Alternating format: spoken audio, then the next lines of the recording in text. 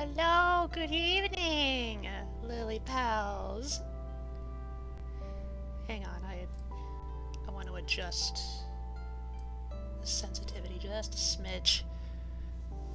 Bah, bah, ah, bah, eh,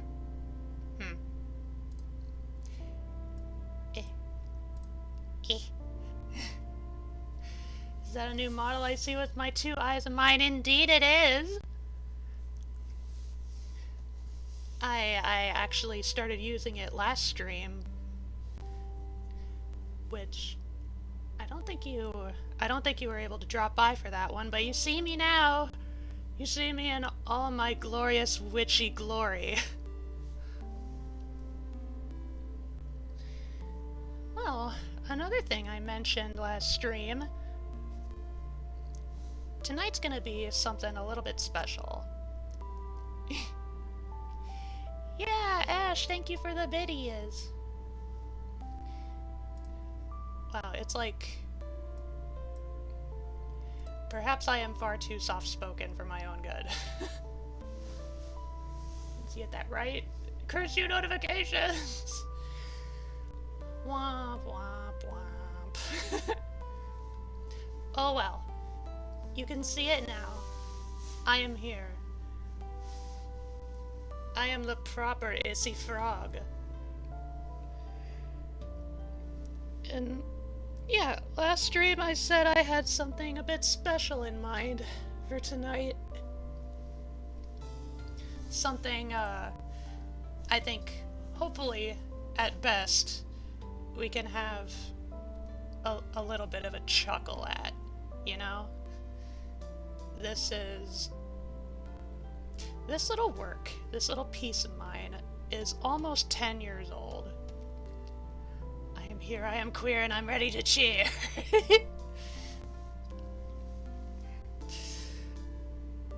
Yeah, this little work of mine is almost a decade old, holy fuck.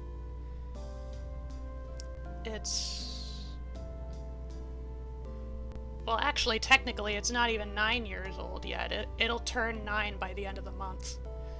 And then next year, it'll be 10. But basically, a little while ago, back before all of the controversies surrounding it, I participated in National Novel Writing Month, or NaNoRimo for short. Hi, Jay! Oh, and hi, Stellar! Hello, my lovies! Both my lovies! Yay! But yeah, I participated in NaNoRimo, and for those unaware, NaNoRimo is basically this little congregation of a bunch of online writers, basically to just encourage each other and challenge one another and ourselves to write a 50,000 word draft throughout an entire month. That month being November. I did so back in 2015, and I succeeded. I succeeded in the challenge. However, I did not actually finish the novel, and at this point I don't plan to.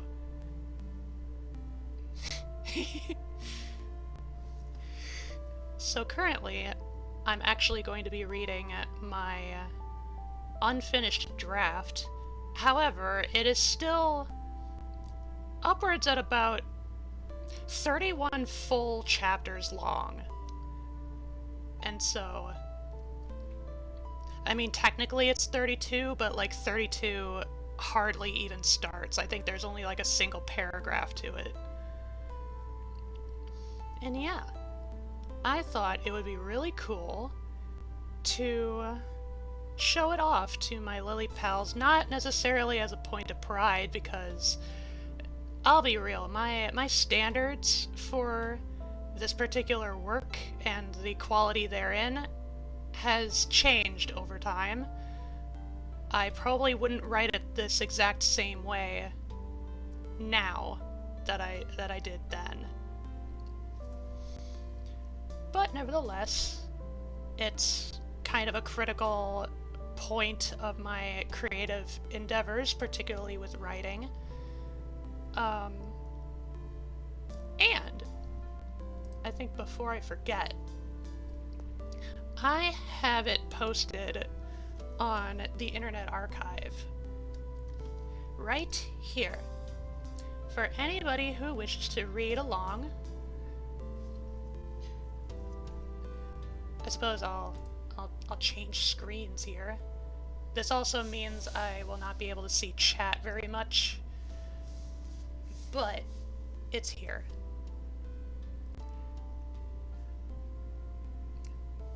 The way the layout is set up on my OBS cuts off a little bit because I'm not used to my browser being in full screen. Well, it's kind of full screen, but yeah. So basically, I'm here to just kind of read this for funsies, and I know everyone else is free to read at their leisure, to make their own read-alongs of it, because honestly, if you scroll down a little bit into the description of the Internet Archive entry of this book, you will notice that it is licensed under CC0, which means it is effectively public domain. You can do anything you want with this story, albeit in its unfinished state. So you can post your own read-alongs if you want.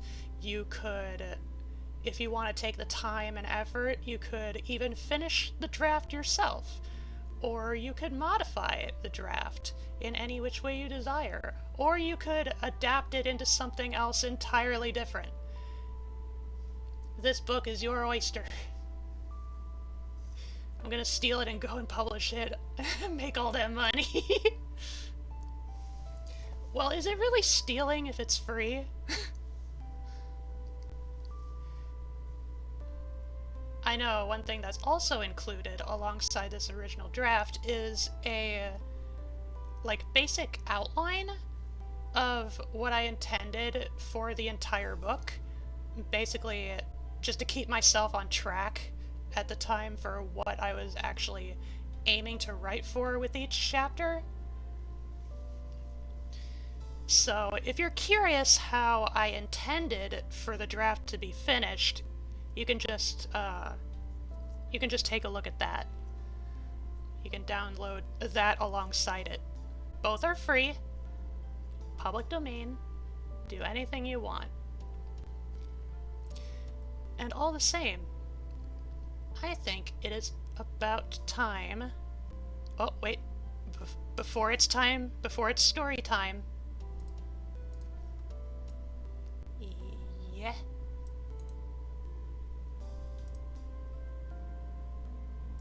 And yeah.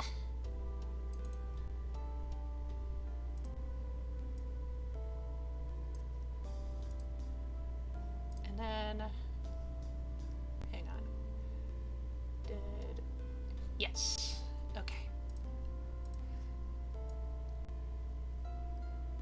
Adabadaboo.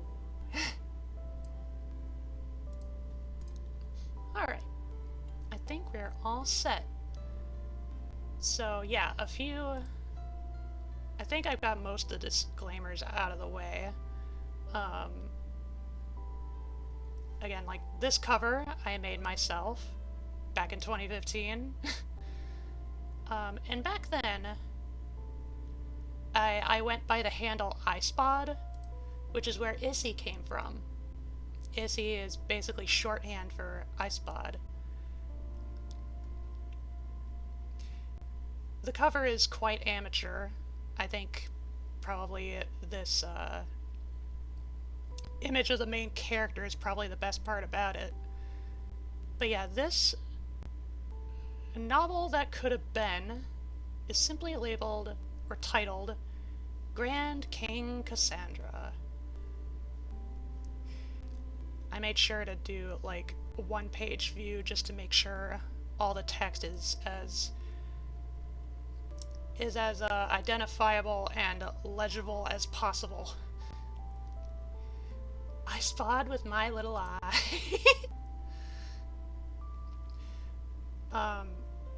Another disclaimer. Since this was written specifically for NaNoWriMo, that means one of the first priorities in the writing style was padding to meet the word count. So some of these paragraphs, some of these chapters are going to be pretty bulky, and they're not really going to say anything that hasn't been said already. Probably. Like, I haven't read through this entire draft in a long time. I like skimmed through the first couple chapters or so, but yeah, it's been a hot minute since I opened this up proper. And of course, we start with a prelude. Okay. Before we really begin the story proper, we think unveiling some history of the world our tale takes place in would be most beneficial, for the sake of awareness and having a foundation with everything going on. However, feel free to pass through if you wish to only understand it in the tidbits presented. Not to worry, no one here would judge you for wanting to keep things simple. God.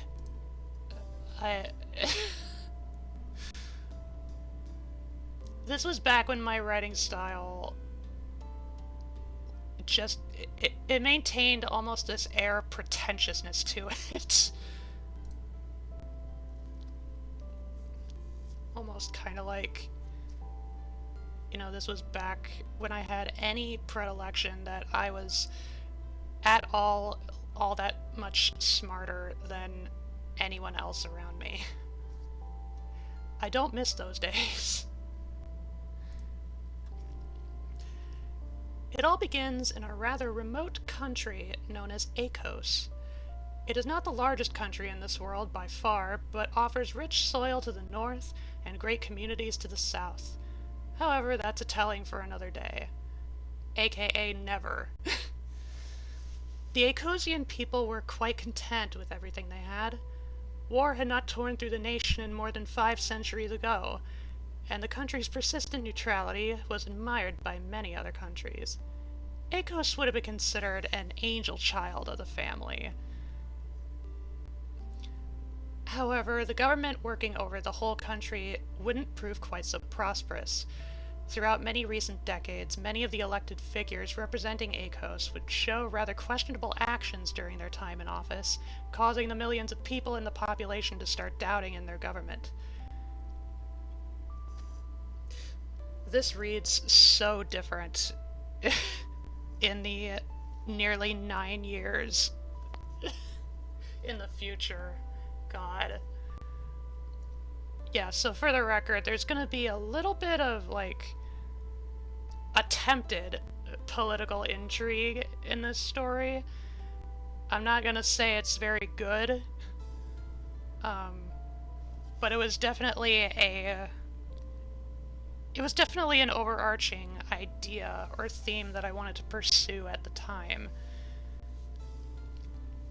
It started with odd economic policies being enforced, and then to rumored scandals with known shady sources, followed by provocative laws being passed restricting the rights of the people.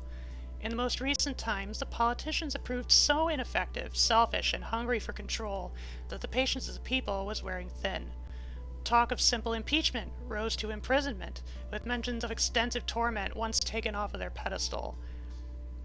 Is it clear enough that the clear commentary here is about my general attitude towards, like, the US government? Like, Akos is basically the USA, or at least my spinning of the USA.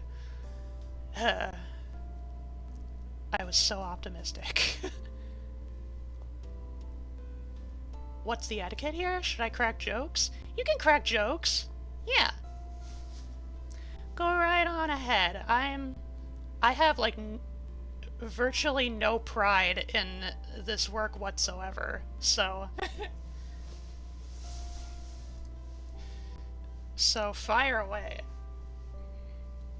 And even if I did, like, you know, little bits of critique, as no matter how they're phrased, can be valuable. So, I already said if I were to write this story today, it would not be anything like this. Tension, frustration, and anger with the Ecosian government was only continuously rising. Many radical protests would rise close to Stegrad, the country's capital city, provoking extra security measures enforced by the same officials angering the population. Eventually, with poorer and poorer considerations being forcefully implemented into Ecosian society, virtually the whole of the people decided that they've had enough of these foolish and corrupt processes, though even more so for the ones bringing them to the surface. Legions of protesters and gangs formed together to unleash a widespread assault of Stegrad, with explosive destruction of the political property, chasing out any one of the politicians away and into hiding. Those who led the much-hated campaigns, however, were murdered as they stood. Several security men were persuaded to take the other side and effectively destroy the workings of the officials from the inside, even if it cost their own lives in the end. The violent activities spread throughout Stegrad, with destruction of many buildings and sites taking place, and with several formidable gangs claiming hold of the territory to prevent any return of corrupted, power-hungry individuals. These events have led to Akos being within a state of anarchy, with 25 years worth of mindless destruction and violence widespread throughout the nation. Oh, so much can change in my perspective within 9 years. From fear, no one has risen to the stand, willing to rebuild the government and Akos from the disaster. However, for some who were not so fearful, they only saw an opportunity to not only bring the good country of Akos back, but make it better than ever. Our story is about one of these kinds of people, appropriately named Cassandra Strite. Appropriately. How presumptuous. So, the reason I gave her the name Cassandra Strite, Cassandra is obviously based on the Greek prophet, or prophet? Seer? The folk figure, the Greek folk figure, Cassandra, who would, predict the future and no one would believe her. And then Streit is just the German word for conflict. That'll become relevant in short time. Cassandra was born within the first few years of the anarchy taking over, and was raised by scholars whom were pressured into homeless life. They taught her as much as they could as they raised her, unaware of how much this would impact the young Cassandra in her future. Though that's not just referring to her goals or character. From her time of childhood, Cassandra had discovered a phenomenal quality about herself that no one would ever guess anyone could be capable of. The ability to naturally understand and even control the intensity of any conflict. So we're going with a sort of low fantasy vibe here, because that's, even to this day, that's kind of my bread and butter. This power's origins and or causes are unknown, although it was purely because of this incredible ability that each of Cassandra's parents had found reason to thoroughly believe she could help Akos regain its composure and return to the prosperity it once had. By being taught about sociology, psychology, the nation's history, as well as some political savviness, Cassandra Strite had risen to a young woman eager to do just what her family hoped she would do. Now, along her journey, another had come to join Cassandra, a teenage girl named Emily Wassima. I don't think there's any particular, significant meaning behind her name. She had been physically and characteristically shaped by the war-torn environment and radical activities of the people around her. Emily's parents encouraged much of this behavior, but their role would be halted from a gang war claiming both of their lives. For several months, she was forced into a solitary style of living. That is, until she ran into Cassandra. Simply with realizing that anarchal life wasn't all it was cracked up to be, Emily began to look up to Cassandra and share many of her ideals. The two young women became the best of traveling companions, even when they would sometimes dare to disagree with each other. With all this now known, this is where the tale must truly begin.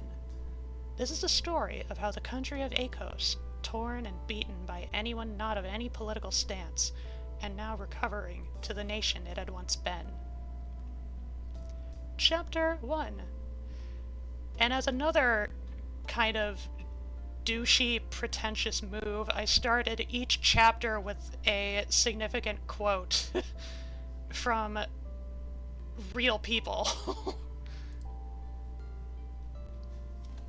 Okie dokie, just making sure, since it could be rude if one makes jokes of someone's work. I gotcha.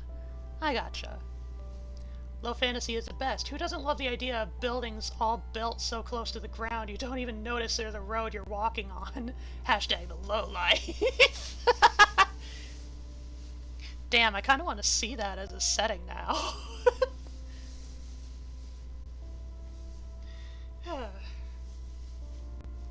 And along with, like, the pretentiousness of the chapter quotes, it also, again, pads out the word count. First priority. A leader is best when people barely knows he exists. When his work is done, his aim fulfilled, they will say, "We did it ourselves." Lao Tzu. At least that's a quote that, to this day, I pretty much agree with. That's pretty consistent. You know, there are tidbits of little things I still hold fair and strong. Anyway, Chapter 1. Thursdays were always reserved in the schedule specifically for rummaging through abandoned storage sheds, whenever they could be found. Junkyards would always make decent substitutes if you could ever disregard the gross smells. Today would be good for these activities anyway, as the sun had laid its ethereal glowing arms firmly in the air. Any sort of creature is anxious to seek shade, with the possible exceptions of birds and reptiles. Cassandra and Emily had been given some time to adapt and adjust to the town they had traveled to. A sign in the road would point out the name of this place as Thomaston, mostly a residential and small business kind of town. There were entire blocks with organized lines of storage sheds, waiting to be ransacked for anything useful. Unfortunately, all of them were locked with no key to be found anywhere. Thinking back on it, that wouldn't be enough. Just to have it all locked up, like, that's not gonna do a fucking thing. People are gonna get in if they want to get in. "I'll look around for back doors," said Emily. "Don't bother, Em," Cassandra replied. "You're forgetting who you're with. The town looks so ordinary, it's rubbing off on me. I might need to up my game, then." Cassandra reached into a knapsack she was carrying and pulled out a thick, black journal. She flipped through the pages very methodically, as if looking through for one of the words in a dictionary. Much of what was written within were several archived incidents of uncertain origin, and mostly served as a set of reminders for Cassandra to refer to in case she ever forgot anything. She made the habit to carry it everywhere she goes, as she'd be lost without it. Once stopping on a page she had been looking for, Cassandra traced an invisible underline beneath the words with her fingers and read through what she had been looking for. She looked upon the large metallic door with a determined grin stretched across her face. She set the journal back inside her knapsack and planted both of her palms on the door. The surface was painfully hot, but it wasn't anything unmanageable. I mean, if it was made of metal, then yeah, you could probably only keep your hands on there for like a few seconds, but hey. Cassandra closed her eyes calmly, taking a few deep breaths in preparation. With a firm press and push, the large metal door had a large hole forced into it, as if a bulky monster had run straight through it. The crashing sound that followed echoed through the seemingly dead town, with no one to react to it. Cassandra looked back at Emily, still grinning. Emily made a sarcastic smile and rolled her eyes to counter her friend's smug attitude, as if to say, "Nice job, show-off." Emily wasn't at all surprised to this sort of occurrence, as she's been made well informed of Cassandra's incredible powers. Since she was a little girl, Cassandra had somehow been gifted with the ability to control the intensity of any conflict.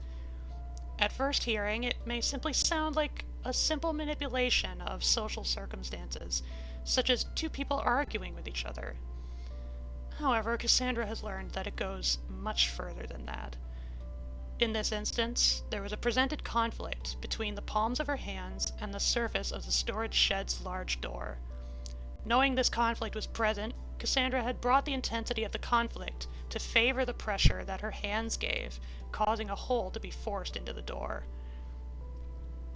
The inside of the storage building had organized stacks of boxes and crates, each of them filled to the brim with various odds and ends. The two girls enjoyed just the practice of seeing what sorts of items and objects they might run into, even if nothing they find is worth salvaging. Part of why they do it is to better understand a smaller piece of history present with the residents of Akos. 25 years? That's still pretty recent history, but meh. "Time to check in," Cassandra said. As she walked in through the hole she made, an edge of the door had snuck into Cassandra's pants pocket. Now, after being affected by her powers, sometimes an object or person may give a rebound, depending on how much strength was needed to change the intensity of the previous conflict. As the curled metal had managed to catch the pocket, a large, audible tearing sound was made known, and caused Cassandra to pause her movement. Within moments, her jeans had been torn in half along its coronal plane, leaving the young woman's underwear completely exposed. Cassandra turned and looked down, hardly flinching in shock and more so rendered speechless. Emily had witnessed the whole thing and had a huge smile, trying to hold back laughter. She failed and had collapsed on the floor in a fit of giggles. Cassandra wasn't sure how to react as it all happened so suddenly. After a minute to regain her focus, she shook her head in disbelief. "Adding new clothes to the list of needs," she stated, not even mumbling. So that was like my first attempt at, comedy. It even sounds really convoluted reading it back, too.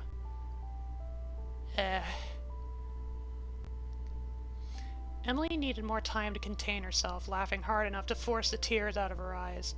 As soon as Cassandra managed to get out of sight behind the loads of boxes, she began to follow suit on the other side. See, a leader is one to be sacrificed as a majority matter more than any individual. Yes, conflict is everything. Hashtag put up them dukes and fight them, Paul, so you don't sneeze from allergies.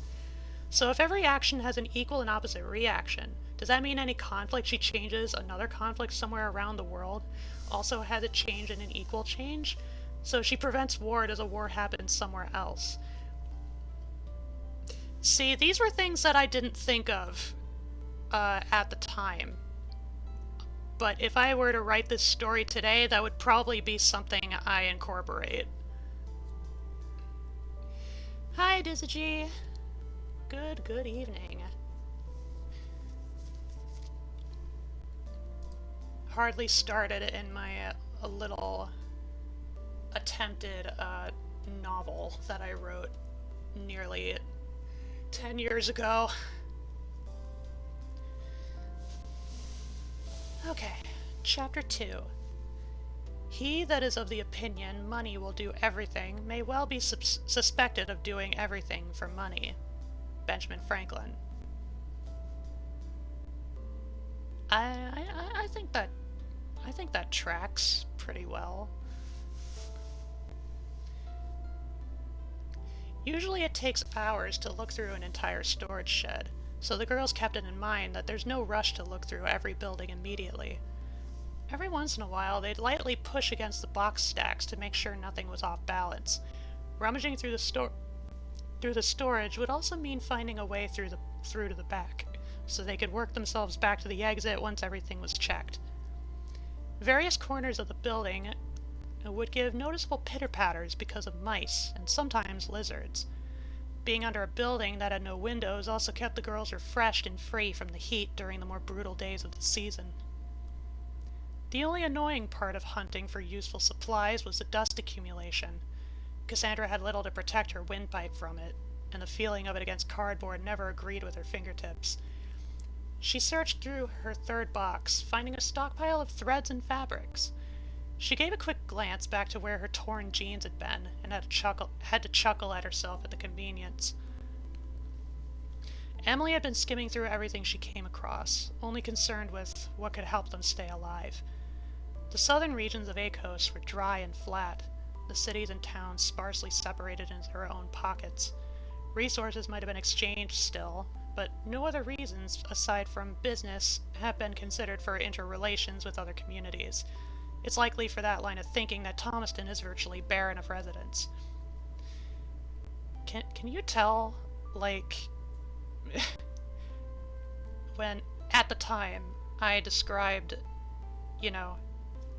a whole country plunged into anarchy, like violent anarchy, and the first kind of set piece I imagine is kind of like a toned down version of Mad Max.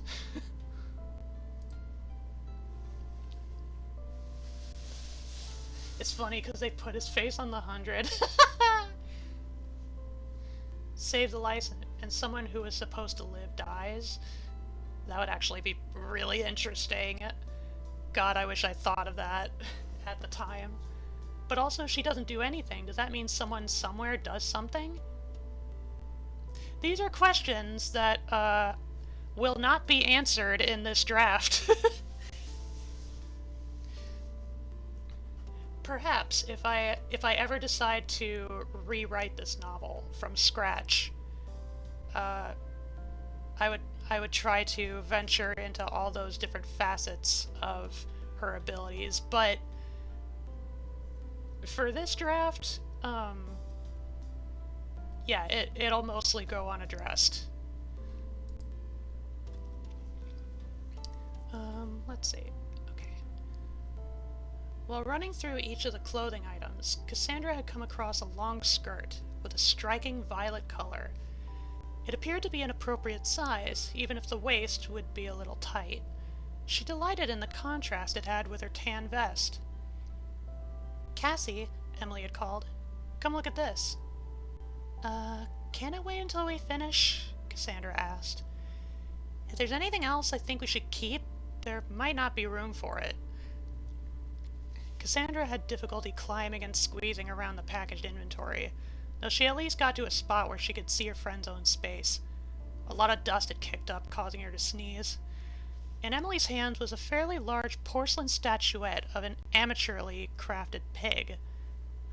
"Oh, it's a piggy bank," said Cassandra. "I don't think it's useful," Emily grumbled, "but I know you're kind of a sucker for cute stuff. Nice dress. Wait, it might be useful yet."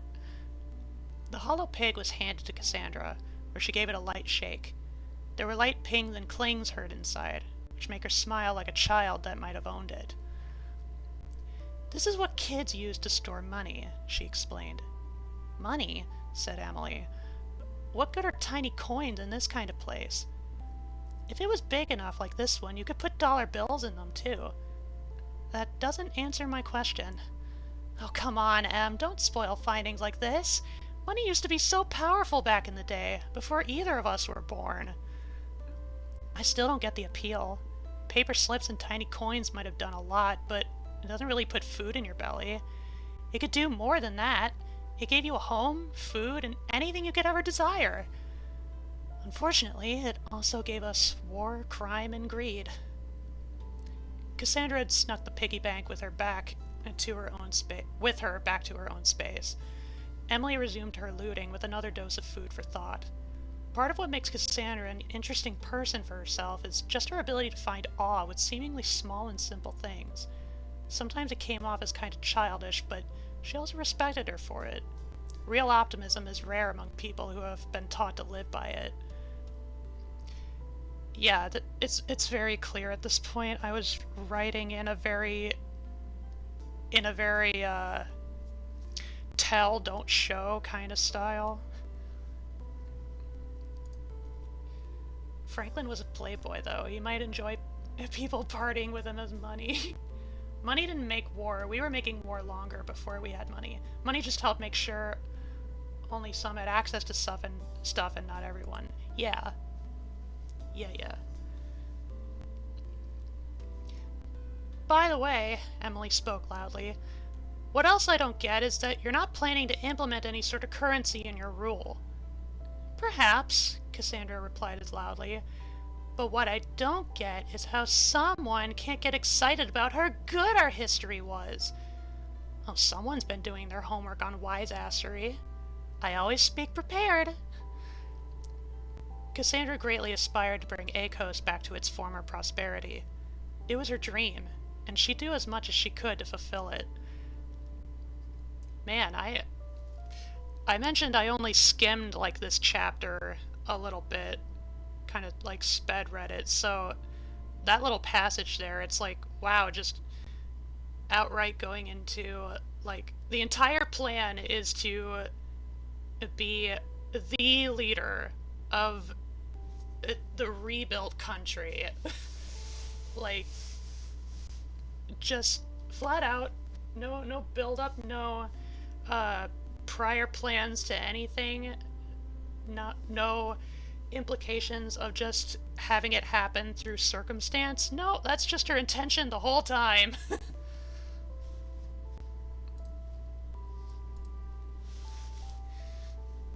The plan for how Akos' economic status would rebuild itself under her leadership was to build it up from the basics, such like many societies have had to do in their own humble beginnings.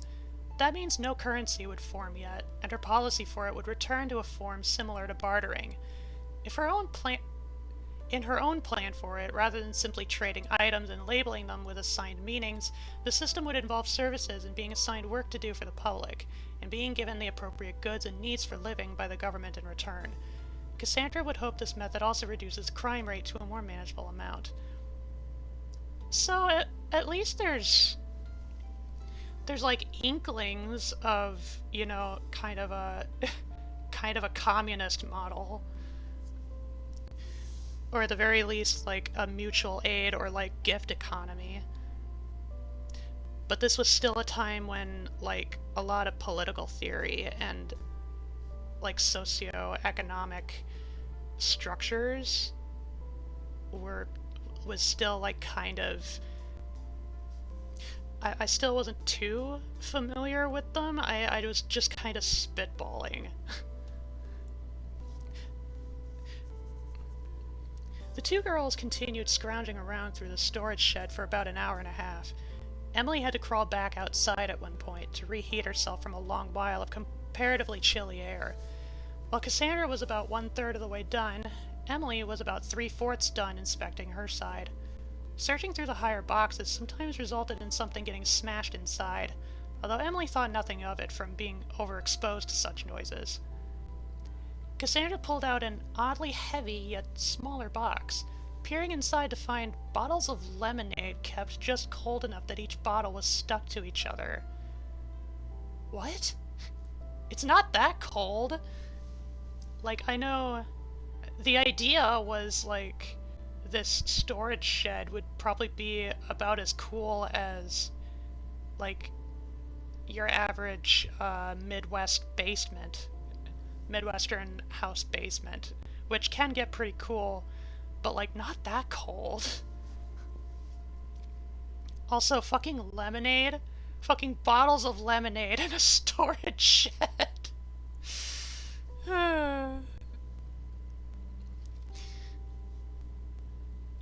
She realized they may come in handy in case water supplies would ever present itself as an issue for the both of them. She was tempted to pop one open right now, as it honestly looked quite quenching, but she'd already convinced herself to keep them until they were already absolutely needed. She was also somewhat glad she did hold back when she took a closer look at the box. Apparently these were bottles of hard lemonade. I think at the time my only the only frame of reference I actually had was Mike's Hard Lemonade. So this could almost be regarded as like a semi-reference to Mike's, even though I've never actually had it.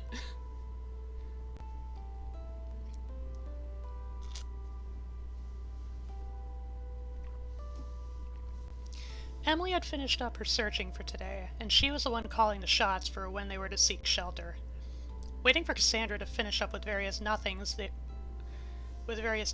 would likely keep... Waiting for Cassandra to finish up with various nothings would likely keep them waiting until dark.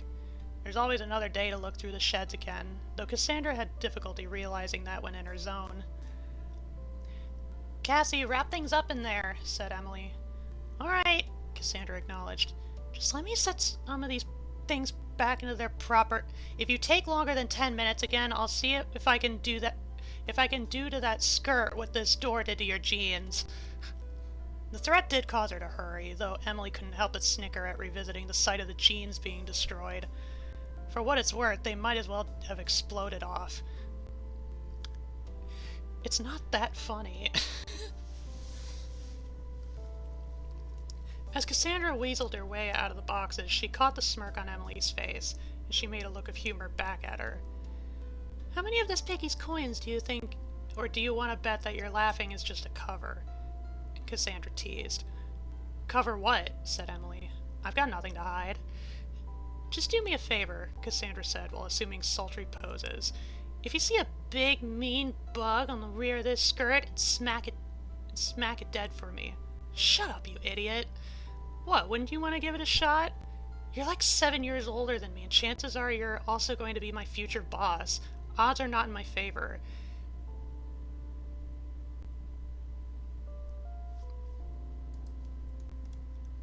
Why? Why did I write that? That's really weird, right?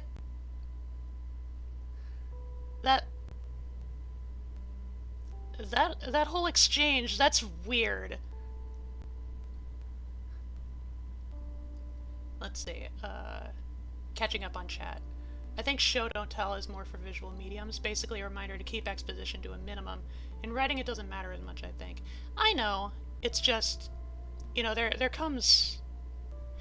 a limit for everything, you know. Gonna keep my annoying Marxist econ analysis to myself. Nah, all the econ analysis, she's okay with us cracking jokes about this. Yeah, say whatever you want. I got no pride in this work. Rip into it all you want. This work is 10 years since she finished it and left it out to be abandoned, basically. Yep.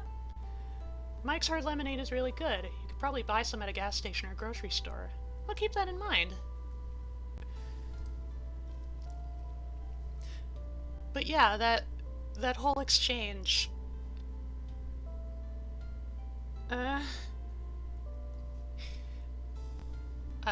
If I were rewriting this, I would probably cut that entire exchange out. It was probably just a consequence of me being younger, and so, you know, this kind of dynamic didn't really faze me as much. Like, 10 years ago, I was 19. I was almost not a teenager, but I was still a teenager. Anywho. Whoa! Ruh-roh.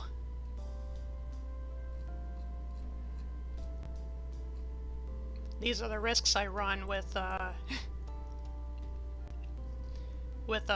having my hotkeys, my emoting hotkeys being on my numpad. Cassandra followed her friend's statement with drumming of her own posterior in a teasing manner. "Stop it!" Emily gave a playful shove, and they both laughed as they walked towards the road going further into Thomaston. Their laughter was cut short once a faint sound of chatter could be heard.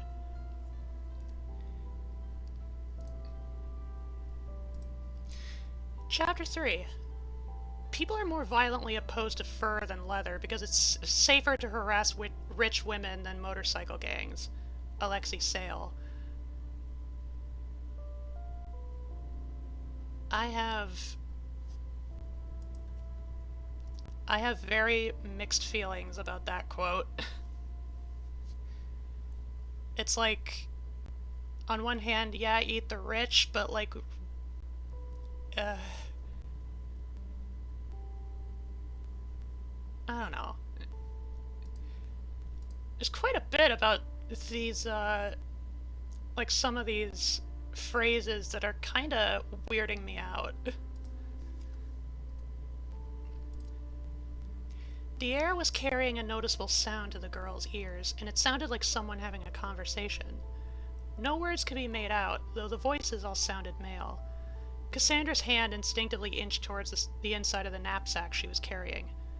Emily had a few beads of sweat trailing down her cheeks, though it was mostly caused by the heat of the sun. The girls both backed up behind the storage sheds, the group of voices gradually sounding more and more clear. After a moment, the talking ceased. Emily made a skeptical face once the sound had supposedly stopped. Cassandra, on the other hand, had made the judgment that the coast was clear, walking by herself to the middle of the road. She waved to her friend that all was okay, but Emily only made anxious, beckoning gestures back to her position. The sound of a machine starting up broke the silence between the girls, and the noise was quickly getting closer to them. Cassandra darted to the other side of the road, behind a different building. Approaching from a little ways away was a car. Ever since countless gas stations were abandoned during the start of the anarchy movements, people had stopped using cars and trucks, leaving many unattended vehicles parked for nature to claim. Of course, that doesn't accept some people from... I think that's supposed to be exempt. That doesn't exempt some people from taking care of a few within the 20 or so years of lawlessness. After all, in a dry, flat terrain like South Acos, you can understand how much of a pain your own body is going to be to yourself when walking all the time. That is, when you're not starving, dehydrated, or going under heat stroke. The men inside the car seemed to have their eyes on the block of storage buildings, likely anxious to do some rummaging themselves. Lucky for Cassandra, as there was nothing to hide her in the alleyway. Or, lucky for Cassandra, as there was nothing to hide her in the alleyway. Emily's first move was to head back inside the storage shed they already went through, but even Cassandra could tell how that was a bad move. The car made a turn to the left, and made its way to parking at the sidewalk. The men all got out of the vehicle, one of them still hunched inside like he was trying to bring something out. Cassandra was able to keep out of sight, but barely. The only thing obstructing her from them was a single bush behind the fencing of what appeared to be a plaza. "Looks like somebody did our idea first," one of them said. "Maybe they forgot some good stuff in there," another one smiled.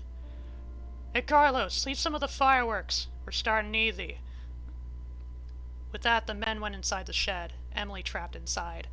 Their stature didn't indicate any brute strength, but they're likely some squad of gang members from their garments and vehicle decor. Cassandra couldn't make out if they were armed, but she couldn't afford to take the chance. Having a moment to calm herself down, she maintained the will to go to action. All it took was a couple of fingers in the corners of her mouth and a deep breath. She let out a shrill whistle able to disrupt the atmosphere, and immediately the guys left the storage shed, now evidently cautious to the bone. Cassandra could make out some of their verbal reactions, even from her position. "I thought this place was deserted. Somebody's watching us. Damn it, Ray, I told you to take lookout." Cassandra waited for Emily to make a break for it, but she had never seen her appear. She whispered hopeful words under her breath, waiting for the teen to figure out a way back to her. The men moved away from the shed and back to their car, their watchful eyes scanning everywhere like anxious African meerkats. It was that point that Emily could be seen running across the rear of the storage shed of their interest. Cassandra was rather curious how such a brightly clothed girl could remain so elusive, but no doubt this kind of action was involved in Emily's way of living. I suppose it would probably help, to have some, visual representations of these characters, right? Let me see if I can quickly dig some up. I know I actually, drew Cassandra not too long ago for OC-tober. but it was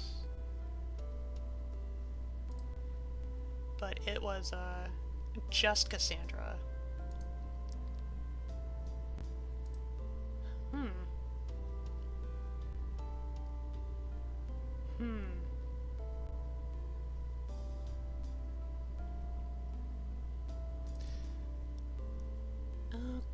Okay, well, hang on, maybe in here?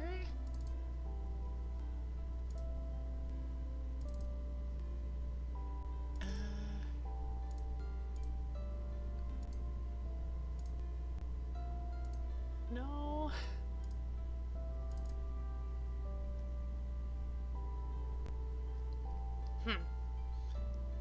Yeah, I have one of Cassandra, but not Emily.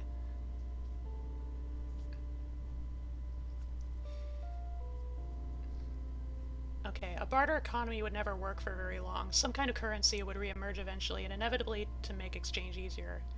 Like bottle caps in Fallout, right? People do like to simplify things and make it easier. Hi, Annie! I do faintly remember you drawing a Cassandra a long, long, long time ago. Froggy bedtime story, yeah. Okay, well, at the very least, I can pull up Cassandra. Dun, dun, dun.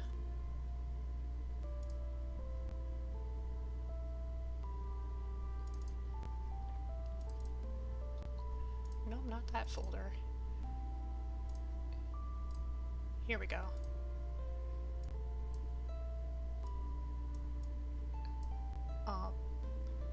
I'll keep her, like, right behind here, and then drag her a little source, like, right there. So that's what Cassandra looks like, but I don't have anything for Emily. At least nothing recent. Yeah, money is just way better than bartering since you can exchange money for any use value. But if all you have is eggs to trade for wool, you might be screwed if the other person doesn't want the eggs. Yeah. Froggy bedtime story, yeah. So in post-apocalyptica, if we agree we all want DVDs and good movies are worth more than bad ones, we'd have a Hollywood monetary system? That sounds really funny. I'll trade you 2 Tim Burton Batmans for 1 Christian Bale. That depends. Are we talking 1, 2, or 3?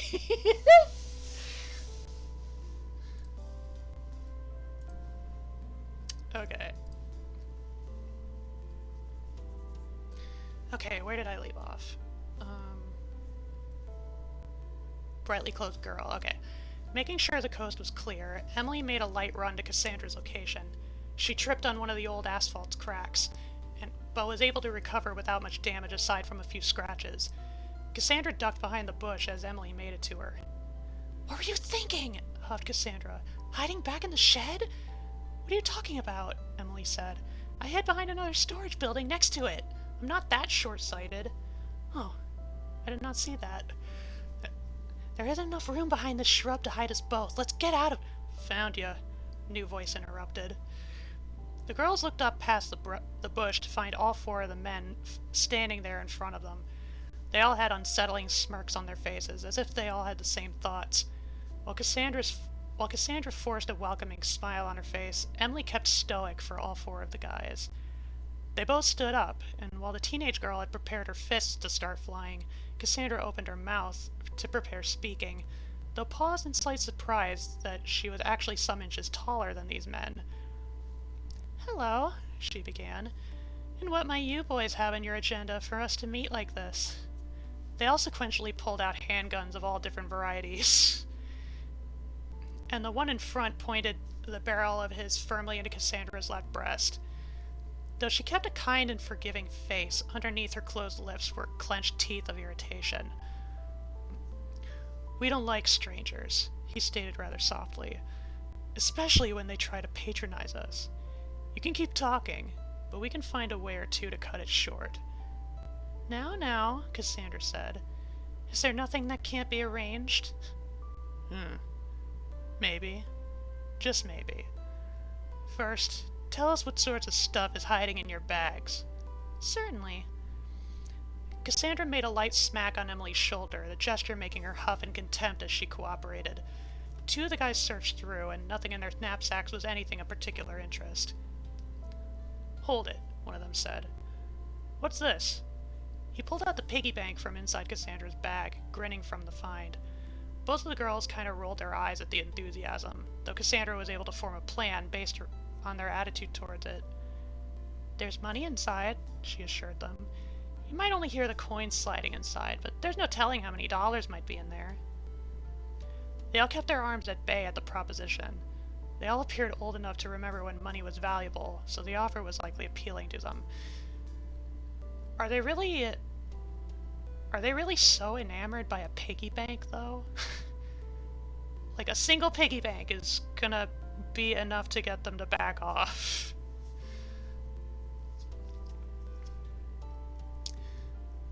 Emily made a puzzled face to all of them, which led to Cassandra lightly smacking her shoulder again. Yeah, the man in front said. We'll just take this, and we'll leave you gals alone. We don't have much use for it, Emily murmured. All the more reason why you guys should have it, Cassandra reinforced. Just before the girls could make it even 10 feet, the sound of smashing and surprised haze had caused them to turn back around. The money-bearing piggy was destroyed, and only had a few coins to show for itself. The men brought out their handguns again, disappointed with their outcome. Now that I've had time to think, the leader said, I don't think I particularly like the deal you've set us up with. The girls silently looked at each other with blank faces. After a moment, they both took the opportunity to make a break for it. The four men immediately give chase, the sounds and bullets of the firearms now littering the air. Sounds and bullets. The sounds are from the bullets. From the guns firing the bullets. The girls knew to keep a fair distance from each other, so as not to risk both of them being an easy aim for any of them. That's debatable, I think. I mean, you have cover through the storage sheds, but like if you split up, I don't know, that sounds a bit risky. I mean, either way it sounds risky.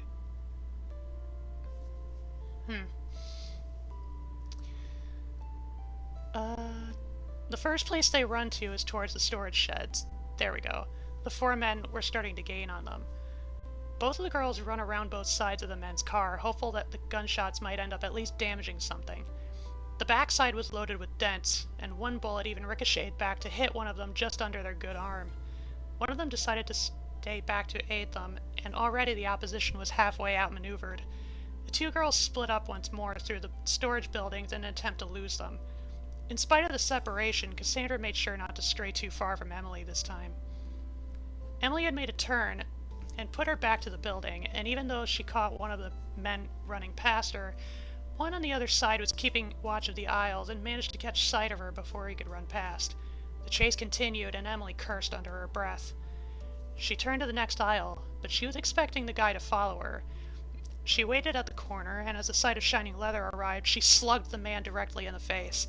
He fell off of his balance and was too dazed to even meet her figure with his vision. Before Emily could keep running, she had been pulled up off her feet. All four of the men had reunited at a point in the aisles, one of them having an arm up to help the injured one. Find him?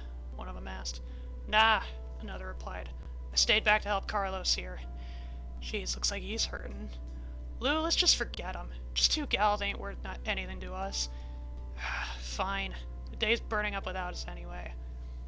The men put away their arms, walking away and back towards the storage shed that both of the girls had rummaged through. Laid across the rooftop of one of the sheds was both of the girls, watching the whole thing from above. How did they get there?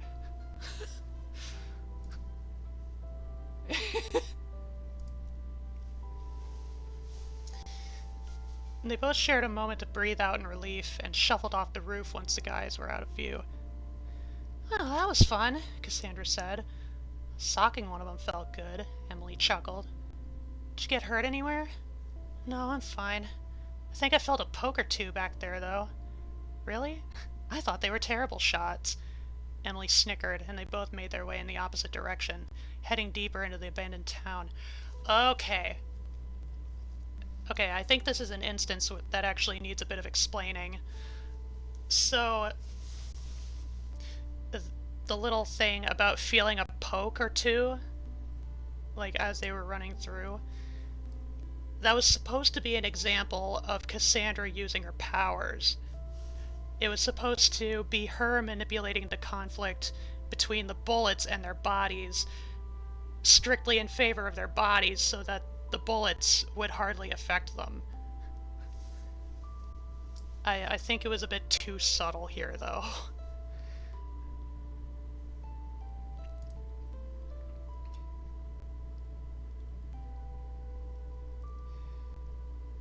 Need a post-apocalyptic currency based on Beanie Babies?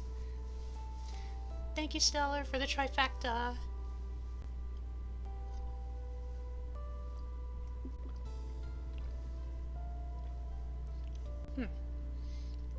I'm not sure if I have quite enough water to quench my thirst.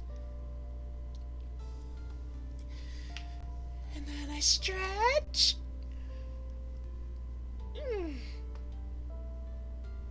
Whew. Could feel a few pops. They said babies would be the most valuable part of the old world. They had no idea how true that was. Turns away from the camera to reveal an emperor covered in Beanie Babies and a scepter of Beanie Babies. He walks outside of his castle, which is revealed to be a giant Beanie Baby to a cheering crowd. Everyone, let's split up and look for clues, gang. And as we know, due to this, some poor people have now been shot by bullets never meant for them.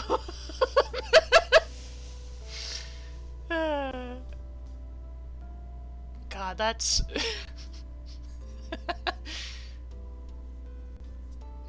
I don't know if I ever will try to rewrite this story, but I know that's definitely... that's definitely something I need to put in. Something that needs to be factored into the rules of her powers, because her powers in this case do need to be nerfed. They do need limitations. They are more fun. Okay. Chapter 4. The thing is, and Americans are starting to realize this now, that while street gangs are violent, the Democrats and Republicans are worse. They are worse because their decisions affect your life. Jesse Ventura. I mean, it's not really something that is either something to be agreed or disagreed with. That's just true. Like, I don't know if that's really saying anything profound. At least if you're American. After a few minutes of walking down the main street, the sound of explosions echoed through Thomaston. Evidently, a chase with two young women hadn't deterred the four men from doing their own ransacking through the storage sheds. Cassandra flinched rather hilariously at the loud noises, Emily not putting much of an effort in keeping the laughter to herself. All the action and focus with the rummaging had prevented them both from really putting consideration for the rest of Thomaston's buildings. Right now, there were only the sites of destroyed, vandalized, and abandoned homes lining each side of the street. Instinct may dictate that residences like these may make for an appropriate place for shelter, as Cassandra was so inclined. "Why don't we take a look at these houses?" she said. "It would probably be good for us to settle in somewhere here." "What's wrong with being nomads?" Emily scoffed.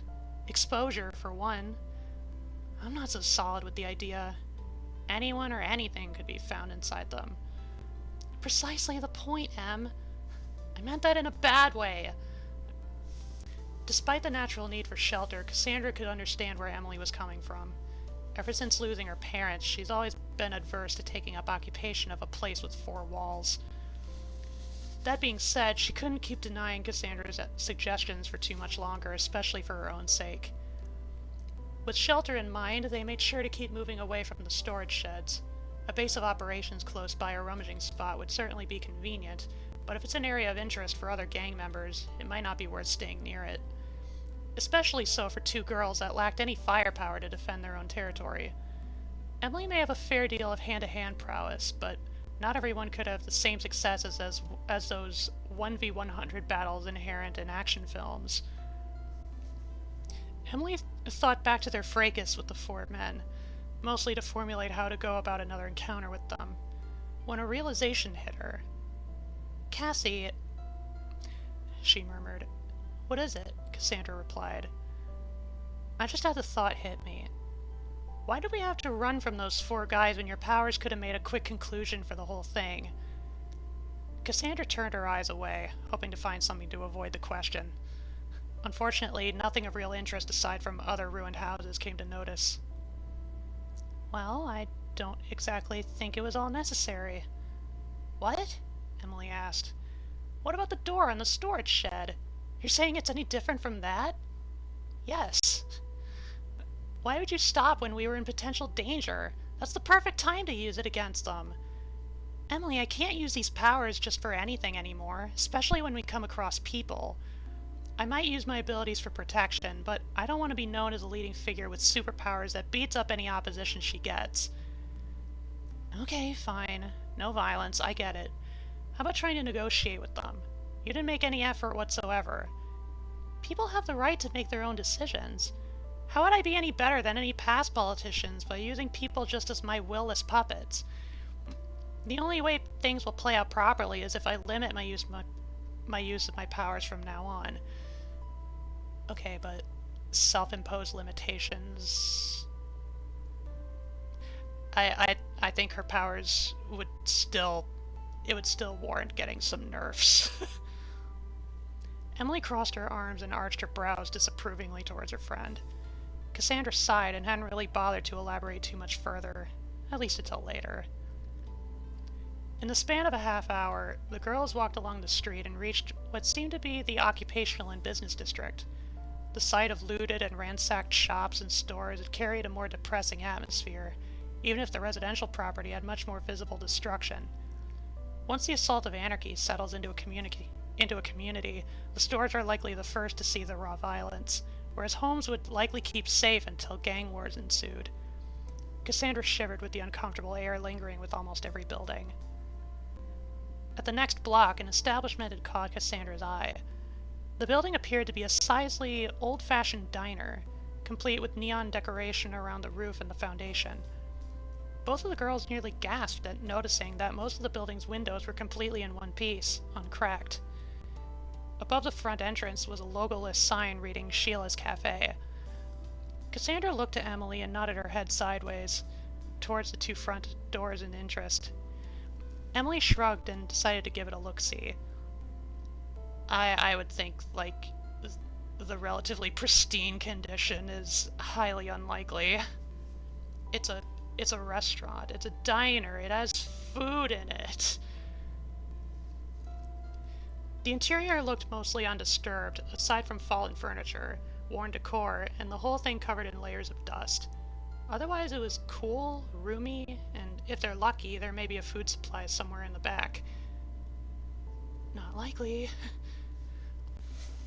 Other wanderers might be discouraged by a cafe with the impression that all the food and drink was already looted out, though Cassandra remained hopeful. Emily was only surprised they hadn't disturbed any occupants upon entering.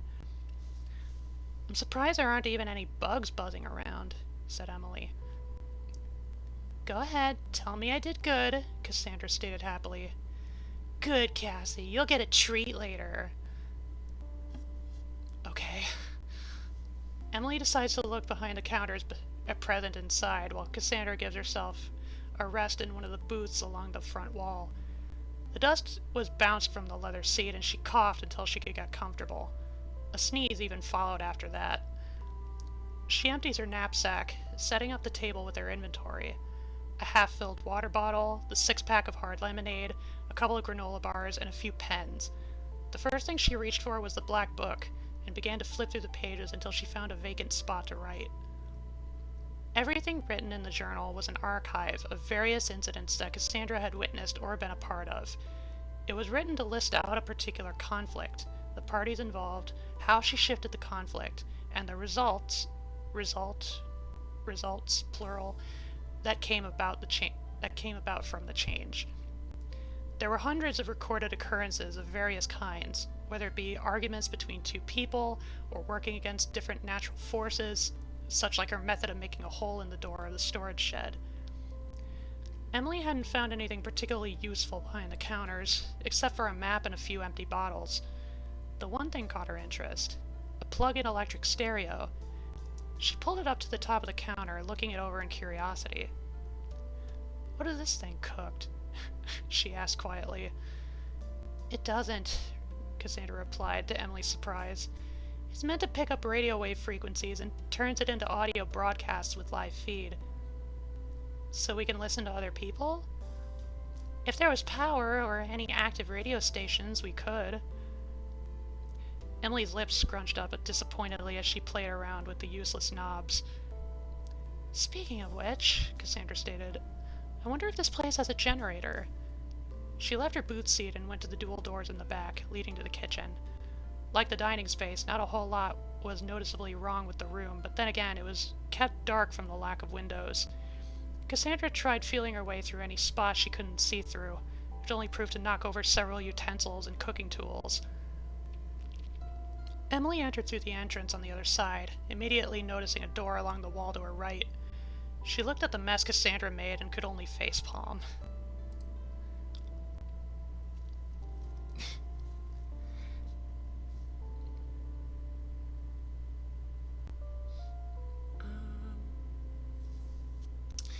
With great power comes great responsibility. She chose to have great apathy. Oof, nothing cringes quite like your teenage self. Yeah. Do you mean that for for Emily, or for my for my late teens writing this entire thing? It could be both, right? Emily put down a doorstop to allow more light to enter the dark kitchen, and she opened the door along the wall. Inside were various cleaning supplies, an indoor heater, and, just as they hoped, a gas-powered backup generator. Next to the generator were 2 cartons to hold the gasoline, though one of them was empty. How lucky! Emily crossed her fingers as she went to pick up the second carton, and based on the weight, it was about half full. She silently mouthed the word "sweet" in a victorious manner. "We'll need to keep its use rather low," Emily said, "but we do have a generator to give us some power. Maybe at some point a search for a gas station within town is in order." Cassandra picked up some of the utensils she knocked over and silently exited the kitchen while Emily figured out how to get the generator working. She returned to her initial seat in the booth and stared outside the window. She could already imagine how much better Thomaston appeared before the violence, and she found some charm with her vision. However, in Sheila's cafe, the history was a little more difficult to picture.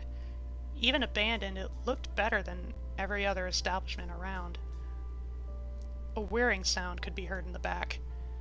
"Try turning something on," Emily's voice followed. Behind Cassandra was a handful of light switches, and she picked one at random. With a single flick, the ceiling lights in the center of the room flickered on. "Looks like we're good, Em," Cassandra said. The whirring quickly slowed back into silence, the lights going out with it. Emily walked out from the back and decided to join her friends in the booth. She slouched in her seat, already prepared for something like a nap. Both of them pulled out their water bottles and quickly slammed them down, their mouths and throats refreshed. "Okay, well, now where are you gonna find more?" Emily nodded in conclusive satisfaction, and Cassandra followed it with a content sigh. Before either of them could get too comfortable, Cassandra turned to face Emily. "Just out of curiosity," she said, "do you have any more water on you?" "Okay, glad I saw that coming. Let me check," Emily mumbled. She searched through her own knapsack, and her face gradually grew more concerned as her hands never brushed against that recognizable plastic. Her eyes peeked inside, and couldn't pick up any sight of clear contained liquids. "No water present, Cassie," she confirmed. "Do you have any water?" "See, that's why I asked if you had any," Cassandra replied. "Well then, looks like another search through town has to be done." "Indeed." Chapter 5. You were cringing over your old writing. Yep. Yeah, that's about right.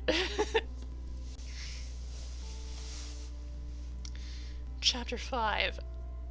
I don't like formal gardens. I like wild nature. It's just the wilderness instinct in me, I guess. Walt Disney? I fucking pulled a quote from Walt Disney of all people? God, I really didn't know any better. The girls decided to wait out the search for water until the next day. Emily had emptied her knapsack of what she gathered from the storage shed and filled the space with some bottles found near the bar counter. Finding any pools of water might be pretty unlikely in this kind of terrain, but preparation never goes unrewarded. Cassandra idly watched her friend get ready, and Emily returned her gaze with a rather puzzled look on her face. "You're not coming?" she asked. "Do you want me to come?" Cassandra replied. "You don't have to. I'm just used to you being with me, I suppose. I was hoping to tidy this place up a bit.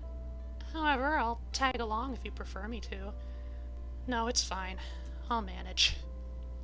It wasn't long before Emily was ready to head out. Once she exited out the front doors, Cassandra stood looking from the bar counter. She squinted her eyes a little, feeling unsure about something. She brushed it off and began sorting through the odds and ends left inside Sheila's. There were more clouds in the sky than yesterday, to give relief from the warm sun's glow. Emily scanned the other food-type buildings spread throughout the district. She made an annoyed face as she jogged to the nearest one. She had little reason to feel enthused with scavenging through buildings that generally looked the same between each other. The first place she stopped by appeared to formerly serve Hispanic-type food. We could probably just clarify that as Mexican. Looking at the sign that listed all the options, Emily bit her lip as her stomach growled despite her. She fought the sensation and ransacked the place for water. After finishing up, she managed to find and salvage enough to fill half of a bottle. Regardless of the shortcomings, she grinned to herself with pride. Nearby that restaurant was a gas station and convenience store, the latter being the only thing remotely close to being in good condition. Emily frowned at the sight, but continued forth inside the store. Bearing witness to the interior was really quite an unpleasantry. All over the floor was discarded junk food items. Along with that were cheap toys, battery packs, as well as several postcards spread out all over the place. I mean, hey, batteries can be useful. It looked like a slight trek in itself to navigate through the mess and to the beverage shelves and back. Also, the junk food might not be the healthiest, but it's food. Fortunately, Emily was never one to care about the condition of goods wrapped in plastic bags, simply stepping on them whenever they happened to be under her foot. However, she thought to grab a few to last herself through the searching. The once refrigerated shelves were nearly completely emptied, with the lone exception of a single gallon of milk. Emily grabbed and shook it up, feeling a solid mass inside the jug. She expressed vivid disgust on her face and put the milk back. Lately, I kind of feel that. There wasn't much else to look for inside the store, so Emily came out 1-to-1 for her search so far. She muttered a curse to herself, blaming the maniacs who preceded her in rummaging through the place. Already burning about an hour or two, Emily decided to take a break. She planted herself on a ledge near the sidewalk, pulling out a bag of chips. Too bad there wasn't any packaged burritos to be found in the convenience store. Her mouth was watering at the thought of wolfing one down. Before she could slide a chip into her mouth, she heard shuffling across the ground. She sharply turned around, her eyes sternly scanning through any empty space between buildings. Hey! She raised her voice. If you're looking for food, I'll give you some. It ain't much, but I can part with some of it. No answer followed after her offer. In suspicion, Emily squinted her eyes while eating the one chip in her hand. After that, she tossed the bag behind her, almost all of its contents spilling across the pavement. She turned around to pull out a different bag and waited patiently. Just as she put another chip in her mouth, she heard a crunch behind her. "Who is it?" Emily shouted. Her sharp gaze had lowered to find a buck-naked, mussy, and dirty child. She lowered her prepared fists in exchange for a completely bewildered face. The child kept swiping more chips on the ground, its own eyes unshaken in returning Emily's stare.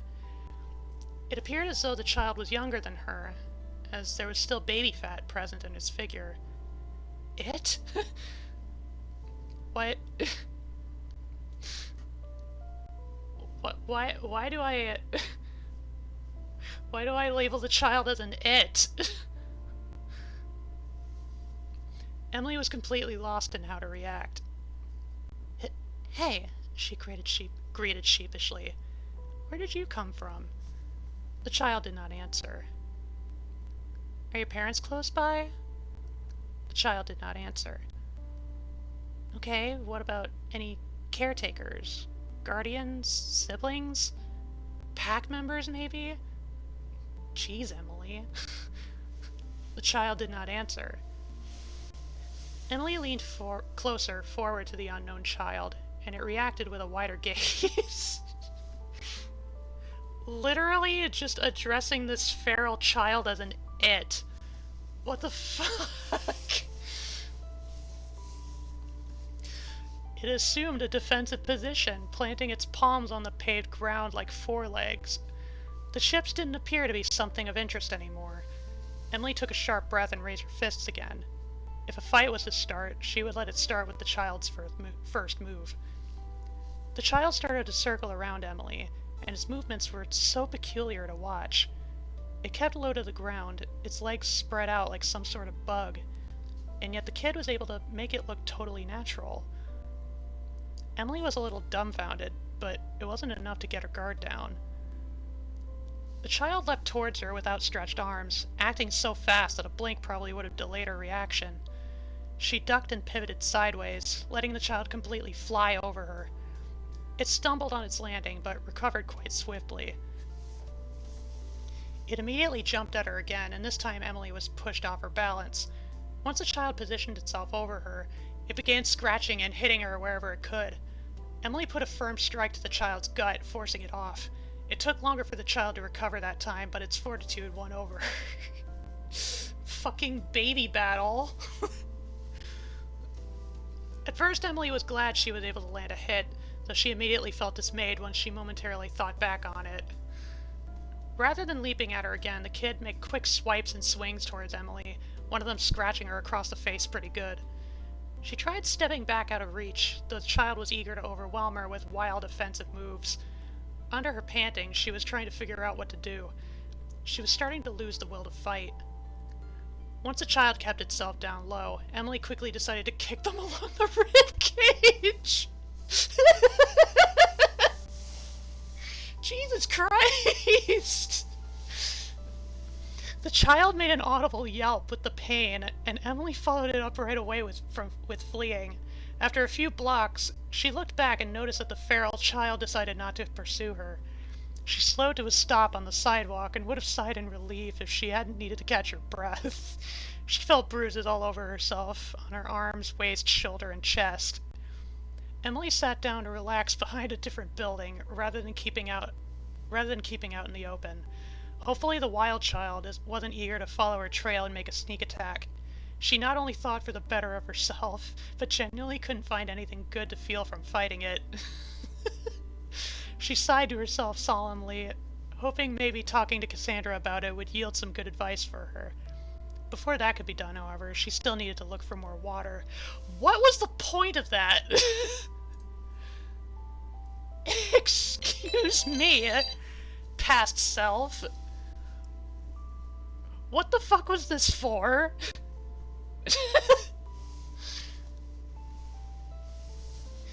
cafe was clean and intact because the one who lived there was so scary. Thank you, Zuri, for the trifecta.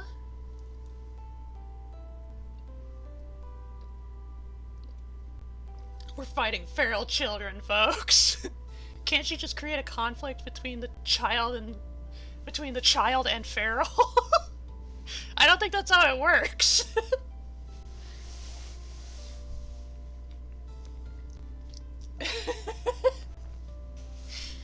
Also, it's just Emily out there. Cassandra's back at the diner.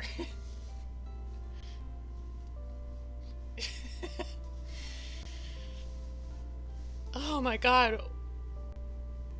I kind of want to look back through my little story overview just to see what the fuck, where was my head at to think, like, why this warranted inclusion. Let me see if I can pull it up in my files.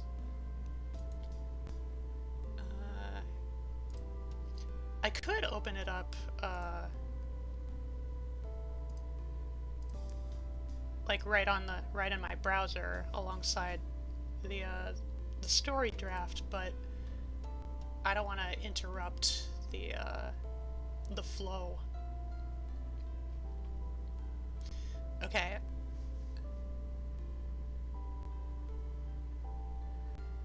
Let's see. Chapter 5. Emily searches for water and encounters a feral child. Chapter revolves around a fight. Cassandra stays behind to organize food items, gives a mention of reluctance in doing so. Emily reflects on this event in a later chapter, going more in depth about the role Cassandra plays in her life. Feral child will be apparently younger than Emily, thus making her debate with herself of whether to fight or flee. And that's it! That's all there is. It's just here! This chapter was just about fighting a feral child. What the fuck? What the fuck was the purpose? Fight blood for the blood god. If this was a rewrite for like a Dwarf Fortress playthrough, then I would have a different attitude, but like, this just happened just to happen.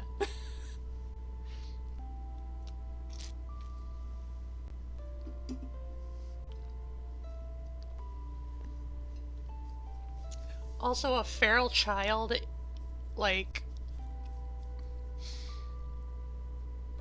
I'm pretty sure, like, you know, the odds of having actual feral children is actually extremely rare. Let alone, was this some sort of, like, facet of the setting?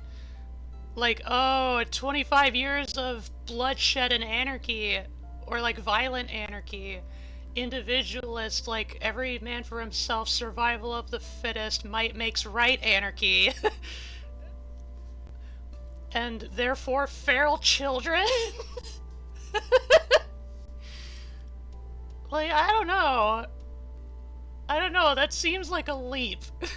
Even that sounds like a leap. Rule of cool? Your guess is as good as mine.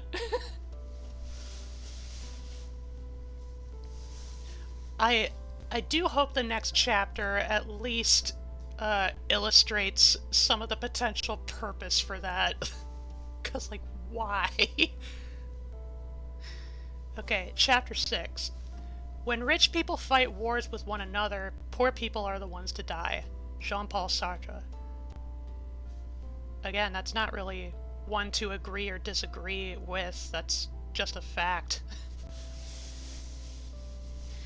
Cassandra had managed to dust most of the dining area, just leaving the booths on the right-hand side unaccounted for. Otherwise, all of the furniture was put back in their proper places, and some of the leftover liquor bottles were neatly organized under the bar counter. She was even able to fit in the hard lemonade bottles, though aesthetically speaking, they were a hideous matchup with the other brands. I guess it's just a final commentary on the last chapter. Like, I also just, I don't remember writing that chapter at all. I don't remember that little fight with the feral child. Probably because now I would think it like so like such a non sequitur to anything else that like I just forgot I wrote it.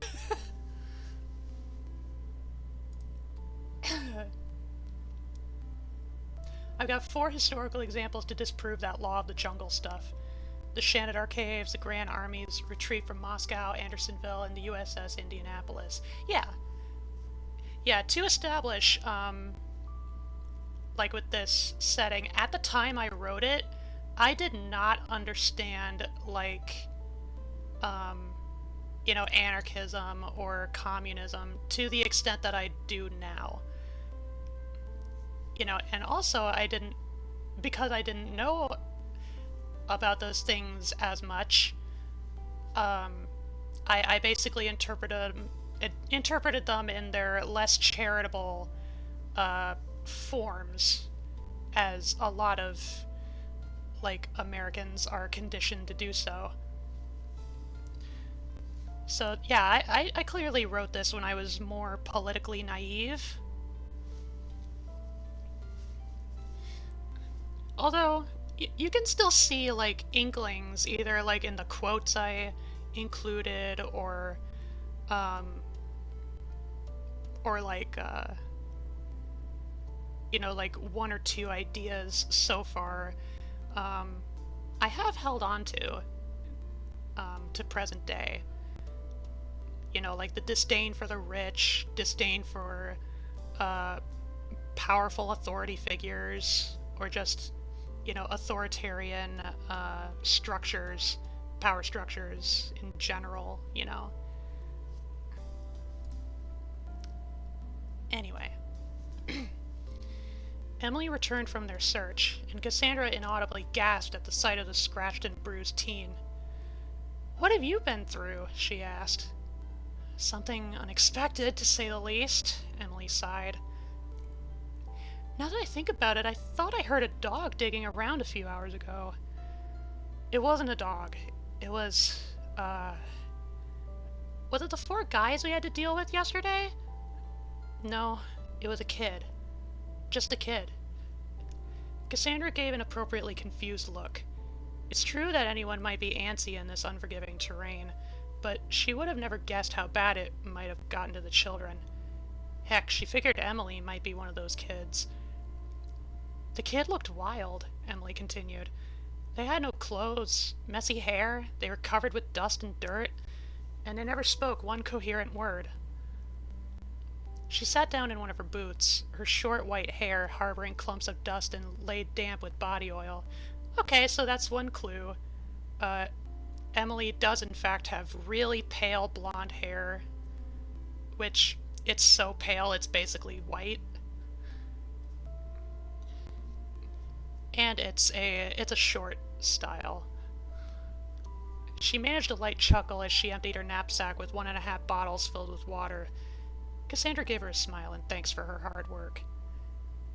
"Sorry," Emily said. "I drank some for making my way back. I never really thought how hard it is to walk within a few miles of a hot day all without sweating." "You can take it easy for a while," Cassandra assured. "You've been pushing yourself since yesterday. You deserve a break." At some point, the thought hit me. "Oh? This is a restaurant sort of place, right? Does the kitchen have a freezer room?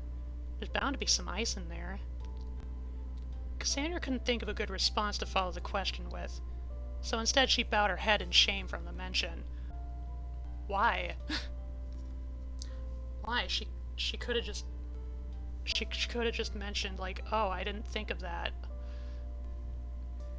But also it would have been unlikely if she did all the tidying while Emily was away. She probably would have noticed the freezer. Emily took a moment to stare outside, the shade of a cloud rolling over the dry land. She picked at the scratches on her cheek, which had already scabbed over. She tried to think through the experience with the feral child, and why she felt so bad at the time. She understood that the child couldn't be reasoned with, and that it attacked her first and everything. Yet a foundation stood above from underneath everything. What does that mean? It was a child. Emily, a 13-year-old girl, had to beat up a child. Okay, well, I was actually thinking Emily was more like 16, but no, she's early teens. She's a kiddie teen. Oh. Oh. Ooh. Ooh, now I feel worse about those earlier passages. Oh god. Oh. Ooh.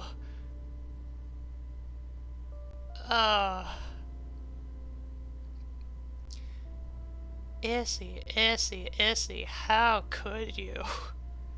Ugh. Well, anyway.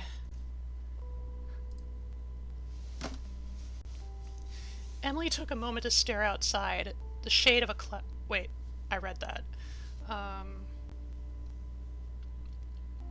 Yeah, Emily, a 13-year-old girl, had to beat up a child. She cringed to herself. Me too! Although not for the same thing. I thought the fight was funny. Though she was able to shoot a look to Cassandra, still feeling rather stupid about the freezer comment, she began to ponder through some questions. Cassie? Said Emily. What? Cassandra muttered, brought back to reality. I know you sympathize with people who are forced to endure through the violence that's spread through ACOS, but I'm wondering, do you ever feel bad for the more privileged people, too? Cassandra laid her knuckles into her cheek, having a moment to think. She sucked in her lip in concentration, as she never really asked a question like this before. Up until now, she replied, I haven't really thought about it. So what are you thinking? Emily asked. I suppose I never really worried about them. They had resources, aid, and power. I don't see how being thrusted into this anarchy is anything but a healthy reality check. You sound so sure. Well, what are you thinking?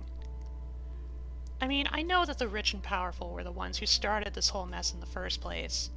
But still, what about the ones that were never involved?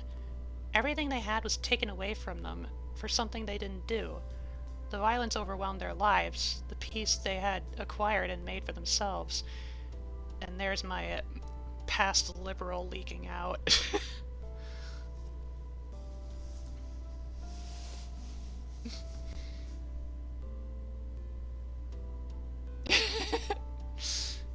If you think of the feral child as a mutant no longer in their right mind, just feral but still human, then it makes more sense.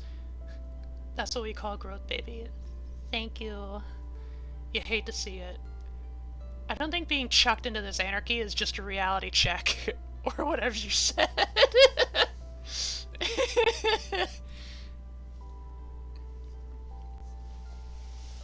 Cassandra put her back to the booth seat, crossing her arms to think through the matter even more.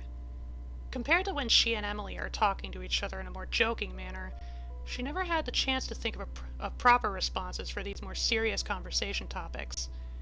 Emily waited patiently, scratching her hair and shaking some dirt loose. Well, Em, Cassandra resumed, I think it's one thing to have made a peaceful life for yourself. You don't have to be rich for that. Although, being rich makes it a hell of a lot easier. Whereas most of the people that had gained wealth and prosperity had usually done it at the expense of other people. That, along with political leaders enforcing economic policies that favor the rich, would you not act in ways to ensure that you stay rich, by whatever means necessary? Okay. Okay, cool.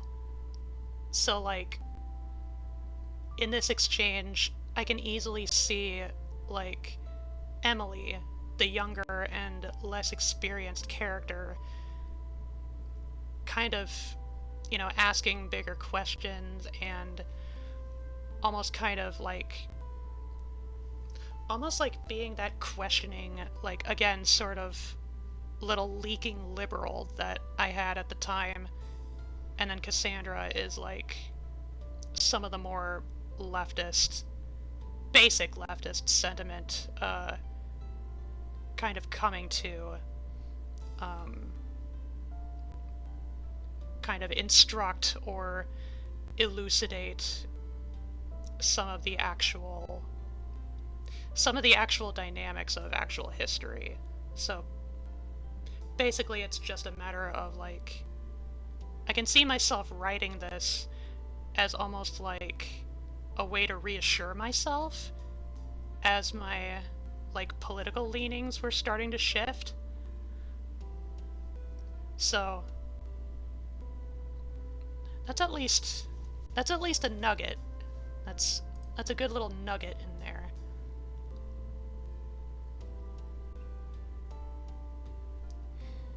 Wait, how old are these kids having such deep political and philosophical debates without any education? Yippee for developing consciousness! Like, how did they learn political history? Emily is 13. Cassandra is actually in her early 20s.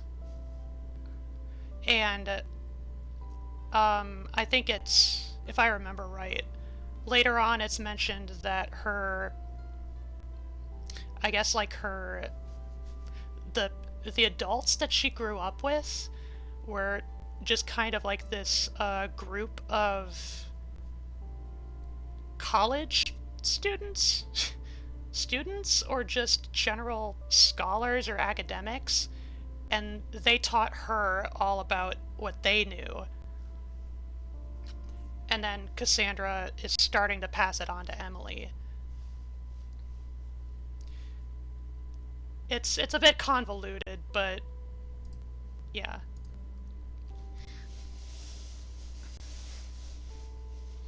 A bit convenient. Anyway, Emily took a deep breath to do some thinking herself. True, most of the formerly wealthy figures of ACOS had supported the corrupt politicians' methods, and everyone below them in class had suffered because of it. But she couldn't help but think about anyone who wasn't actually that corrupt themselves. I think the particular question that's kind of being juggled around here is like the difference between like the bourgeoisie and the petit bourgeois. I think that's kind of where my head was at here. I've been exposed to the numbers, Emily, Cassandra said. Believe me, this whole thing grew too big for any of them. I'm not saying they all deserved this, but you definitely can't deny that the majority had this coming. I can't really fight you on that, Emily murmured. Don't worry too much about it, alright? Once ACOS gets back up on its feet, they'll have a second chance.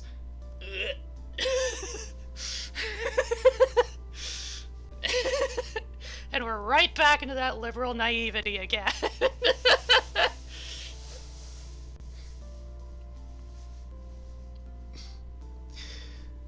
That's also kind of a funny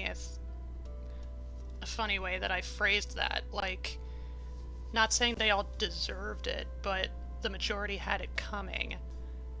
That's kind of still a belief I hold to this day. I always try to hold myself back from ever saying anybody ever deserves anything, whether good or bad. Because deserving sounds...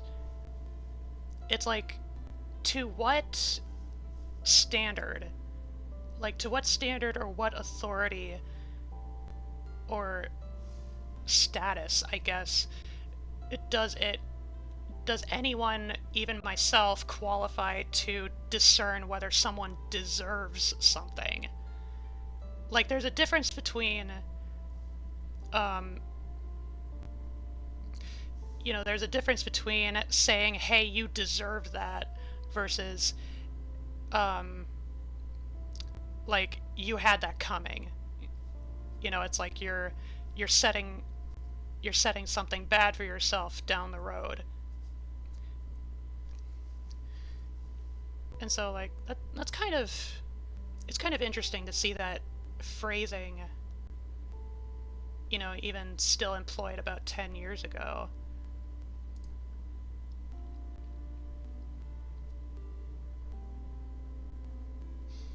So she was the chosen one, taught by the sages as the bright beacon in a dreary world.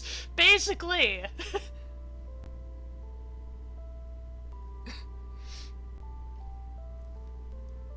The numbers, Mason? The numbers, Mason, what do they mean? The majority had it coming for not acting, and yet this girl who could solve all conflict doesn't do anything. She's trying to get there. She's trying to work up, she's trying to establish a base for herself. Like, you know, a foundation. She's still like in the GoFundMe stage. Not me, I'm great at being judgmental. Same. Yeah, people deserve to kneel at my feet. I'm not gonna police people about, you know, the notion of the concept of deserve, but that's where I go at it. I guess I'm a froggy that doesn't like to jump to conclusions like that. It also, coming from a religious background, it also sounds a little bit dogmatic. Or like, not dogmatic, but like,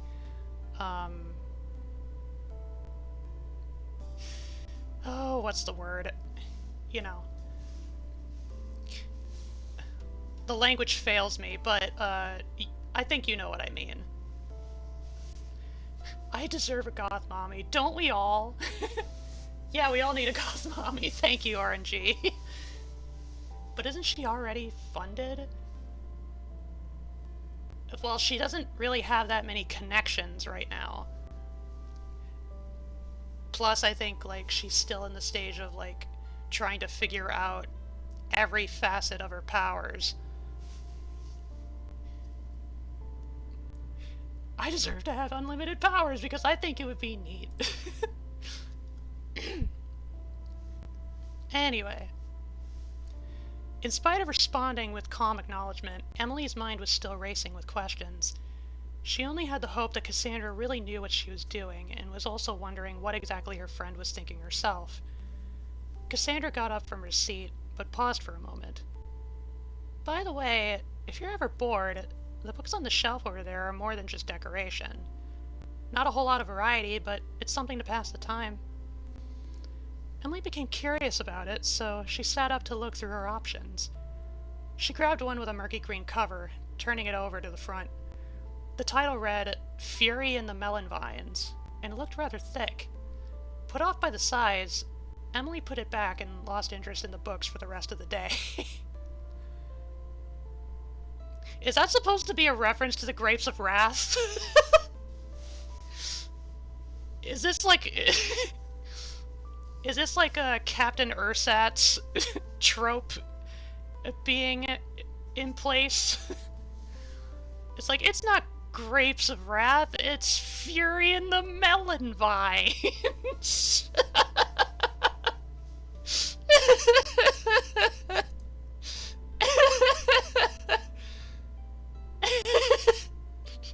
A Grapes of Wrath fanfic!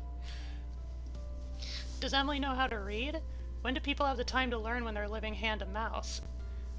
Well, I mean, Emily did have parents before, so they probably taught her how to read.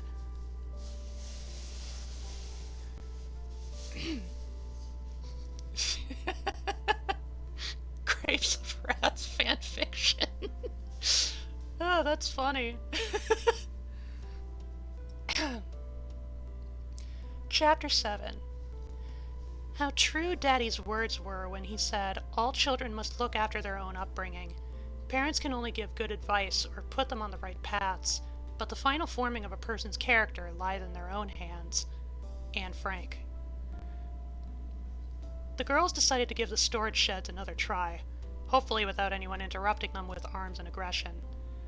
One of the building's large doors was completely blasted off its lifting mechanism, and funny enough, it was next to the shed they've already rummaged through. Emily had filled more bottles with water from the remaining ice inside the diner's freezer. If both of the girls drank from them conservatively, they should be hydrated for the next 2 weeks. Anytime Cassandra took a sip, her lips puckered a little from the slight lingering taste of alcohol. She hadn't mentioned the hard lemonade to Emily, on the grounds that they are kept as either an emergency supply or if there's a celebration warranted. The doorless shed was already easier to navigate and search through, as the 4 men from a couple days ago likely looted everything they wanted from it. Emily only hoped it was only stuff to satisfy their superficial tastes. Though if there's one thing that they failed to rid the interior of, it was mice. Cassandra kept almost stepping on them, to which she'd have to search for new shoes if she ever hit one. After blowing off a blanket of dust, Cassandra could make out a worn-out label on top of the box, reading "Family." She opened it up, and the first thing she found was a photo album.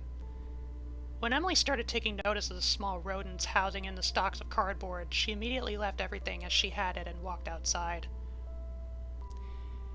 "Cassie, let's try a different shed," she shouted. "Exposure to mice crap can end up eventually killing you." I don't know how she knows that. I've been making excuses or justifications so far. I can't justify why she knows that. Cassandra had acknowledged that she was being called out, though she couldn't put down the book out of curiosity. Bumping into larger boxes had disturbed the layers of dust, most of it flying into her face. As she got out, she took a moment to catch a bit of her breath. In the idleness, Emily noticed the album in Cassandra's arm. "What's that?" she asked. Cassandra responded with opening the album, revealing the white pages with transparent sheets folded over each photo.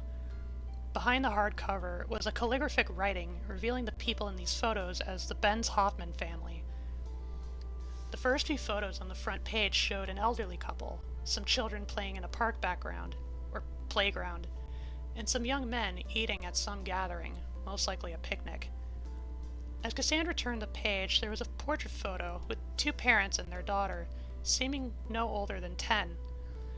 Emily had stared at the picture, taking in everything about it, but unsure how to feel or react to it. "It's kind of funny," Cassandra said. "These are people that we don't know, but there's so much captured in these pictures. I can't help but feel nostalgic toward them. How about you?" "A little," Emily mumbled. "I can only guess how these people would act, or what they would say. And the fact that they all seem so close, I'm wondering how many stories they actually share, how many they bond with how many they bond with each other over." Emily passed a glance up at Cassandra. Both of their minds seemed to be forming different inquiries about the people in the photos, and sharing the same mentality. However, Emily's thoughts began to go a different direction. "Say, Cassie," she said, "come to think of it, I don't think I'm that familiar with your own family. You never really brought them up before." Cassandra broke her focus with the photo album, blowing into her lips while she thought of a good response. "Oh, is this going where I think it's going?" "Well, I guess I never thought of that stuff as important or relevant," she bluntly stated. Emily snorted. "That sounds rather unlike you. A lot of the time you're all about caring for other people and community and whatnot. It surprises me you haven't really talked about them sooner. If you'd really like to know, I can tell you about them once we're done here." "Why not now? We can multitask." "Tch, all right, fine." Cassandra pulled out her black journal as they approached the different storage shed and began flipping through its several pages. They both knew how this would all work out. Once Cassandra forced a large hole into the building's door, she drew in a breath as they both started working through the boxes and crates. Yep. So, to start, she said, I wasn't raised by my own parents. My mom passed away a few days after I was born because of some illness. As far as I know about my father, he went away to join a gang. I don't really know much about him, but I honestly couldn't care less about it. Not to spite him, mind you, I just never bothered to learn more about him. So, who took care of you? Emily asked, searching through a box. 4 of these former university scholars. A history major, a sociologist, a law student, and a psychologist. They were all good friends with my mom. So they were, I guess for lack of a better term, godparents? Oh yeah, it's flashback time.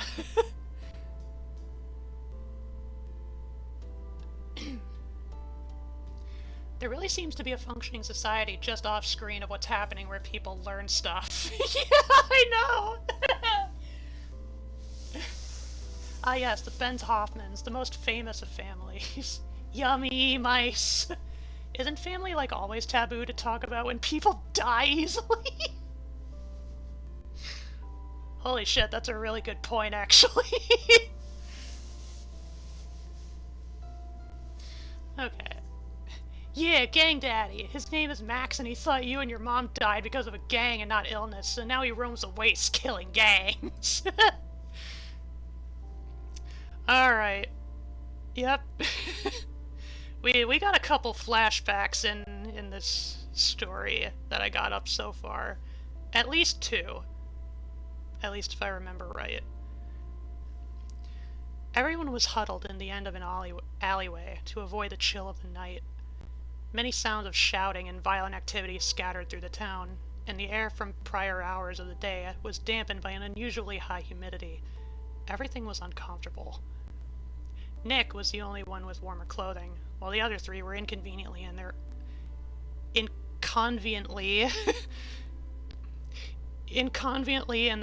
business casual outfits. It was all they had, but so far they've been able to make it work. However, between the 4 of them was a small baby, only wrapped up with newspapers and a mostly dry dish towel.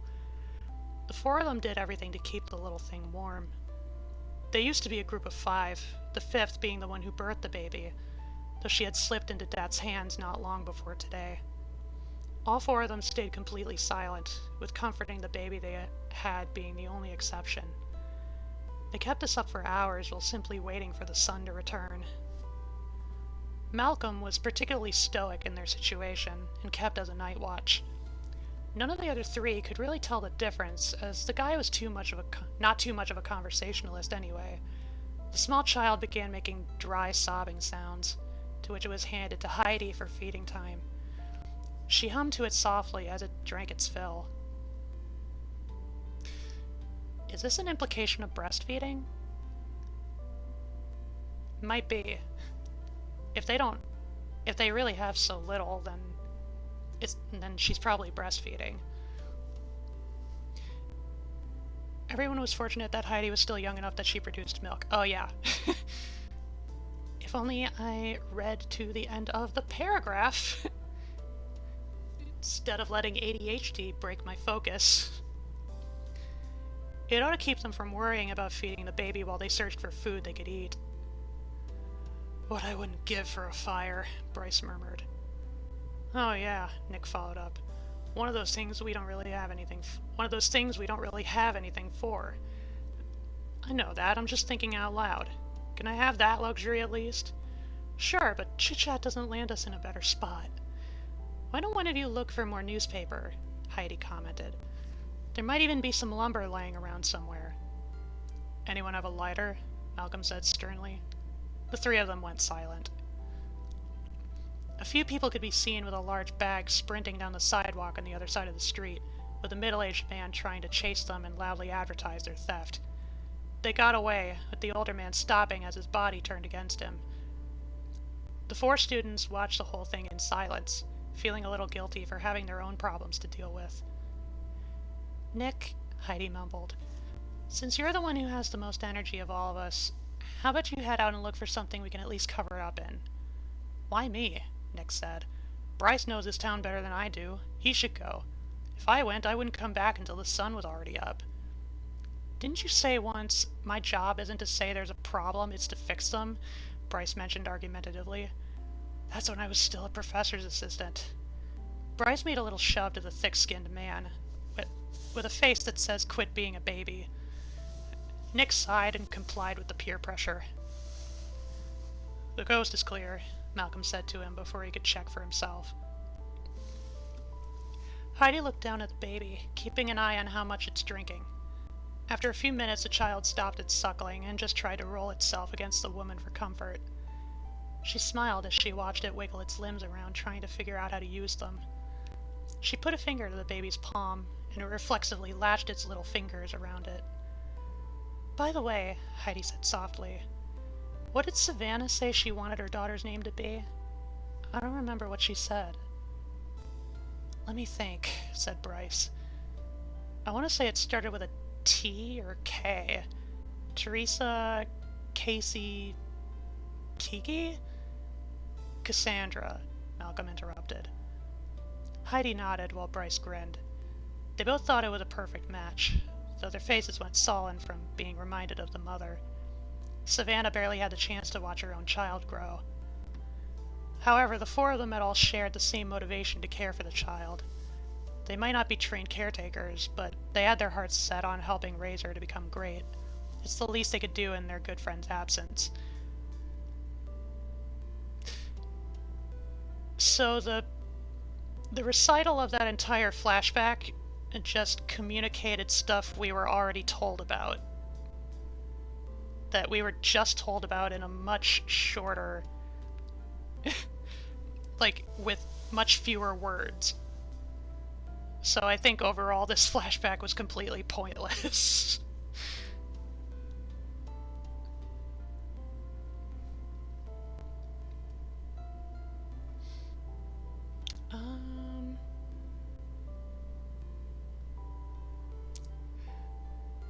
Have you seen Threads? I mean, the 1984 TV movie? I have not.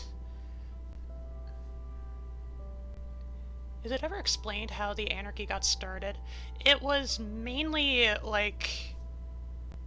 kind of generally explained in the draft's prelude that basically, the anarchy happened because the first government that the country was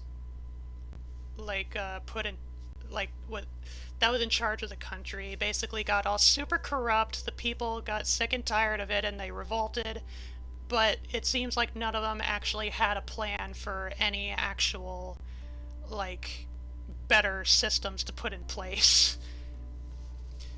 So anarchy. And a caricature of anarchy at that.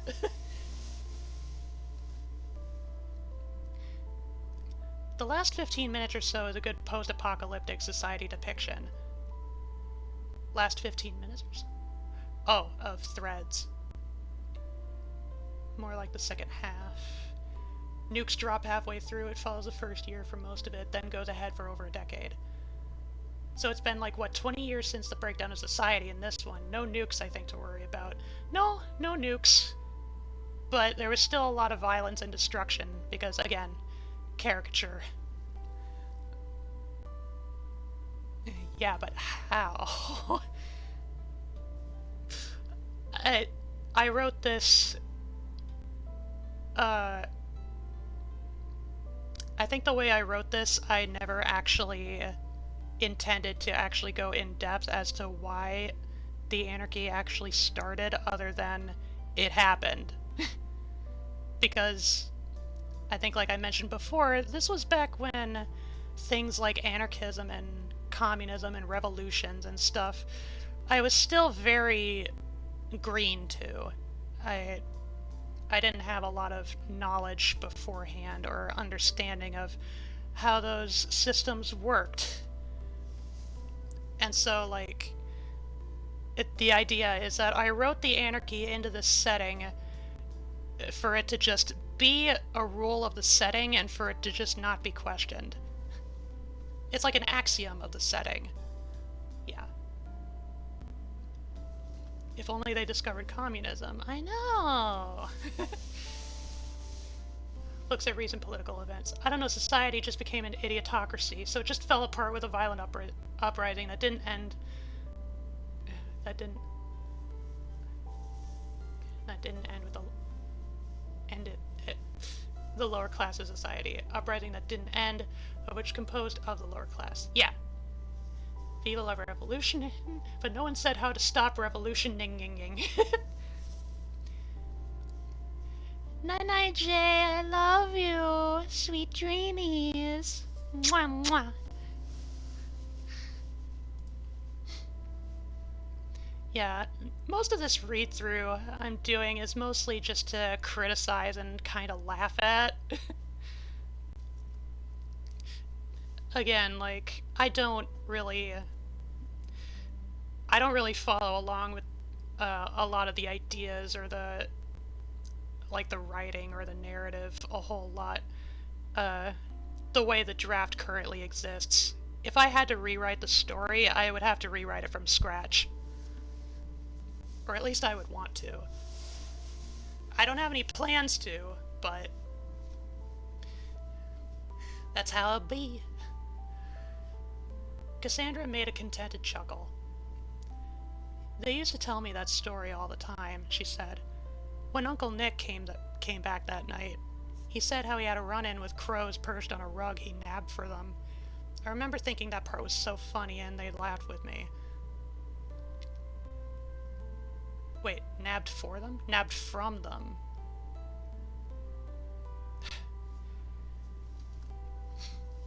Syntax, Issy! Syntax! Yep, Emily muttered. Sounds like you had a fondness for your childhood. It wasn't all milk and honey, though. We still had to work through the same hardships we have right now. Finding food, water, shelter, and staying together through everything that came at us. It played as much as a part of our lives as it does now. Cassandra had set aside the Benz Hoffman photo album in the previous storage shed, not wanting to ruin the warm, welcoming mojo it has. Mojo? I could have used a better word than mojo. The girls had worked at least halfway through the current shed as Cassandra talked. Emily had found a collection of discs, which she had to be told what they were and what they did. Fortunate that they stumbled into a stereo back in the diner. Emily lowered her brows and, having a sudden thought. You know, she said, not that it's so fun to hear about the good memories you built with your, family. Yeah, Cassandra spoke up. But now I'm curious. What did they do once they discovered you had powers?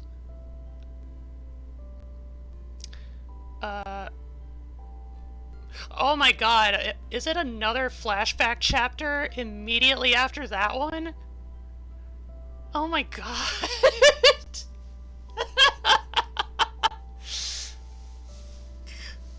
That is hilarious.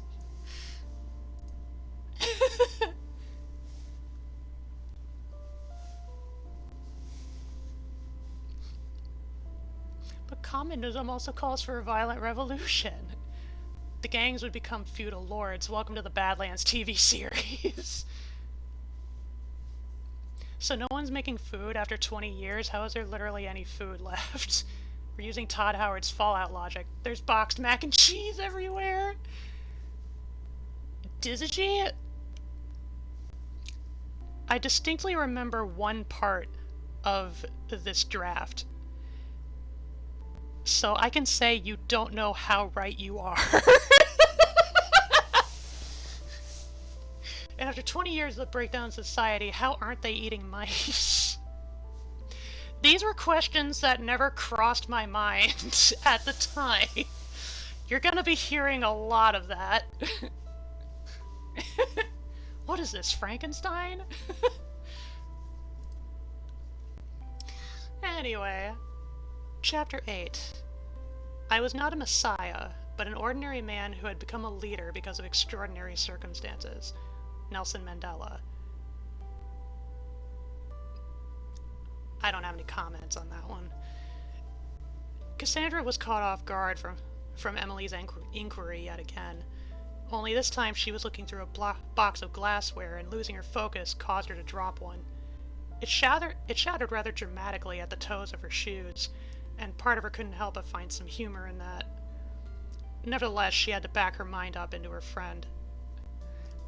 Well, she dragged out, looking at it in a certain way, I suppose that's when my want to help Akos' recovery all started. Still, I can't deny it was rather surprising for them. I remember feeling strange about it, as it felt so normal to me. Could you do some of the same tricks you pull now? Emily asked. Oh, of course not. Like any part of yourself, you have to exercise it to make it stronger. I barely had any idea what I was doing, and I'm certain the experience for everyone was quite interesting. You sound a little shaky yourself. You doing alright? Oh yeah. Maybe the thoughts of anxiously raising a superpowered child is rubbing off on me. Phew. Look through some more boxes. That might tame your empathy. What? What does that mean?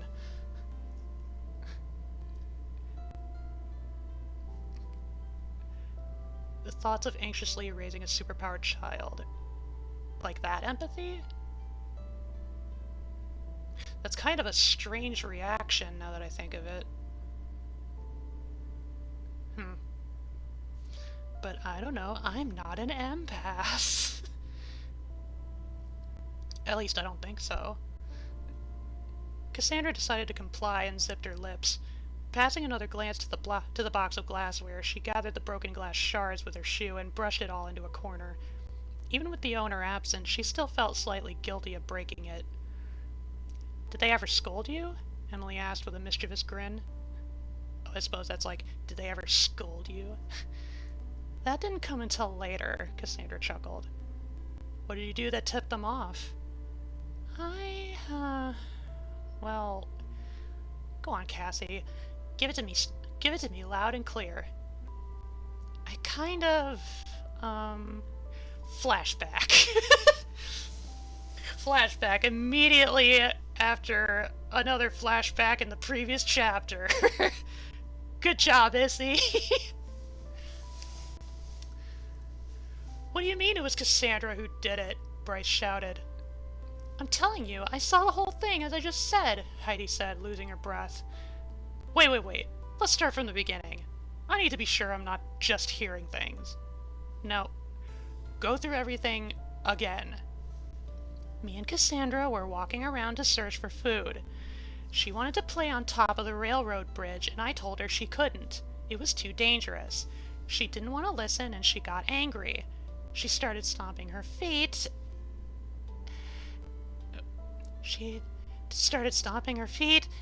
And Heidi was in the middle of a panic attack and tried everything she could to catch her breath from a hypothetical mile away. Behind the two former scholars was the remains of a large railroad bridge, completely blocking the tunnel for the road underneath it. At least, it used to be a tunnel before it all fell. Standing in front of the wreckage was a 7-year-old girl, staring at the destroyed structure. Bryce had allowed Heidi a few minutes to try and calm down, and he approached the child. Yeah, we're just gonna pass over a freaking panic attack. Just, take a few minutes, walk it off. He put a hand firmly on her shoulder, which made her jump. She turned her round face to him, soaked with tears and a runny nose. Oh, she turned her round face to him. Cassandra, Bryce asked softly, I need to understand just what happened here. You think you can tell me what happened? Can you do that for me? I'll try, the girl whimpered. I wanted to look down into the tunnel from the bridge. And Heidi said no, and I got mad at her. What happened then?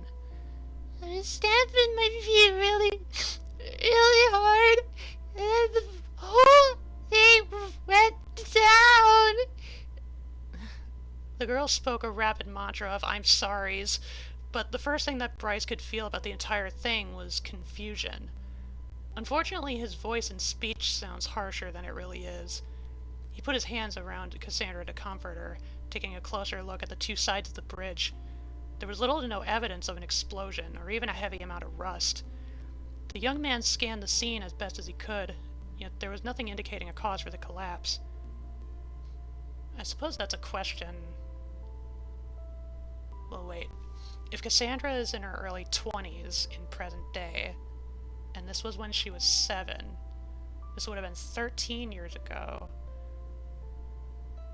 And she wasn't born that long ago since, or like, she wasn't born too long after, like, the big countryside revolution started.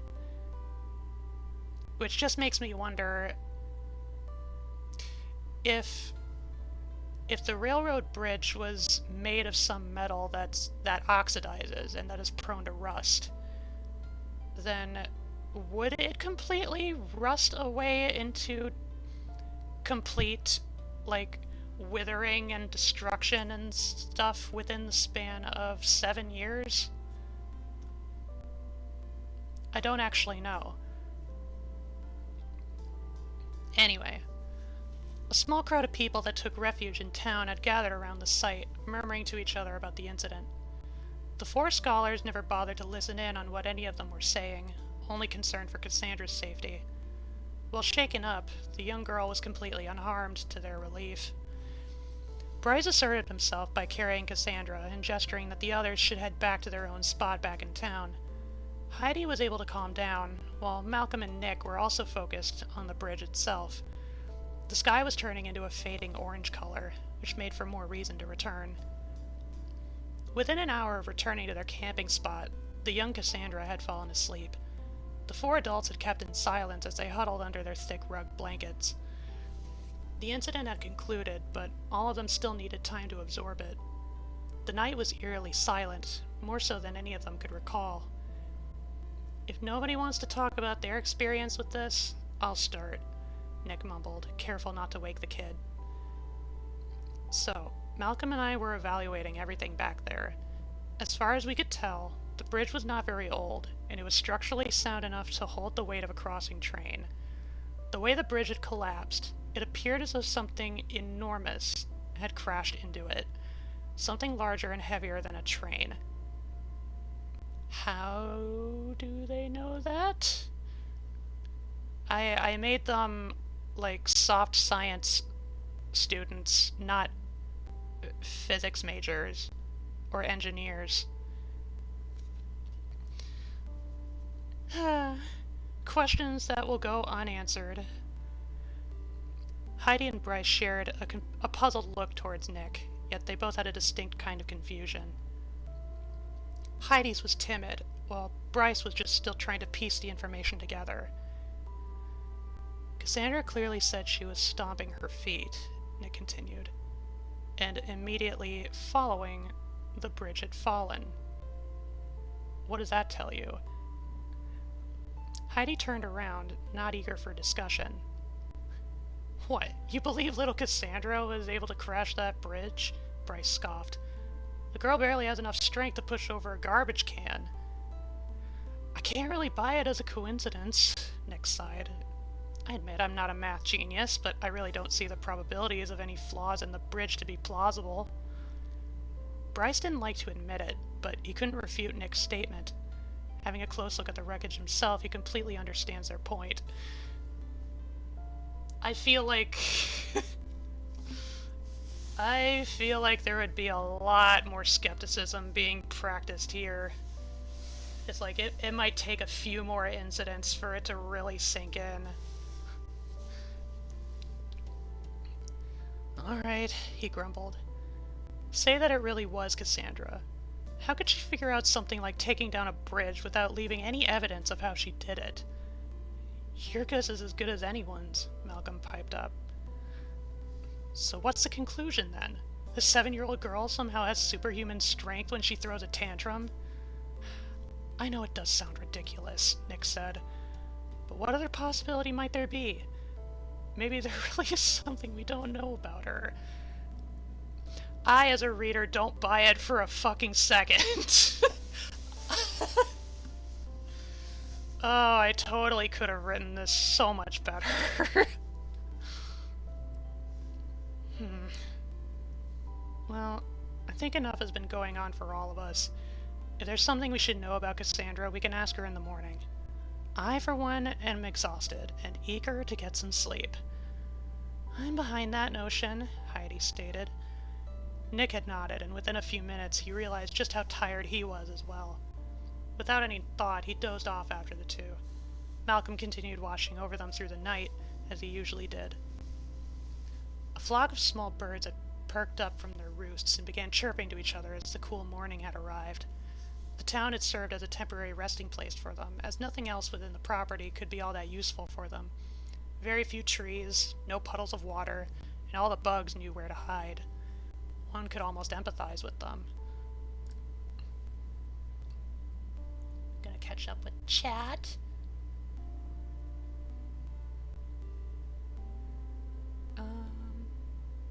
Roasted mice on a stick, yum.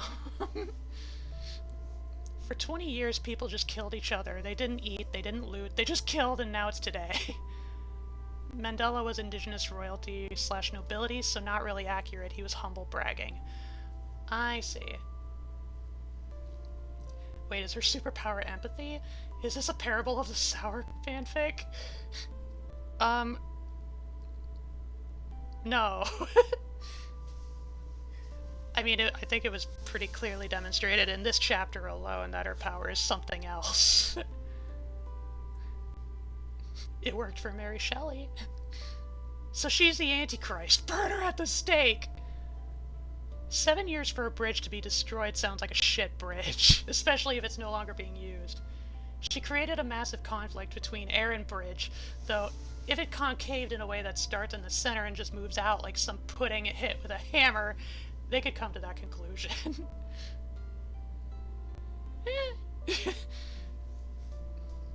More likely a meteorite than her.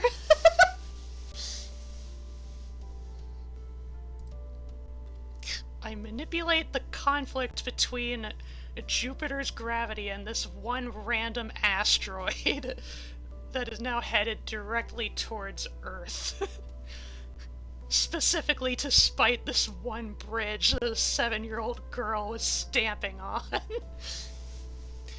And somehow it crashed down, straight down from the sky without anyone noticing ahead of time.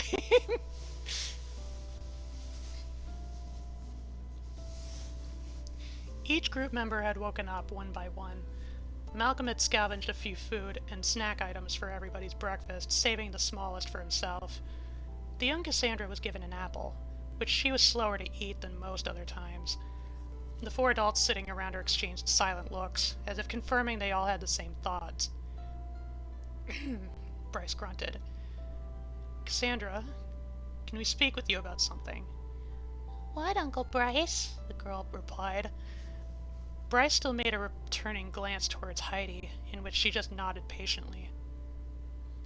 You remember that bridge yesterday? He continued. Yeah? Cassandra whimpered a little. Don't worry, you're not in trouble. I just want to ask, are you sure it was you that made the bridge fall down? Yes? You're absolutely sure? Yeah. I didn't know I could, but I did. Can you tell us how you did it? Do you remember? The girl had taken a bite out of her apple and set it down on her lap. She put her hand to her head like she was trying to think.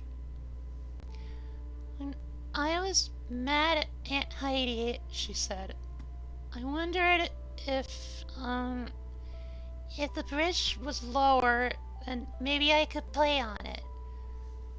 Then the bridge fell down under you? Mm-hmm. Bryce had turned and looked towards Nick, who just raised his brows in an unjoking, I told you so sort of expression. He gave a contemplating sigh and patted the young girl's head. She resumed in eating her apple without much of a second thought. Just know, Cassandra, Heidi said, no matter what you've done, we don't think any less of you. We still love you, and we'll be there for you. I know, the child murmured. A little while later, the four of them had come across a piece of chalk for the girl to play with as they conversed with each other. None of them really knew what to think of it all, but as it wasn't something that was ever even thought possible. So, Nick said, what I'm mostly wondering is just where she got this power. Don't forget your cape, Captain Obvious, Bryce scoffed. Well, what's on your mind? There was never any indication or hint to her having superpowers. But how about you enlighten us, O genius of the cosmos? Your ego is pretty full despite the light breakfast. Hey, you two, Heidi interrupted. None of us need this kind of talk right now. Settle down. Both of you are allowed to share your thoughts. Let's all stay civil, alright? Both of the young men could swear that the woman's voice could quell a hurricane. I thought she was supposed to be a timid type. Well, Nick said, it might sound pretty ridiculous, especially coming from me, but you know how some kinds of monks are able to channel different abilities through training and meditation? Maybe Cassandra might be like them, only she could figure it out much, much sooner. Bryce shook his head in disbelief. I know it sounds ludicrous, Nick continued, but, well, that's the best I've got.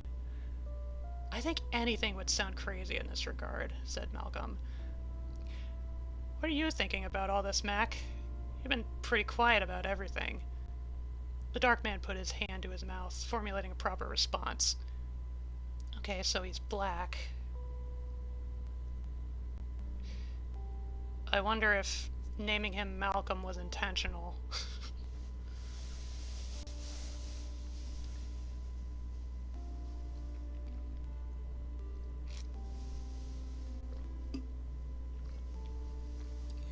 For the record, my beverage of choice tonight is good old coffee with some caramel sweetening syrup. Yummy yum. I'll be honest, he muttered. I'm a man who's lived most of his life under faith. I believe that what we have here in our dearest Cassandra is a miracle from God. Perhaps she was born as a way to redeem Akos from its madness. Did I write this when I was still a Christian? I might have. If this was 2015...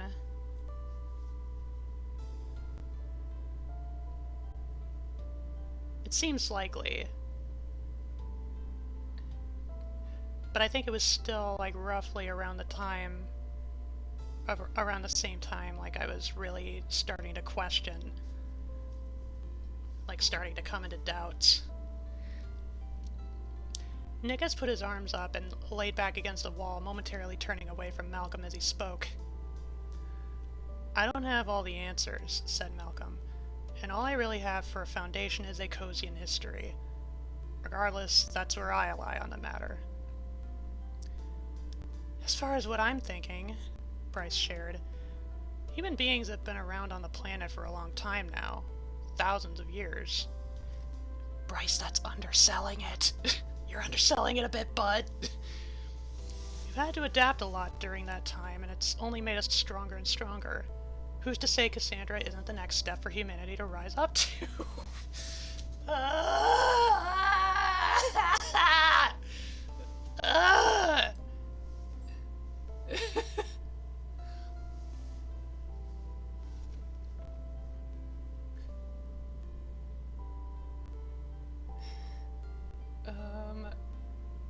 Like, it's more likely a meteorite just happened to hit there than she did something.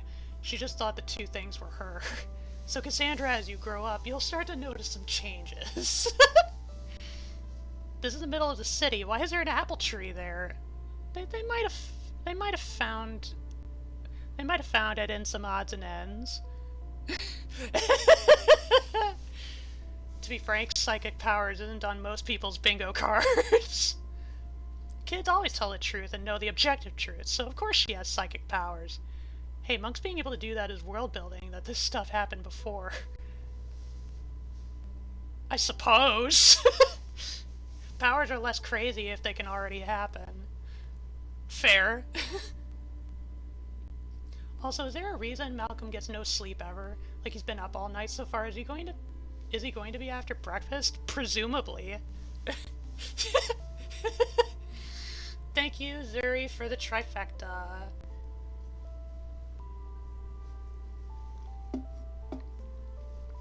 Yeah, I feel like I should have filled this glass up with more water. It's already getting short. Praise Jeebus! Or praise Satan, since we don't know if she's good or evil. But since Daddy is Gang Daddy, more likely Satan. Yes, evolution happens instantly. We instantly develop psychic powers. Superior humans, good genes! But in chapter 1, we learned she has terrible genes!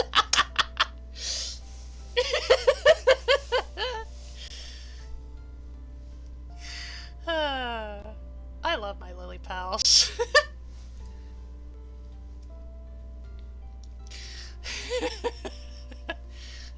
Anyway. Oh, I still gotta stretch. And I still gotta take my drums!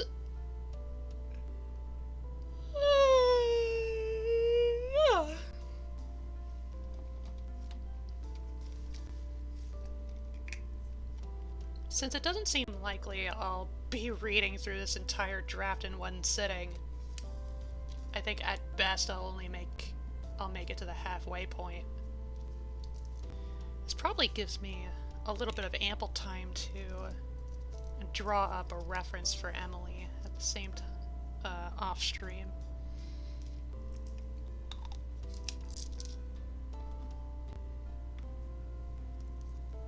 So that's something I'm thinking of doing.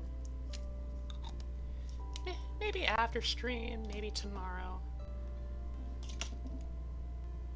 Actually, no. I will do it tonight. I'm taking out the ADHD pill.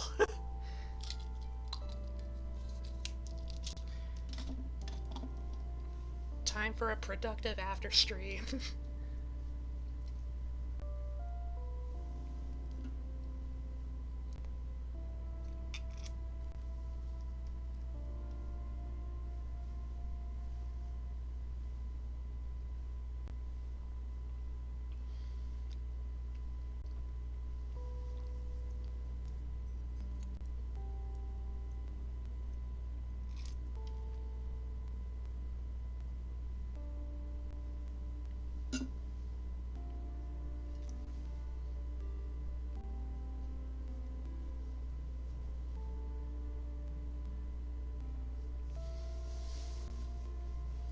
Okay, I'm ready. So, evolution? Nick inquired. Yeah, I like to think so. You're forgetting the part where it takes millions of years to evolve. Oh, I'm sorry, but I'm not an anthropologist. That's biology, my dude.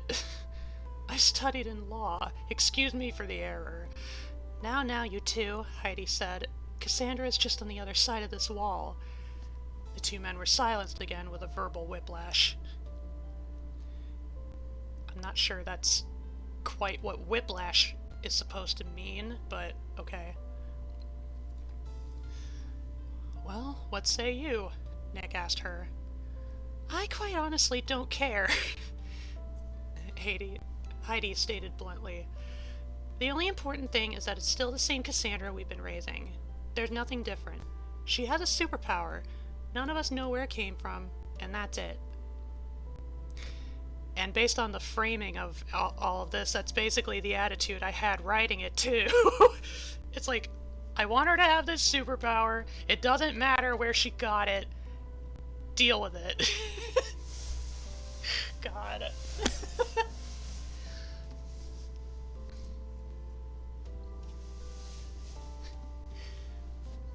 Drums! Where is it? Is the drum emote? Oh, that's actually... I should probably note that down. Have a unique drum emote. I did actually create a couple new emotes already. Like for the future. I want to redo some of my other emotes before I include them, but you know, that's definitely something I will consider. Yeah, emotes. They did address the millions of years part, except they mentioned humans being around for only thousands of years. I know. I mean, like Bryce said, he's not an anthropologist. She got the superpower from harnessing sunspots. Hashtag Futurama. Because then we can spam drums emote when drum alarm goes off. That'd actually be really cute. Actually, I could easily do like a Gwen drums emote. Like little drummy drums emote.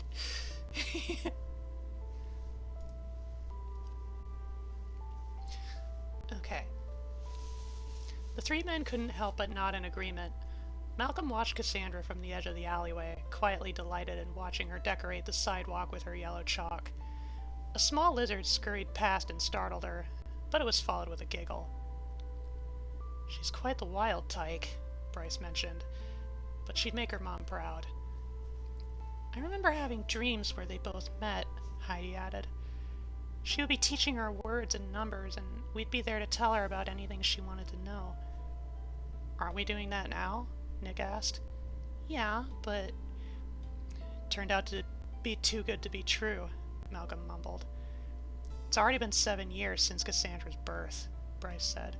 7 years since she had gone. It all still hurts sometimes.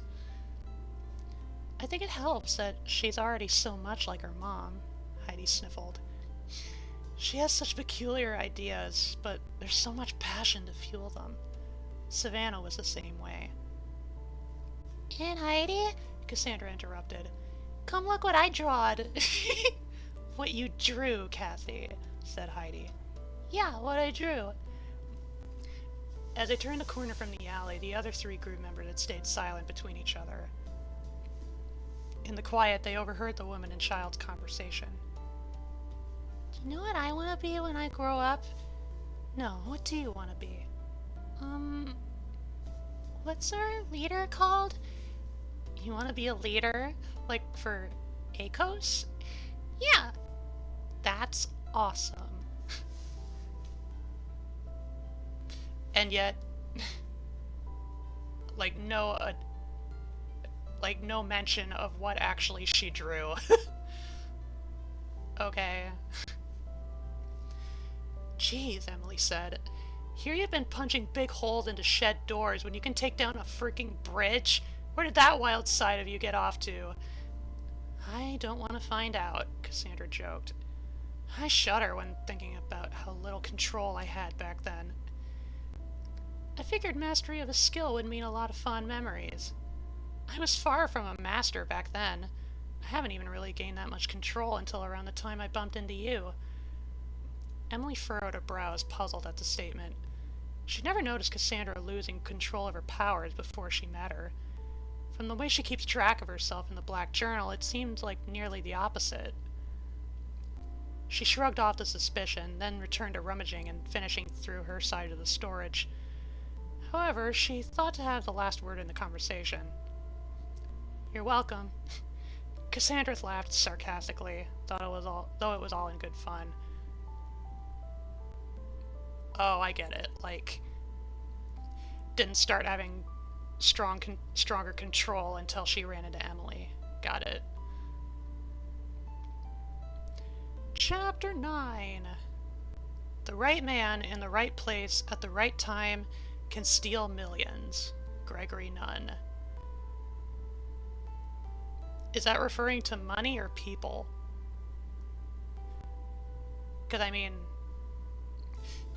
if it's people,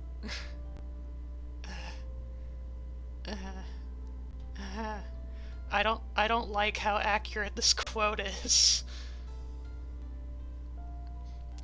The freezer room in Sheila's cafe had blessed the girls with a few stockpiled food items that had been left behind. It was a particularly hot day today, so everything fit together quite pleasantly. Emily was seated in a booth by her own, looking through one of the books found from the shelves. She was quickly dozing off as her eyes ached from the rapid reading movements. She snapped back awake, ditching the idea as soon as she caught herself. Cassandra had joined the teen, holding 2 forks and a jar of preserved peaches. Huh. I know it's kind of late in the day, Cassandra stated, but this is the closest thing we have for a decent breakfast.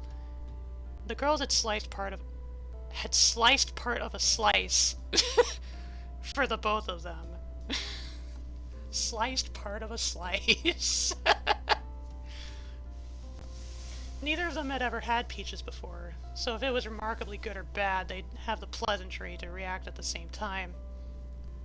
Emily blushed in a sudden rush of pleasant sensation, and Cassandra would have chuckled at her if it weren't for the sweetness of the fruit slice interfering. She made a light swooning sound as she chewed. Preserved peaches. I mean, I guess. Personally, well, actually, I'm not sure if I've had canned peaches recently. I've had canned pears.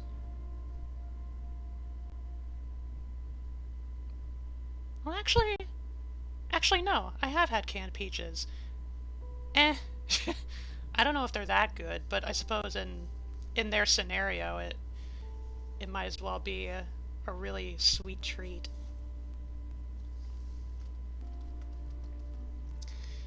We're not letting these beautiful creations of nature go to waste, Emily affirmed.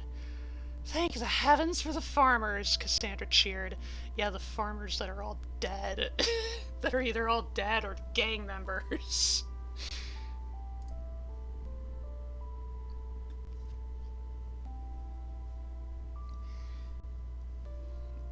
Also, drum emote goes well when starting stream and announcements.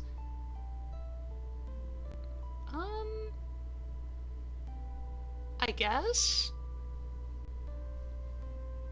Although I don't have Nitro on Discord, so so I wouldn't actually be able to use them outside of my own server. Outside of me, Stellar, and Jay's server. I want to be Jesus, the leader of men and women who brings about the new age as a homo superior. Though can I just say the flashbacks are kind of more captivating than modern day? Yeah. Yeah. I think the aim with writing those sections, writing the flashbacks, was mainly just to have everybody sound,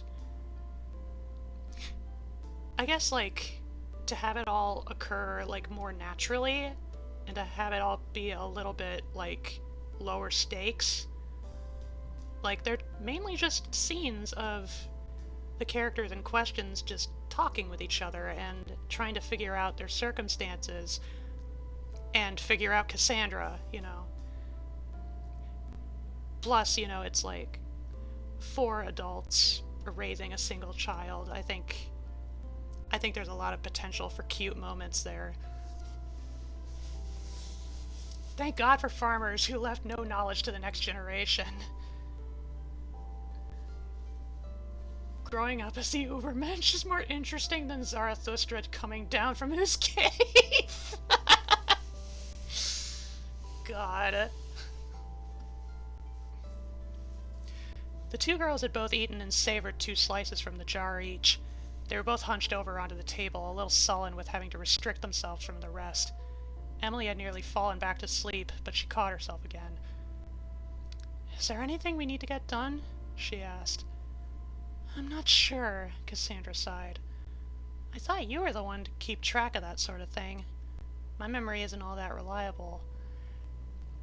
Emily had pulled up her rummaging knapsack on a whim, hoping to find something that could act as a conversation piece. Her eyes had opened wider in interest as she peeked inside. She reached inside to pull out the various CDs she had come across during their last rummaging. "Oh, check this out, Cassie," she said. Those are the discs you found, right?" Cassandra mumbled. "You said you put them in a stereo, right?" "That is correct." "I'll be right back then." The girl had eagerly dove behind the bar counter for the stereo. Before she could really set it all up, she ran to the back and into the storage room to run the gas generator. I thought we established in a previous chapter, like, we should keep the power use low with, the low reserves of gas. Emily, what are you doing, girl? Well, she is 13. Cassandra took delight in watching her friend be more energetic for a change. From behind the kitchen doors, the whirring sounds of the machine had disrupted the usual silence in the building. Emily returned to the stereo looking for an outlet to plug it into. Cassandra grabbed the CD, then approached the lined-up seats, curious about the gadget's various knobs and buttons. As Emily plugged in the cord, a loud static sound had burst forth from the speakers. Cassandra quickly twisted the volume knob, gritting her teeth as the inside of her ears had been assaulted. Emily leaned forward against the countertop, confused with the peculiar object. She twisted a different knob that changed the frequency, still trying to grasp how to work the thing. The little arrow that pointed to the stations raced back and forth, though all of the output was simply static. Cassandra had come to expect that beforehand. "Which disc should we put in first?" she asked, looking through their options. "It doesn't really matter," Emily mumbled. What place does this little arrow have to be on to listen to it?" "That's only for indicating different radio wave frequencies. It will just play these discs no matter where it is." As Emily was adjusting it more finely, a brief pause in the static could be made out. Hang on. How does Cassandra know how it works? If she lived in similar circumstances as it is now, then how did she ever learn how a stereo works? More questions that will go completely unanswered. As Emily was adjusting it more finely, a brief pause in the static could be made out. She tried to find a gap in the audio, but was unsure what station it was on. Cassandra glanced at her fidgeting and chuckled a little as it was an oddly fitting sight. The static had started to disappear between stations 84 and 87, and once Cassandra caught it, her face became more stern as she eyed the machine. A faint voice could be heard, and both of the girls had flinched from its sudden presence. "Hey, at this station, dude." "Who is that?" Emily said. "Can they hear us? Can we talk to them?" "I don't think so," Cassandra muttered. "Just keep listening." The voice started to become clearer once Emily's fingers had familiarized themselves with working the knob. Wherever they were, someone on the other end was just discovered. "Look at this," a male voice spoke. "I got this old radio station working." "Oh, bullshit," another male voice responded. "No, seriously! Look, it says we're on the air, man." "Is that so? Then shut it all off. Do you want to advertise us to the other gangs out there?" "What are you talking about? Nobody has radios out here. Who would happen to be listening to us? Have a little fun, why don't you? It's hard enough to have to care for everyone under our wing in Norris Rock. We don't need anyone knowing about us or our arms." The two girls looked at each other in astonishment and continued listening. They were astonished by the utter convenience of this plot development. "It's all good here, big man. At least let me have my fun here, just for a while. If someone ends up hearing you, it'll be made very clear which one of us doesn't care enough to be worthy of staying with the rest of us. Relax, relax." The voice began making obnoxious impressions and mock speeches, so the girls took it as a moment to quietly reflect on the circumstances. Sooner than one might be expected, the young man's playful antics had gone. "The light's on," he whispered. "What's this?" The other end went silent for just a moment, leaving the girls wondering what's going on. "Oh, fuck!" The clarity of the audio had immediately diminished back into nothing but static. Cassandra reached and unplugged the stereo and motioned Emily to go and turn off the generator. As the girl had jogged to and from behind the doors, Cassandra put her hand across her lips in deep thought. The silence between them felt unnecessarily extensive. Before too long, Cassandra had allowed herself to grin with confidence. "Emily, my friend," she said, "I think a long, long walk is in store for us." Bum bum bum. "Hello, Mr. Wayne Larva." "Good old Zachary." A quick summary of what has happened so far. Okay, so this story is about two girls, an older woman in her 20s named Cassandra. She has special powers to manipulate the intensity of conflicts of story-breaking proportions. And she has a 13-year-old friend named Emily, and they are in this sort of like hellish kind of caricature-ish representation of an anarchistic landscape called Akos, and they're basically just trying to get by and survive for the most part, although Cassandra has bigger plans to become like the new leader that everyone in the country of Akos can look up to and uplift the country from the anar-caricature. Whoop-de-doo. Also, there were flashbacks of Cassandra's family, and they were kind of nice and cute, even though they took place consecutively, one after another. And right now, Cassandra and Emily have taken shelter in this rundown little diner or cafe place, and they're basically just trying to figure stuff out. But now they have just heard from a chance radio broadcast that came from a place called Norris Rock, and now it sounds like Cassandra wants to go there for reasons. My memory isn't that reliable. Accurately recalls things that happened 20 and 13 years ago in story-perfect detail. When you have the ADHD, your memory is highly selective. There's gas in their generators, and that blaring music is a good idea. None of that was taken by the looters who were here like a day ago. Ah yes, the timing of that. Are you sure Cassandra isn't God descended to Earth with everything revolving around her? Yeah. 2015. 2015 Issy was such a different character.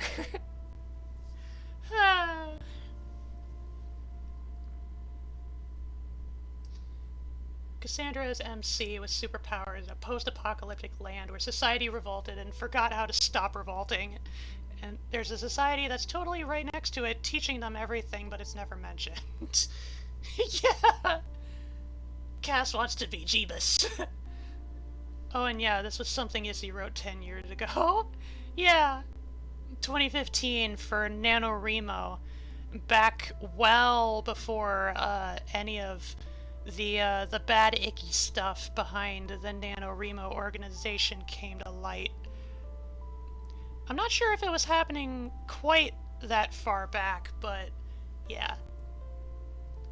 What is NaNoRimo? NaNoRimo is basically like a shorthand portmanteau standing for National Novel Writing Month. And it's it would take place every November since I think 1998. And the whole idea was like readers would come together and encourage one another to write a draft for their book or novel ideas. And the idea would be to write 50,000 words in the span of a month. And for the record, when I wrote this, I did succeed in the challenge. However, I did not actually finish the draft. Oh, it's Inktober, but for writing in November, Rithvember. Is it banana remodeling? Rightvember.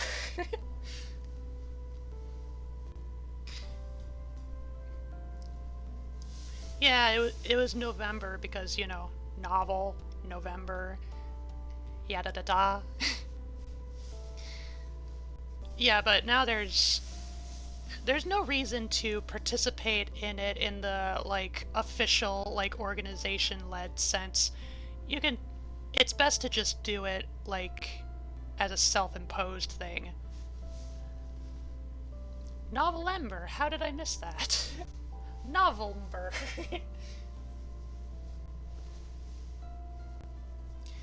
Yeah, and obviously, because I wrote this 10 years ago, my political understandings and my whole big brain concept and themes and writing styles were entirely different. Well, mostly different. I'm so disappointed in myself for missing that. Okay. Anyway, we are on chapter 10, which, as a reminder, there's technically 32 chapters in this draft, but there are like 31 complete chapters. Chapter 32 is like no more than a single paragraph, I think. Anywho. Chapter 10. It is we, the workers, who built these palaces and cities here in Spain and in America and everywhere. We, the workers, can build others to their place, and better ones. We are not the least afraid of ruins. Buenaventura Durruti. That's a notion I would agree with. You know, again, there are some pieces of the narrative or, like, different quotes and stuff in here that kind of indicate my, my changing consciousness. My forthcoming into leftism. The day had passed with preparing for a long journey the girls had planned. Receiving the broadcast from the stereo had brought inspiration and motivation to Cassandra, to which Emily had little time to ask questions while packing everything they needed. The teen girl was struck with bewilderment, while her friend only proceeded with eagerness and confidence. Despite all the hustling, eventually Cassandra allowed a break for them both. So Cassie, Emily sighed, care to fill me in why we're packing everything we can find, even though we pretty much just settled down here? I'm sorry, Emily, Cassandra said. I suppose I should know better than to keep you in the dark about these things. I just got carried away. Yeah, apology accepted and all that junk. What are we doing? Cassandra had pulled out the map that Emily had found when they arrived at the diner. She splayed it across the bar counter, two of its edges too long for it to fit neatly on the surface. This town is named Thomaston, right? Cassandra asked.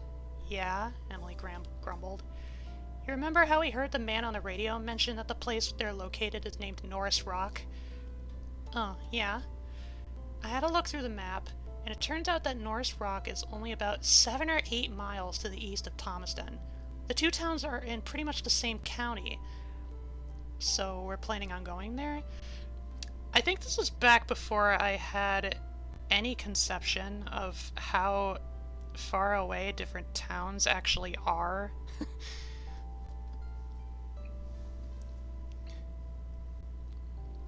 So we're planning on going there? Absolutely right. Emily scrunched her face in doubt. You sound really sure about this whole thing, she said. But I'm anxious to play devil's advocate. Don't you remember the guy? But I'm anxious to play devil's advocate. Don't you remember the guy on the broadcast also mentioning they had arms? But Emily, Cassandra said smugly, that's pretty much the entire reason we're going. If we could persuade them to take sides with our cause, imagine how much closer we could be to reaching our goal. Cassandra, if they're anything like the guys that came into town almost a week ago, I don't know how much longer we might actually last. Oh yeah, there were like a few gang dudes that were trying to rummage through some of the, like riding through town trying to rummage anything they could find. And they had a tiny little encounter. I can see your point, but you keep forgetting that it's me they're dealing with. No matter how much firepower they have, I can counter it. I don't understand why there's room for doubt. Emily crossed her arms and sighed, as her friend's idealistic nature was exhausting at times. She took a seat on one of the stools lined up in front of the counter, shuffling and reorganizing her thoughts. Look, I don't trust any gang, she said. I don't want it to seem so easy for just anyone to come to our side of the fence just to stab us in the back. That's exactly how I lost my parents. I don't need it happening to you. Wow, just bringing that up, like, real casual, like. I see how it is. I think that's what I should be saying, Cassandra said, smiling apologetically. You know I can take care of myself. If I had to be alone again, I could do it. I know you're capable of living alone, but how much better would you feel knowing that it could be different and more meaningful for yourself? Emily groaned internally, as this was never an uncommon sort of conversation with Cassandra. She didn't like feeling as if she was being talked down to, but she knew Cassandra was right. Fine, Emily sighed. I'll still go, but I'm not eager to accept just anyone we meet. You'll have to do all the talking. That's what I do best, Cassandra cooed. How long will it take to get there? If it's 7 or 8 miles, walking speed would probably have us clock it at roughly an hour and a half, maybe 2 hours. Well, I haven't built up these calf muscles for nothing. That's the bit that I have the biggest beef with. Like, I tried walking from my old house into town, which is about 6 miles. I tried to walk to there and back, and between about 6 hours, I only made it to there, but only roughly halfway back. So I call bullshit on that. I call bullshit on making it there like 7 or 8 miles within an hour and a half or 2 hours.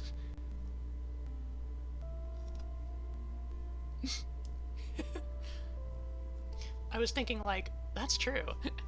They're going to do radio gospels. This really is Cassie's Jesus story. Cass is off the shit. I know. She's definitely the eccentric one of the two. Emily is just like me for real, drops crazy lore like it's nothing. Speaking of which, did you know one of my teeth took nearly 10 years to form? Huh. That's very intriguing. I would wish to know more about that.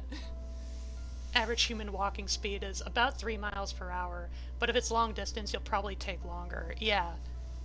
Yeah. Okay. The two girls continued packing up anything they needed.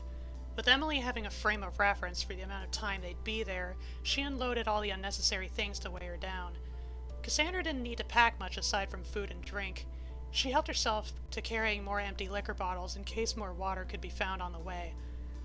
They worked well into the sunset, and they both went to sleep immediately after that. The cool air would provide relief in case the day tomorrow was as hot as it usually was. The two girls awoke around the time that the morning sky began to gradually turn into a brighter and brighter blue. As they departed the diner to begin their journey, various flatland critters had been disturbed, making for some entertainment as they trekked along. Among them were lizards zipping under rocks, prairie dogs ducking into their tunnels, a line of quails scurrying to the other side of the road, and a coyote that had been feeding from the carcass of a wild pig. Emily was already anticipating sweat once the sun peered up over the eastern horizon. Cassandra was already quite warm in her apparel, though she kept a cheerful attitude as they moved along.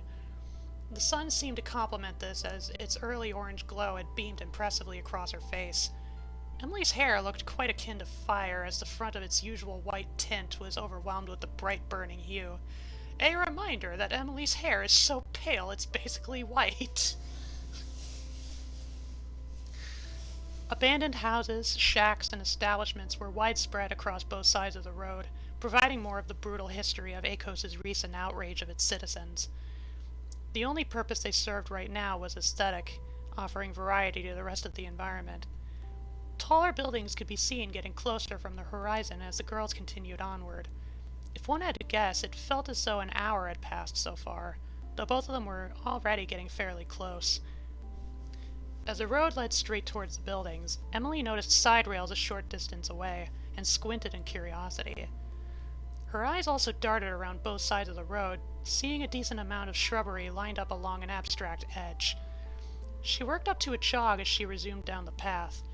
The rails along the road turned out to form into a bridge, and Emily's face lit up once she peered over to look beneath. "It's a river!" she cheered. There were plants and shrubs covering much of their side of the water, and so they needed to cross the bridge to the other side first. The first thing that had Cassandra's interest was a chance to soak her tired feet in the cool currents. Perhaps if there wasn't too much risk to do so, the girls may even bathe in the river while they're here. As she crossed the bridge, Emily took in the sight of the running water, as even both of the girls associated it as a rarity in their lifestyles. Emily's excitement in finding it was already refreshing, despite her hesitation with coming. However, her enthusiasm had silenced as her eyes followed the river's currents to the north. At a distance, seen from the other side of the bridge, was an enormous structure laid to ruin across half the river's width. It appeared to be a tall building that had fallen, likely by explosives. Several kinds of birds were to be seen flocking in and around the wreckage. Nearby, at the shallower side of the waters, were partially sunken and abandoned vehicles of all different varieties. So we've shifted from the Badlands to I Am Legend. As Emily stared at it, she couldn't help but wonder if any people had gotten stuck and left behind to die in the building or the wrecked cars. Had anyone gone over there to find out if other people were waiting for help to arrive? Neither of the girls had said anything while they looked upon it from afar. While Cassandra had gotten a lump in her throat, she tried to pull Emily back to focusing on crossing the bridge. They both walked down the bank to the river and filled up all the bottles that were initially empty. While they were both happy to have water, they knew they couldn't drink any of it yet. Unfortunate that this was the case, as the sun's heat had been rising just as it was. At this point, the best news the girls had gotten was a street sign indicating that they had both arrived in Norris Rock. The first thing the girls had seen as they continued moving were pockets of rundown shacks, lined with growing crops along the sides and whatever soil space could qualify as a backyard. Emily's muscles all tensed up, feeling as if people behind these shacks were looking directly at both of them. Where it made her anxious and defensive, Cassandra had only gotten more motivated from being watched upon. It made her feel as if they saw her as important. It had taken a few minutes before the girls could explore more of the actual town, but unlike Thomaston, there was clearly signs of the place being inhabited. Trash was organized into spaces where people could use for shelter, or into spaces that people could use for shelter, as well as a possible food source. Oh yeah, so much food. A few fire pits could be seen still burning in the centers of the spaces. Emily knew better than to have pity for these people having to make the best of their surroundings. She knew how strong these people really were. Cassandra, on the other hand, hadn't realized this. She couldn't see how one could make themselves comfortable in these circumstances, even if she and her friend had been doing just that. Although this may partially be due to her concerns with finding the ones who made the broadcast yesterday. As they continued walking, the larger buildings of Norris Rock had made themselves known. Also, unlike Thomaston, this town was sparsely surrounded with tall buildings. Sparsely? That's not the right word to use. It would seem likely that some who lived in Thomaston would have had to drive to Norris Rock to go to their jobs.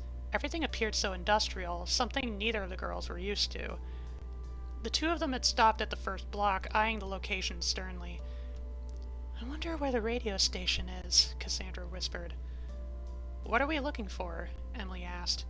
"A tall tower, like a slimmed-down pyramid on top of a building." "Towers on buildings?" "Cities are weird. I'm glad I don't remember ever having lived in one." "Just because you don't remember, it doesn't mean never. Let's just keep..." Emily had picked up movement from her left peripheral field of vision. Cassandra looked up a little before she could fully respond to the teen's pause in her speech. 3 young women in hijabs were coming down the sidewalk from the block ahead of them. They were talking and giggling with each other before noticing Cassandra and Emily. "Good afternoon," the trio called out. "Hello, thank you," Cassandra shouted back. "You too." Emily said nothing, only turning away from them with a cross look on her face. The 3 girls evidently noticed as they reacted rather concernedly before continuing on down the street. Cassandra looked prepared to shout something else, but she was too late. The 3 of them were already too far down the sidewalk. "What was that for?" she asked. "I know their type," Emily growled. "I can already smell their manipulative backstabbing nature."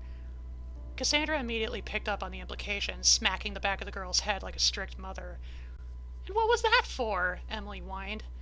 "Come on, Emily, you can't expect every person that wears a cloth around their heads to have brutal lunatic tendencies wrapped up underneath." So...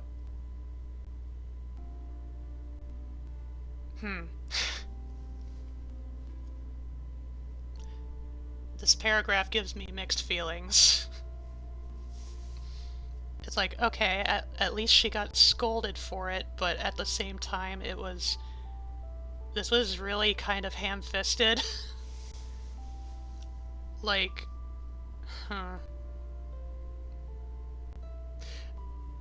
I guess the most I could say is I could certainly have... If I had to include this section, I definitely could have written it better.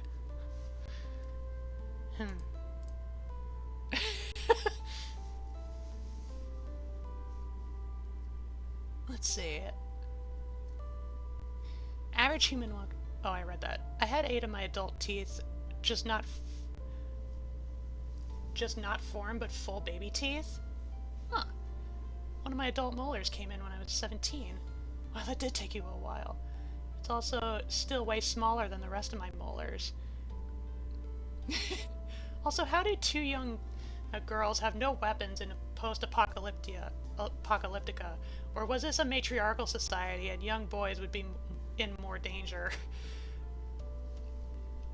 Well, I think it was established, you know, Emily at least has some experience with roughhousing.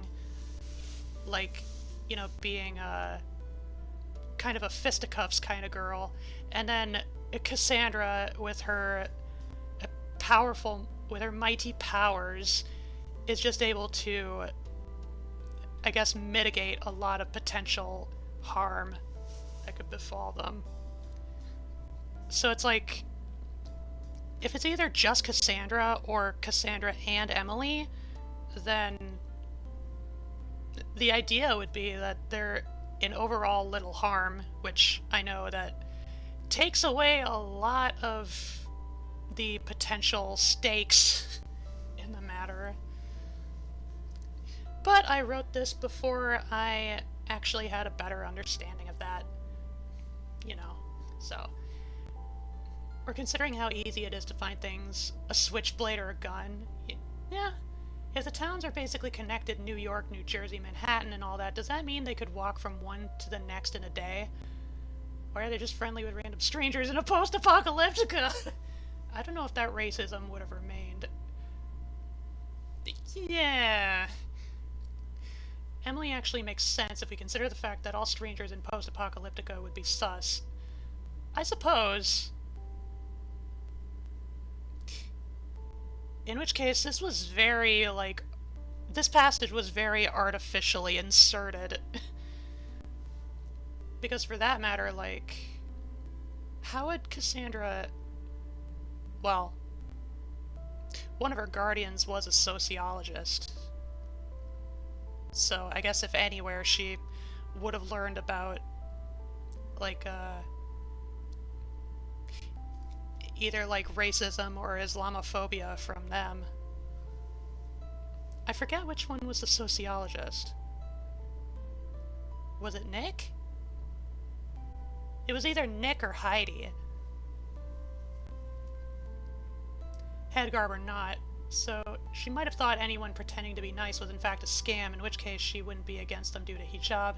That's actually ours and Cassie's bias. Yeah. Emily had kept quiet after the scolding, now realizing how prejudiced she just...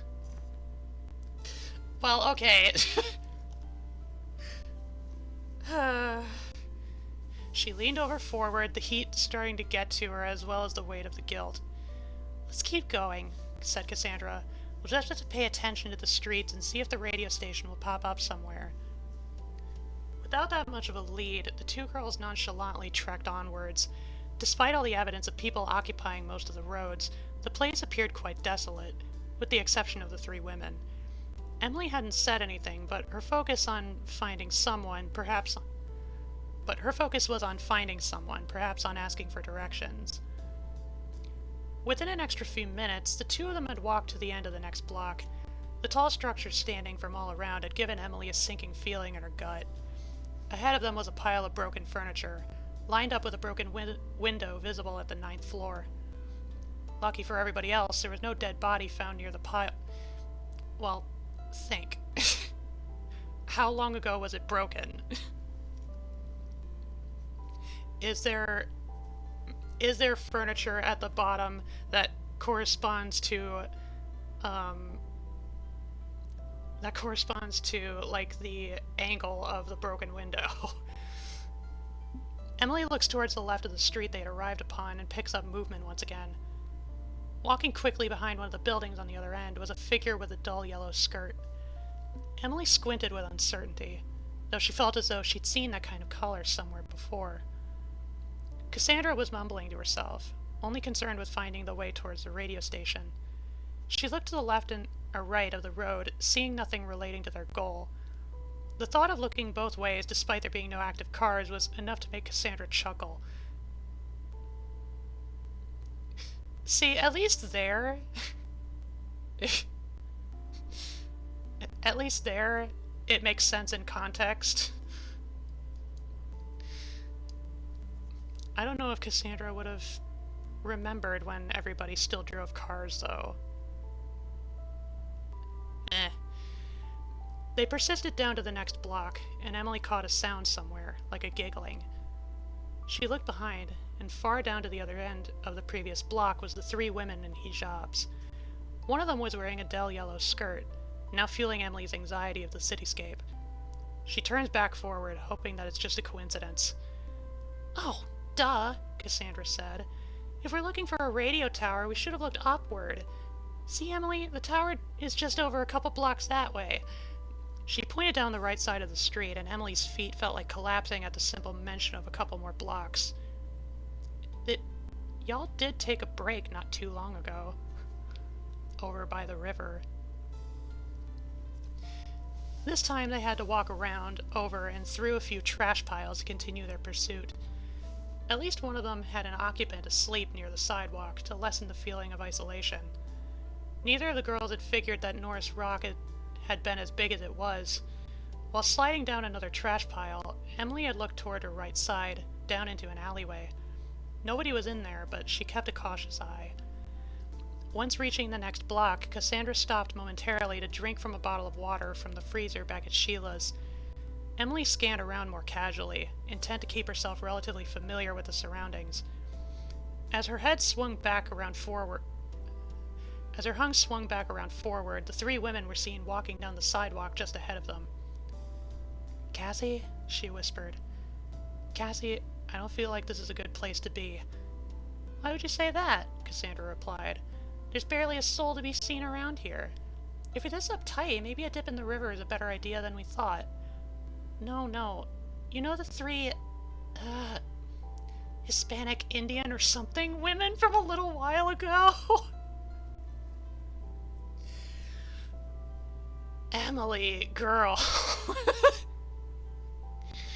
I think they're following us. Really now? I haven't seen a dang thing that would point that out. Just pay attention. They're around, I swear. By the way, they're Middle Eastern. You wouldn't know that for sure, Cassandra. Jesus Christ.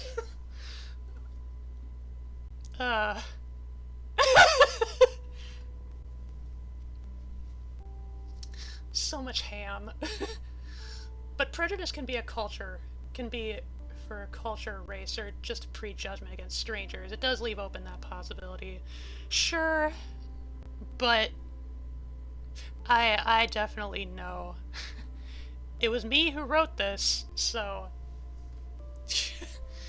I definitely would have known where my head was at the time. Is there a van there? Help! Emily, I was on your side! Why are you doing this?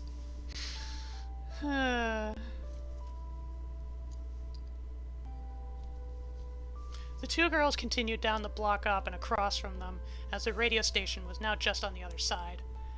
Emily bit her lip and furrowed her brows, completely entranced with finding the trio of women. Cassandra had put on a confident smile in preparation to meet a load of people. In spite of her assurance, she hadn't noticed that a plastic wrapper got stuck on her shoe.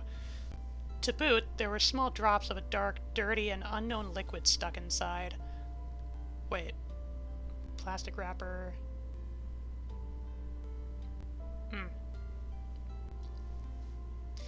Emily took a few deep breaths to herself,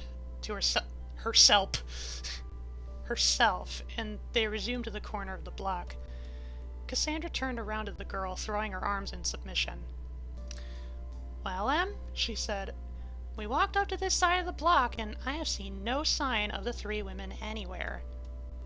"You're seriously trying to disprove me," said Emily, "after what hasn't even been 2 minutes?" "Well, you sounded pretty sure, so I made the effort to check. If they were following us, I would have found them by now.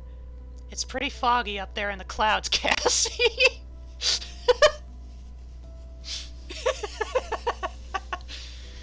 "Don't make fun of me. You're being overly paranoid, like you usually..." Cassandra turned back around, where a large trash barricade was occupied by 4 men carrying rifles, all staring right at them. "Who are you?" the biggest one commands. "Well, there we are."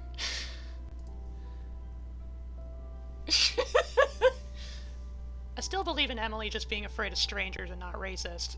Let's hope evidence comes up. Yeah, I think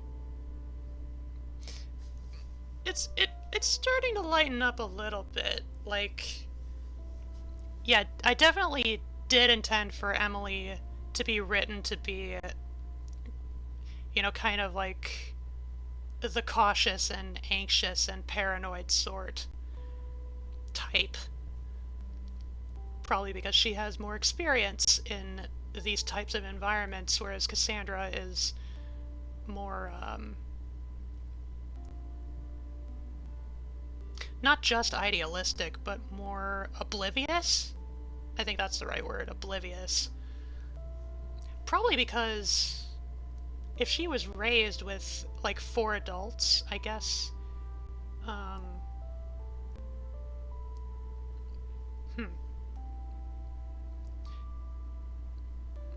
Actually, I guess I'm not sure. Part of me was thinking maybe Cassandra could have been relatively more sheltered in her upbringing, thanks to her 4 guardians. But I don't know, if they're dealing with the same shit as they are now, I don't know. But who taught Emily to be racist? How long has Cass been with Emily? True. How long has Cass been with Emily? Clearly long enough to become friends. Like, relatively close friends. But based on their personalities, I don't know, that... I'm not sure I could put a hard timeline as to how quickly they warmed up to each other since the point that they met. If I had to guess, my idea is that Emily was 13 between meeting Cassandra and present, so they probably knew each other for probably at least 6 months. At least.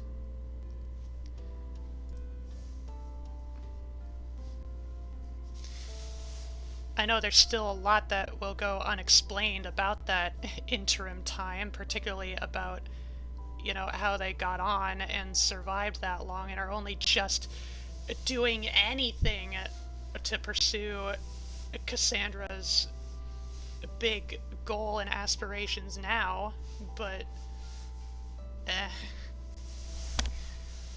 19 years old was me. Anyway, Chapter 11. I am not afraid of an army of lions led by a sheep. I am afraid of an army of sheep led by a lion. Alexander the Great. I guess.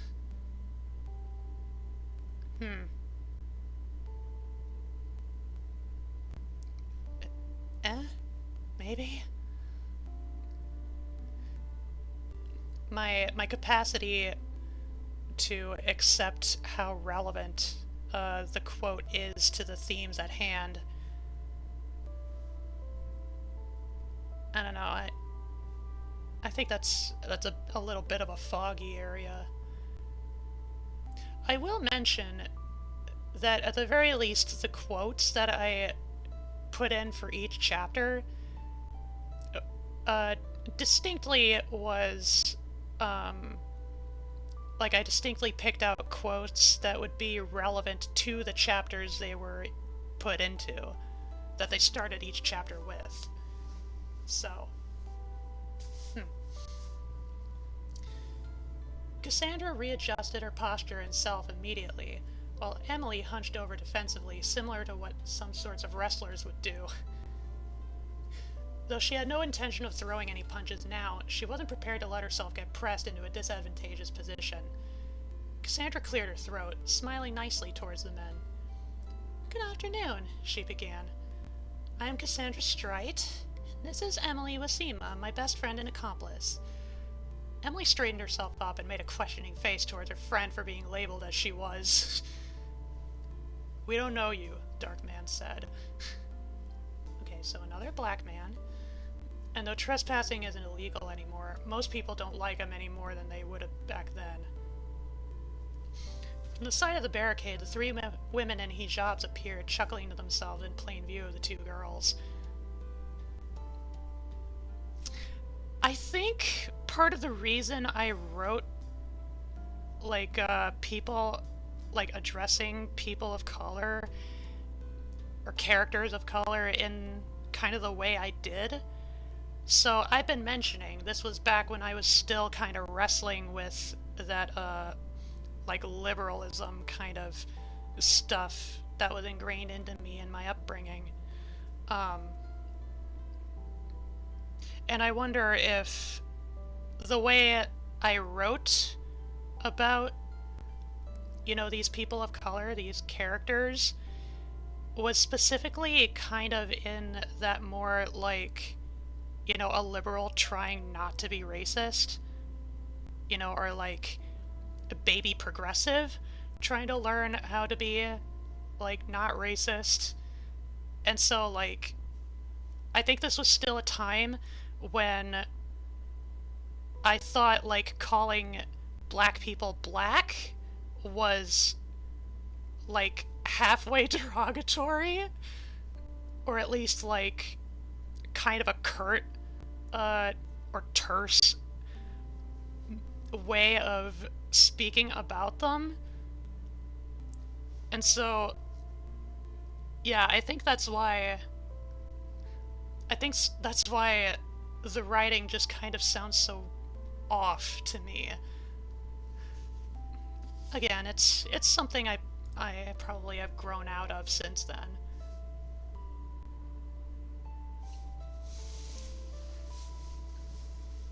Though where is a country located geographically, since Mexico and the Middle East exist? You know, I didn't really think that far.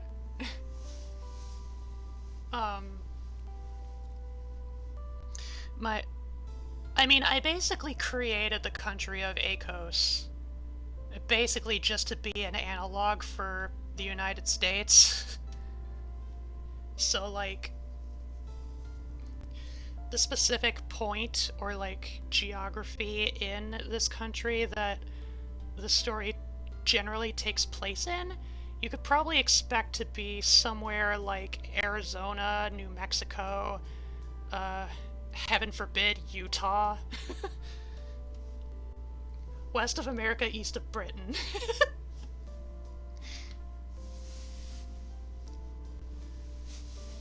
Yeah, so it basically America without being America, because I don't know. I guess back then I was still too cowardly to just say it was America. We all do start somewhere. I still wouldn't be fully sure how to write POC characters, I just haven't done enough research. I mean, I definitely would still like to consult, you know, maybe like sensitivity readers if and when I can. But at the very least, I'm saying I wouldn't write POC characters the same way I wrote them here. Anywho. Oh, no worries, Cassandra assured. We seek no trouble. We just stopped by because we heard one of your boys in a radio broadcast yesterday. Emily's eyes widened as the young woman was being so upfront in her statements. Radio broadcast? The man asked. What radio broadcast? Oh, apparently one of your guys was messing around in that radio station and managed to make it come to life. We just happened to have a stereo with us, and we tuned in at the right time in the right place. The rest is just connecting the dots. I see. Thank you for the information. The man turned to face one of the men behind him, the other two following suit. The guy singled out started looking around randomly, playing dumb with body language. Say, would you happen to have been the other guy we heard on the broadcast? Cassandra questioned. You heard another one of our guys? The man asked. Oh yeah, he was trying to discourage the other into shutting everything down, and that's when we heard about you guys having arms.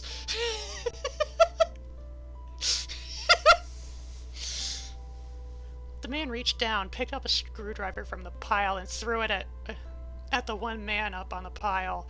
He lost his balance and fell somewhere behind the barricade. What else do you know? He asked.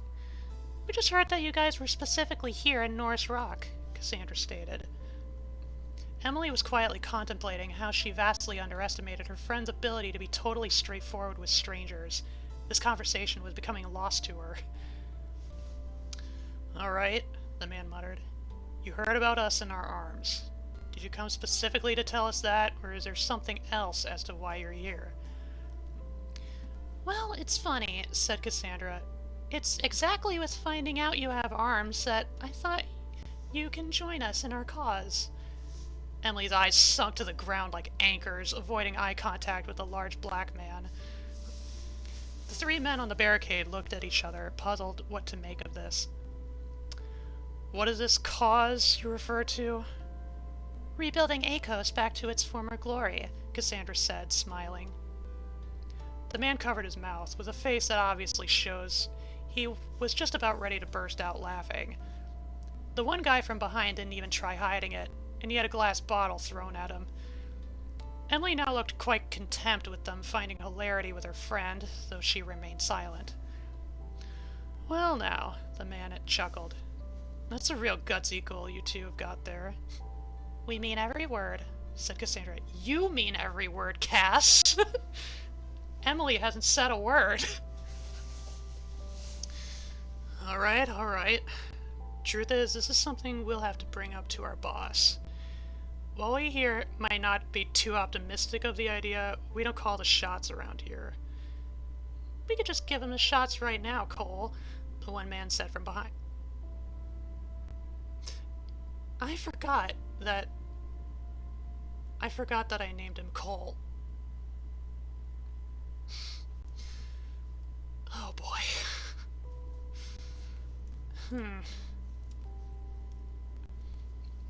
And at what point did you think that you'd make things any easier with your talking? Free expression, man. Alright, I forgot. Here, let me express my guilt. The tall man lobbed a brick straight at him. The guy blocked it with a steel ball he found in war, but was immediately distressed by the loud, painful vibrations it caused. He could be faintly heard muttering, bad idea, to himself. So, Cassandra said, is your, boss somewhere we may speak with them? Why, yes, Cole nodded. However, we still have no reason as to take you to him. What will we gain from helping you two? Carnal knowledge, the one man shouted.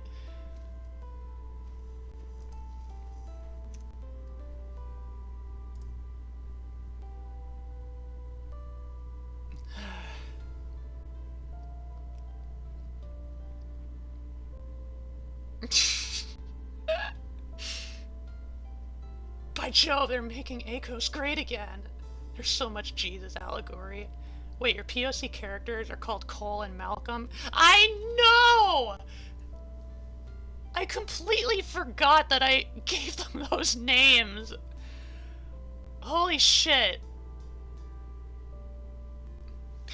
I mean, it's Cole as in, like, the actual name Cole, C-O-L-E, not freaking C-O-A-L, but still. Oh, that dialogue was very Marvel-coded. It's giving, he's right behind me, isn't he?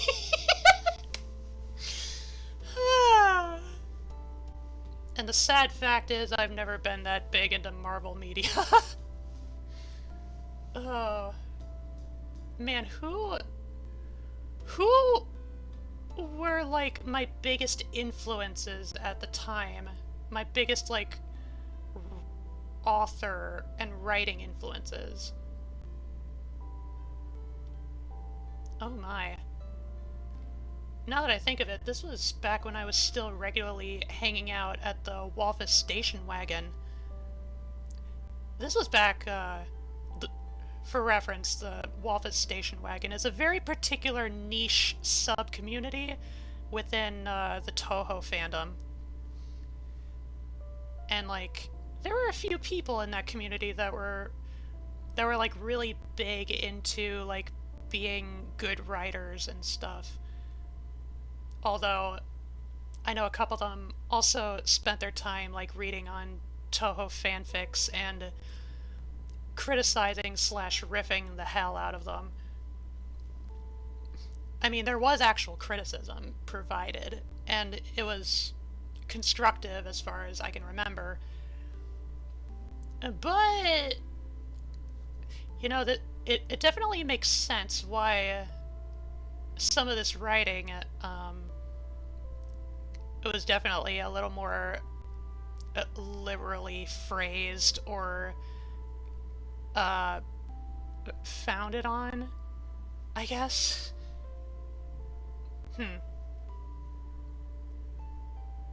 No matter. It seems like the more I read this, the more I feel like I'm gonna gain an ulcer.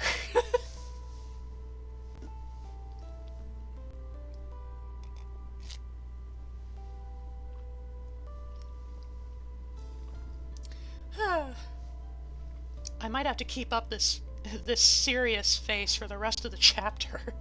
Or even the chapters beyond this. Who knows? Who knows what else I might low-key be telling myself yikes for.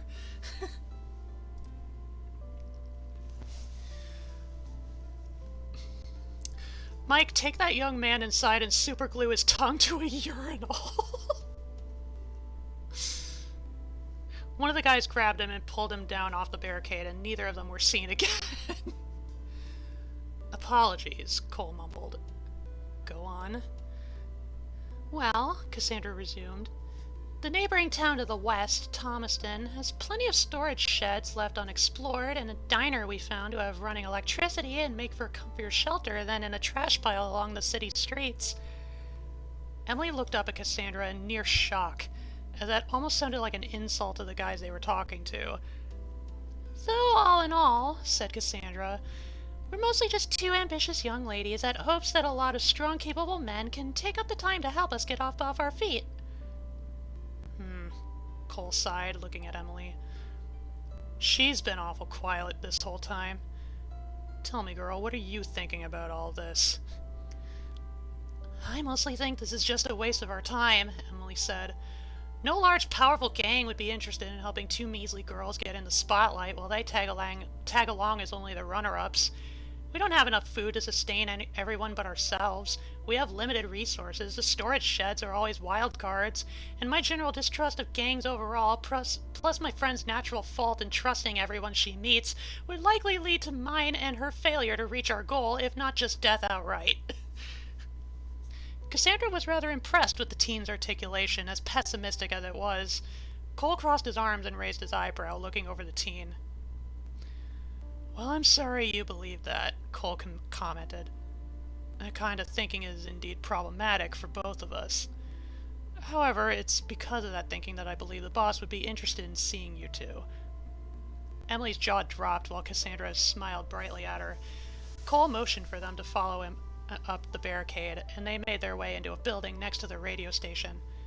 Emily grimaced a little with the fact that after all that walking, they never really got to go into the building they were looking for in the first place.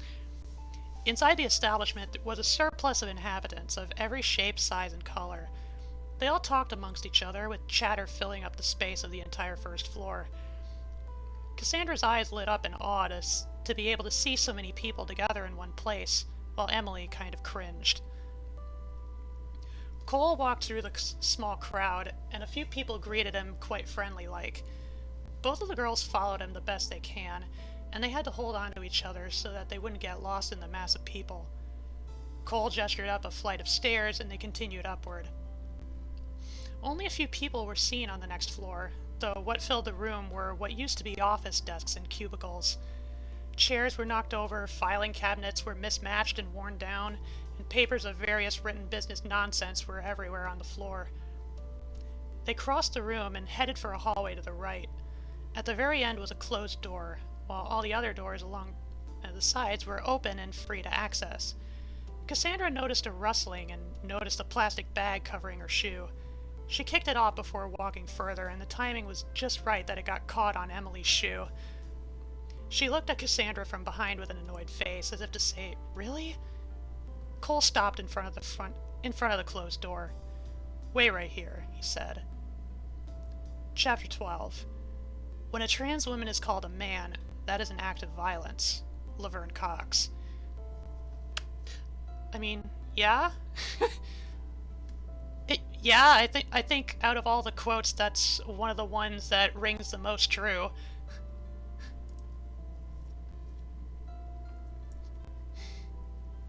That and the Marvel-type humor dialogue was just kind of how people talked in 2015. Thanks, Joss Whedon.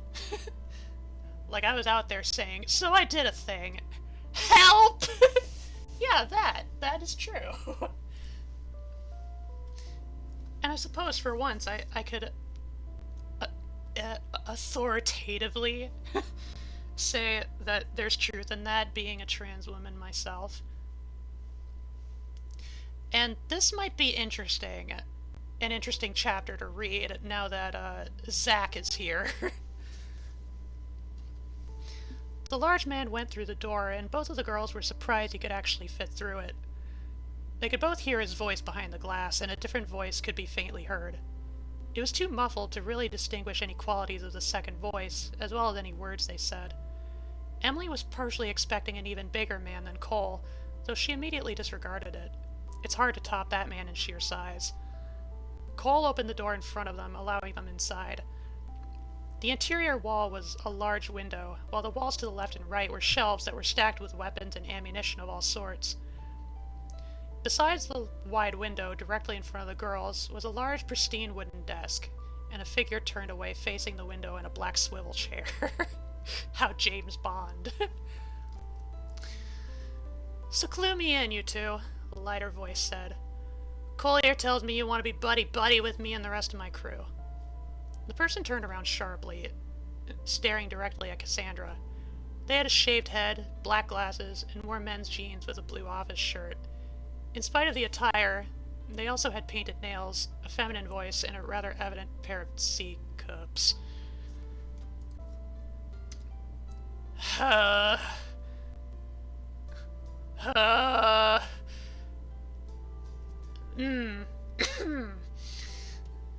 Cassandra hesitated to start talking, not sure how to address the boss. "Well," they asked, "if you have nothing to spit out, then you're both wasting my time." Cassandra began. "Pardon me, I'm Cassandra Strite, and yes, I wish for you and your gang to join us in our goal to bring ACOS back onto its feet."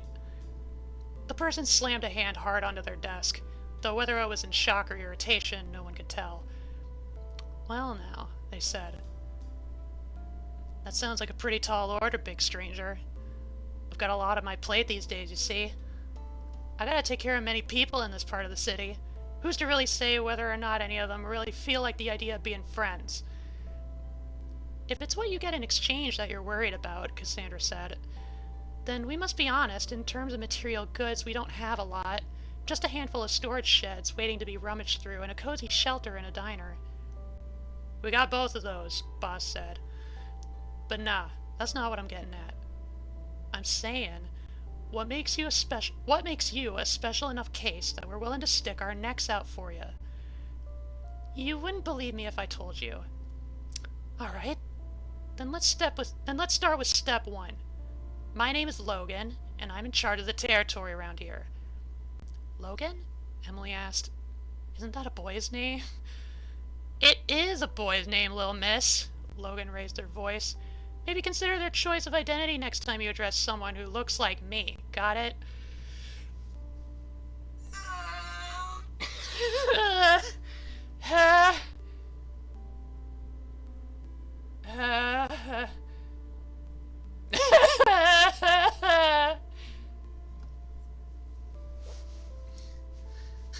I did do a thing.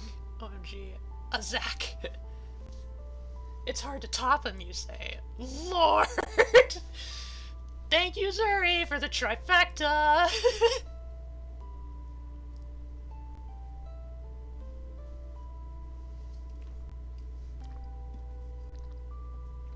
I had to slam down the rest of my water.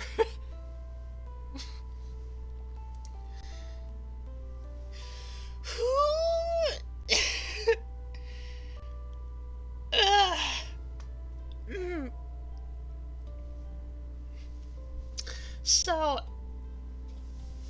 yeah.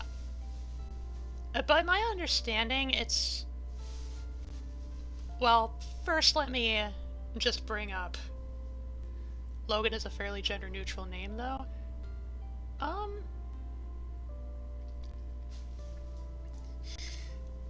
Not in my experience. Pretty much every Logan that I've ever known has been a dude. I hate to say it, but the description of this boss guy is how my Chaser X thinks all trans masks should look. Yeah, that's what I was worried about.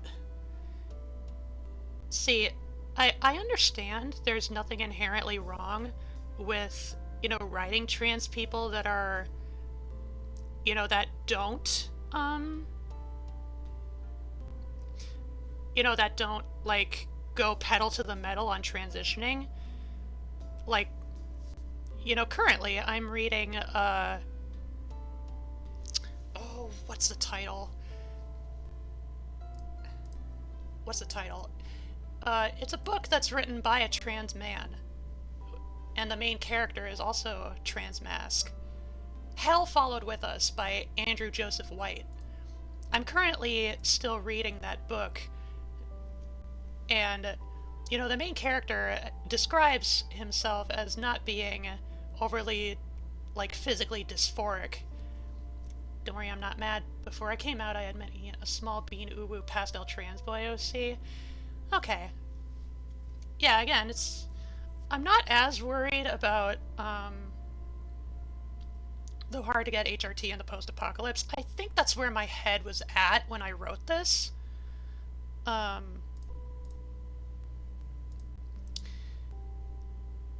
also, this was roughly, I think, if this was 2015, then I would have been still writing this when I still considered myself gender fluid. When, in actuality, I just consider that, like, my year of gender exploration. Because by the end of it, I'm, like, full on, make me a woman. I love women so much, I want to be woman. And then, yeah, I think,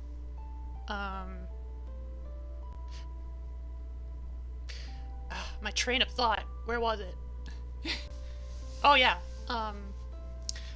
yeah, it's like, I know there's nothing inherently wrong with writing trans people, trans characters that lack, like, bodily dysphoria, you know, whether it's trans women with penises or trans men who are not dysphoric about their chests. I think the main thing I was worried about is if I just wrote it in a way that's aged well, you know. You're very good at womaning voice goals, to be honest. Thank you.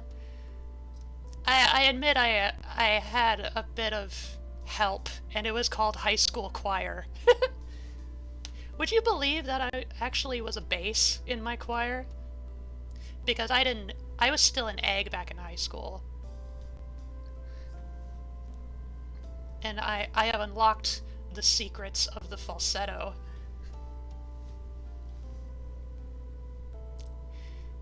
Anyway, yeah, okay. Alright, back to the serious face. We're getting a bit disappointed in Emily. Cassandra nodded in realization, comforted with the knowledge of how to address Logan. Emily flinched a little by his reaction to her comment, but it still hadn't quite set in yet. So now you know what I do, Logan continued. Now what do you do? Does anyone look up to you? Rely on you? Or are you both just, I don't know, trying to last each day like the rest of the people around down there? Honestly, it'd make more sense to me if you joined us. In which case, I can't be bothering with you. No need for professionalism, just talk around, meet and know the folks, and eventually become a face in the crowd. You get your protection, we get a stronger community, everybody wins. Are we done here? Cassandra was dumbstruck and yet impressed that this young man had shot her down. Okay, Emily muttered. I know we don't seem like much to you, lady, but... Emily, please! But you really don't know how much Cassandra can really do. Can she stop you from repeatedly calling me a chick? Logan growled.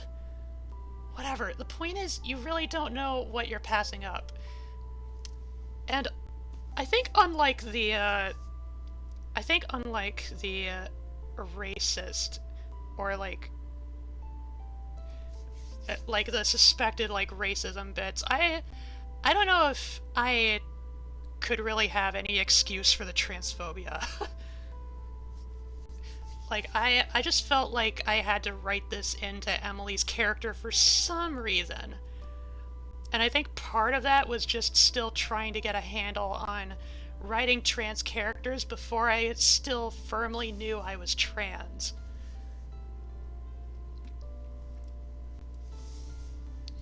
Okay. Whatever, the point is, you really don't know what you're passing up. I'm not kidding when I say that Cassandra could very well change the state of the nation. Why keep the peace of just a portion of the country when the entire thing could be brought to peace? It's a logistical issue, Emily. Logan got up from his seat and walked over to Emily, grabbing her shirt collar. Have you ever thought that maybe peace ain't the answer? He snarled. The last time we were promised a good country, millions of good people were getting screwed over every day. Whenever I hear the word peace, I only see the guys who went up to those podiums, wave and smile to the public while spewing lie after lie after frickin' lie. They made a furious crap sack of a leadership, all in the name of what they said was peace. After all they did to us, and to my kind of people, there's no way I'm gonna say I'm on the same side as a lying, worthless, cowardly, evil as fuck country leader.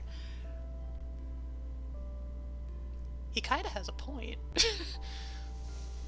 Emily was also shut up by the young man, but her stern face kept true.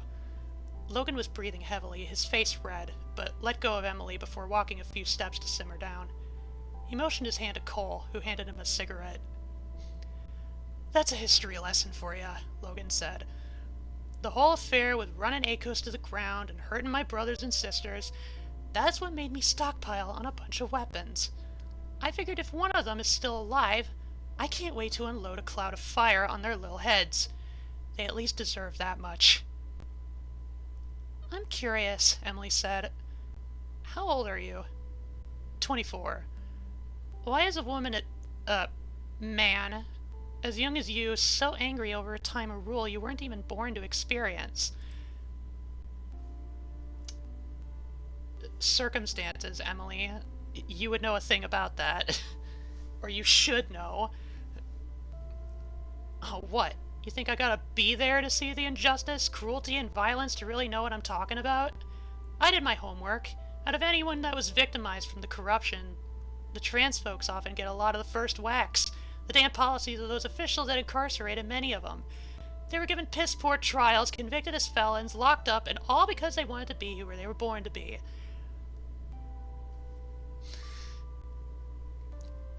That's a paragraph that has aged ominously well.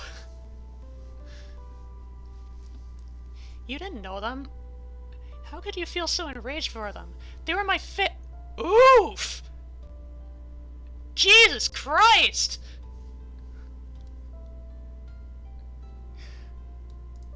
Wow. Wow! I don't even put that on the character. Like, I would never write that word at no. No. I mean, at least I wouldn't be as, like, haphazard about using it. At the very, very least, like, I need a damn good reason to drop a slur like that.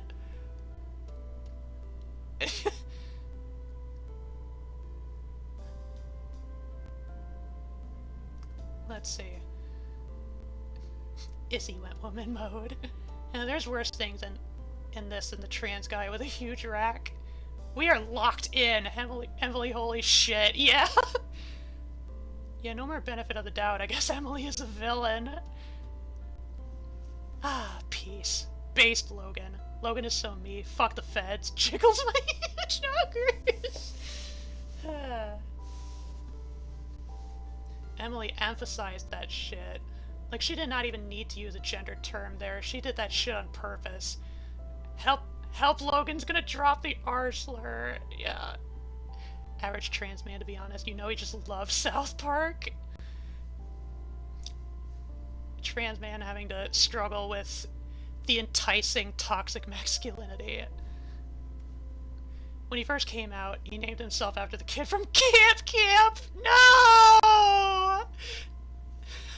Oh no!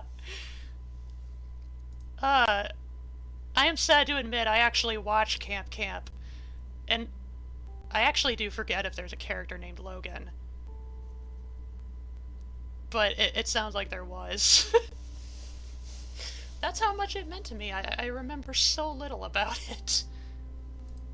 and I think it's only to my benefit.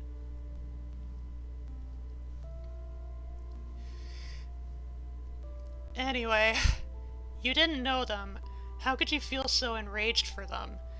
They were my family, you blank little skank. Logan shoved a load of desk tools onto the floor in his fury. Cassandra had her black journal in hand and stepped forward between Logan and Emily. Her face was calm, but she sternly stared at the angry man. "We're sorry," she said softly. "Please forgive Emily. She doesn't know as much about Akos' history as you and I do. We will leave if you ask us to, but I will tell you something." She closed the book, Logan giving a puff from his cigarette. The bad vibe he gave off had begun to dissipate as he breathed out a cloud of smoke. Cassandra raised her head and crossed her arms. "Don't ever believe," she said, "that I am not already on your side. I will fight for your people, and any minority that had difficulties during that time. I am no enemy. I don't aim to be a leader for power. What I want is to make things right. I know so many people who need hope now more than ever, and I will serve them." Logan gave a contemplative sigh, walking back and resting on his office chair once again.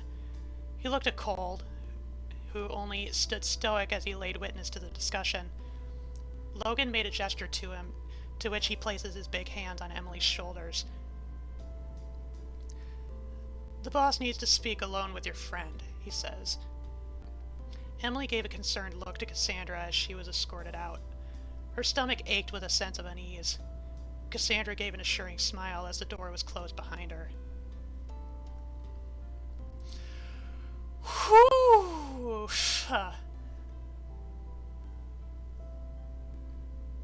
There isn't, but before he was Logan, he was like, whatever that one kid's name was. Maxwell or something? Matthew? Yeah, Max. Yeah. He thought about naming himself after Keith from Voltron, but ultimately decided that would make him look like a trender. For reference, I'm not a transmed. I figured that. But dear Lord, that was a Jesus quote if I heard one. But if I was Logan, I'd been patient enough, kicked them out. Same. I used to know a lot of T-boy transmeds when I was like in like middle school though. Gotcha. Yeah, it seems to be sadly pervasive from, between transmasc people, so I've heard.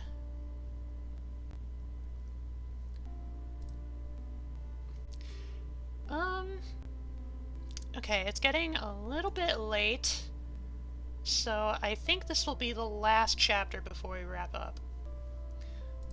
Hopefully the writing picks up at least somewhat. I partly wonder if I wrote some of the stuff. I mean, yeah, I already said, like, some of the, like, ingrained, or, like, ignorant bigotry behind Emily's character was something I always intended, just for the sake of argument or conflict, but,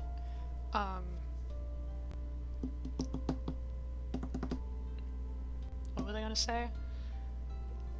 Oh yeah, there's still a part of me that wonders if it also just wasn't partly motivated to have the chapter or the scenes sound much more tense than they had any right to be.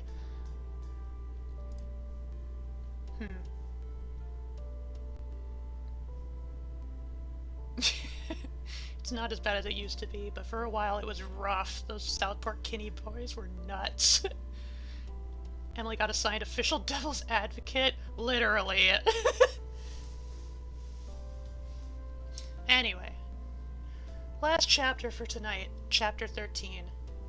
In order to exist, man must rebel, but rebellion must respect the limits that it discovers in itself. Limits where minds meet, and in meeting begin to exist. Albert Camus. Camus? Man must rebel, but rebellion must respect the... See, part of these... I think this is mainly just, again, due to my general naivety and still general lack of skill with writing. Sometimes I think some of these quotes that I included only for the most superficial of reasons. It's like, oh, this quote is about rebellion. This chapter is going to address rebellion. It's fitting enough. Don't think deeper about what the quote actually means. So, you know. Logan folded his hands to his face, looking down. Cassandra waited patiently as the man sorted through whatever thoughts she couldn't tell he had. Wait. Okay. Okay, for a second I thought, like, I wrote it was Cassandra getting escorted out. But no, it was Emily. Logan folded his hands to his face, looking down. In an effort to keep his anger under control, he began cracking all his knuckles and neck, relieving some tension.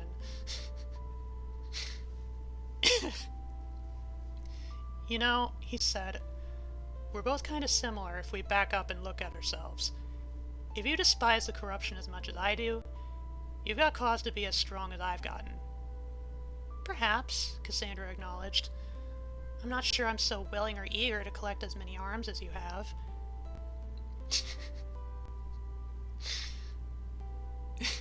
Cassandra is pro-gun control.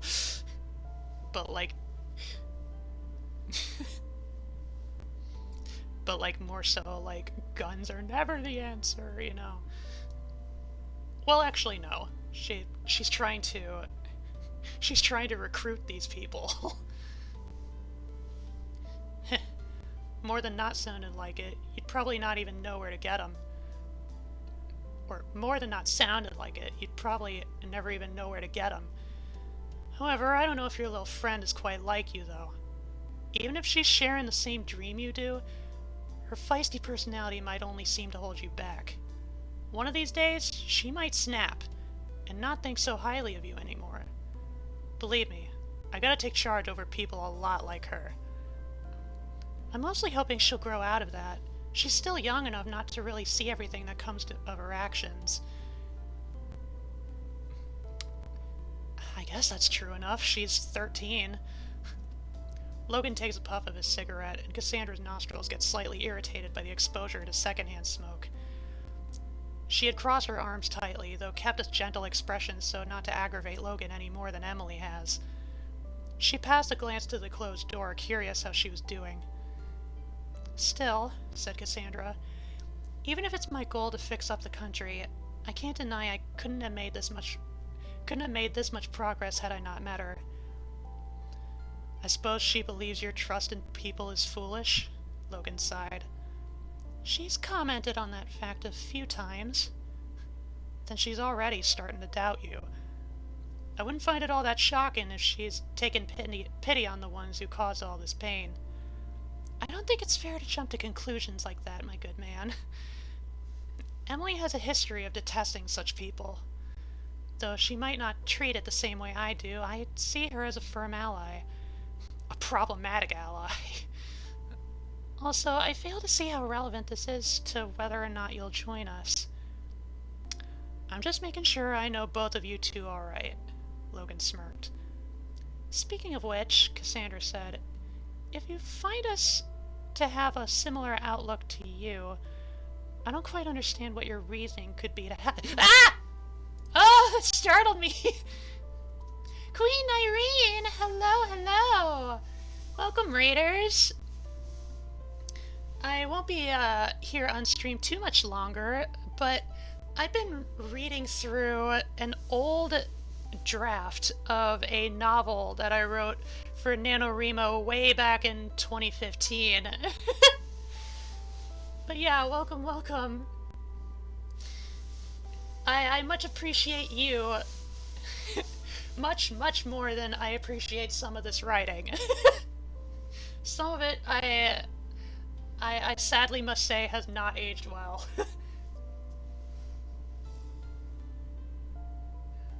Let's see. Let me catch up with chat. Cam as in camera. The cam is in camera. The ooh sound cam-moo as I've heard it. I say it. Camus. Camus. Let me just Google quotes about rebellion real quick. No, literally! That's literally what I did! Not to mention Camus wrote The Myth of Sisyphus, in which it's argued that meaning is found in the system onto which one is placed, and that Sisyphus found happiness in pushing the boulder as his life was defined and laid in a structured way. I see. Raiders. You may take our lives, raiders, but you shall never have our thighs! Rawr! But yeah, welcome, welcome. Nyrene, I hope that you had a great stream. In other words, anti-rebellious.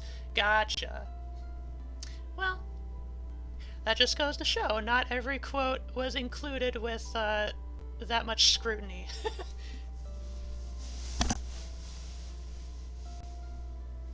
Okay. Yeah, I was just getting through this final chapter for the night. It's not the final chapter of the draft, but, you know, it's getting a bit later in the night, and so I'm thinking of wrapping up pretty soon, just as soon as I finish up this chapter. Yeah, back to the serious face.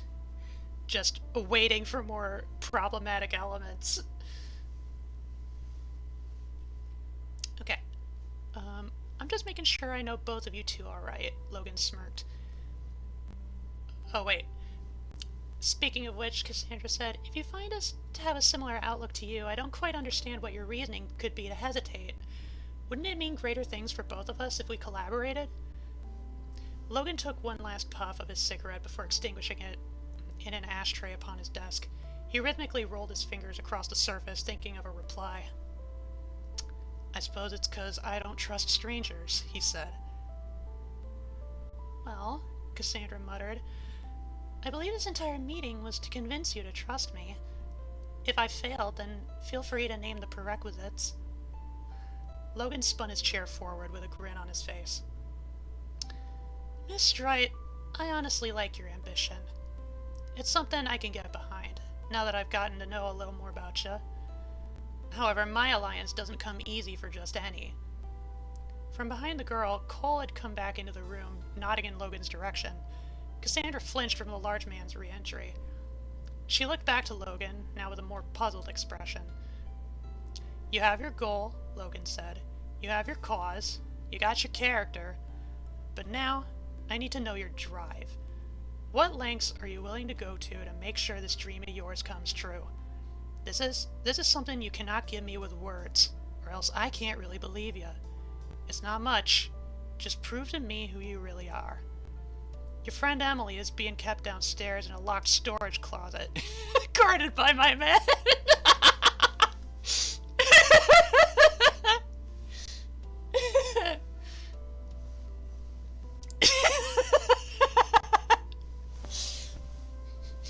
You got 6 hours to find her and get her out of there. If you can't, we'll kill him. Now's the time to show me. What can you really do, Miss Strite? Oh, God. Oh, that's suddenly a brand new tune? God. Cole grabbed Cassandra across the waist up, restricting movement of her arms. A lot of her breath was knocked out of her as the man's arms refused to budge with her squirming. She was lifted up from the ground and carried out of the office. Logan turned to face the window, watching quietly over the ruins of Norris Rock. So Logan is getting into his proper villain arc.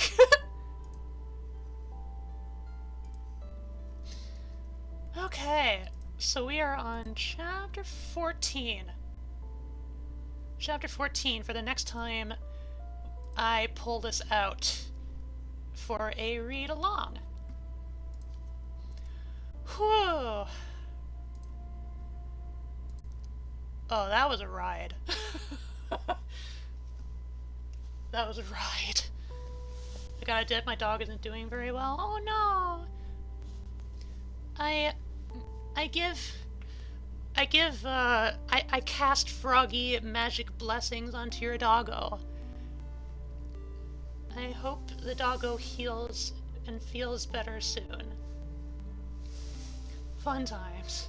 To be fair, Emily deserved to be locked up after coming into their home and saying the things she said. I know! I know that... I've taken my drums. I definitely know I didn't write that to be as funny as it was, but... honestly, I'm glad I did.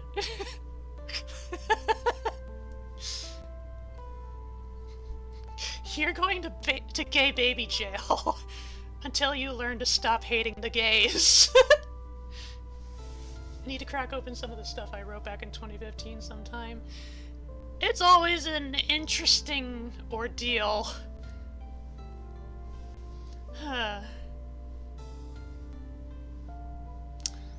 Well, let me think. I'm honestly tempted to do more reading next stream, but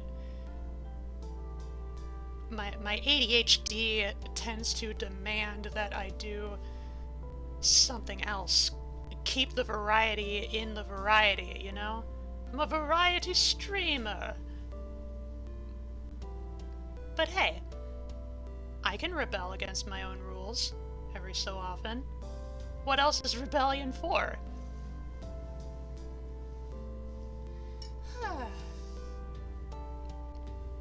I'm surprised that this is one of the few streams where I actually finished my water before wrapping up. Usually there's still so much more. But I think I mentioned at the start of stream, like, I probably didn't fill the glass up to about the amount that I needed or wanted.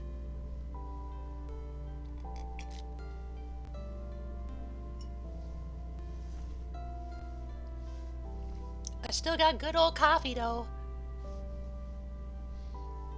Also did a lot of reading. Yeah. I think it's something I'm slowly getting more used to, and I have the SCP wiki and the holders to thank for that. I definitely know that there are other works prior to this one, even older, that I've shared online. I could probably dig those out, and it's probably an even worse quality. Just remember, if you do rebel, remember at some point to end the rebellion. True! True, otherwise I will have to rely on a Jesus girl to save me. Alright. I gotta pee. I'm not feeling as hungry after the stream as I usually do. Probably because I actually bothered to eat before stream. I had the last of the bag of fish fillets in my freezer. There were 5 left, and I popped them in the toaster oven, and they were yum yum. A Jesus girl and her prejudiced 13-year-old best friend. How is she so prejudiced at 13? Well, I mean, again, if we're talking, like, almost from... If we, like, don't take world building into account, it's like, teenagers are, more often than not, assholes. Yeah, exactly. 13-year-olds.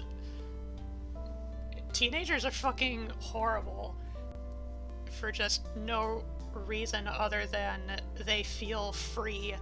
They realize how liberating it is to be so edgy. Kindness is a learned skill. Yeah. Oh, Emily. I do still intend on drawing a likeness for her for the next time I read. So look forward to that. I didn't know shit at 13, grade 8 through 9, I wasn't anything yet.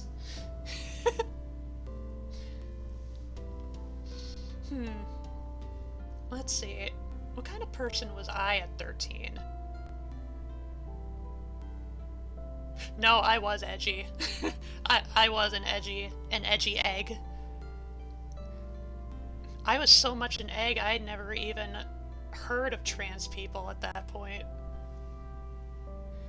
I don't think I was homophobic. I think this was...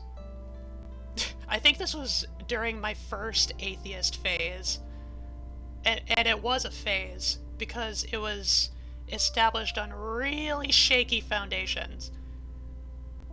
You know, basically I was an atheist for edgy reasons and not for substantial reasons, you know.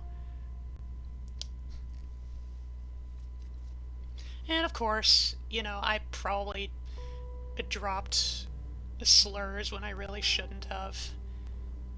There's only so much you can hold teenagers accountable for. I was edgy. I did enjoy Dance with the Devil by Immortal Technique, but I don't know, I don't think I tried to be edgy. Well, that's valid of you. I mean, at this point, I would argue you're all the better for it. Besides R word, I didn't drop too many slurs. Yeah. And really, it wasn't... Again, they weren't... Whenever I would drop slurs, like, it was never for bigoted reasons. It was just because, you know, that was the cool thing to do, you know? I was just depressed. Honestly, kinda same. Granted, 13. 13, I would have been in 7th grade, so middle school. So not as depressed as I would have been in high school. Because high school, my sophomore year, that's when I started going to therapy. You know, and that's when it was fully internalized for me that I had depression. God, high school was so hard for me.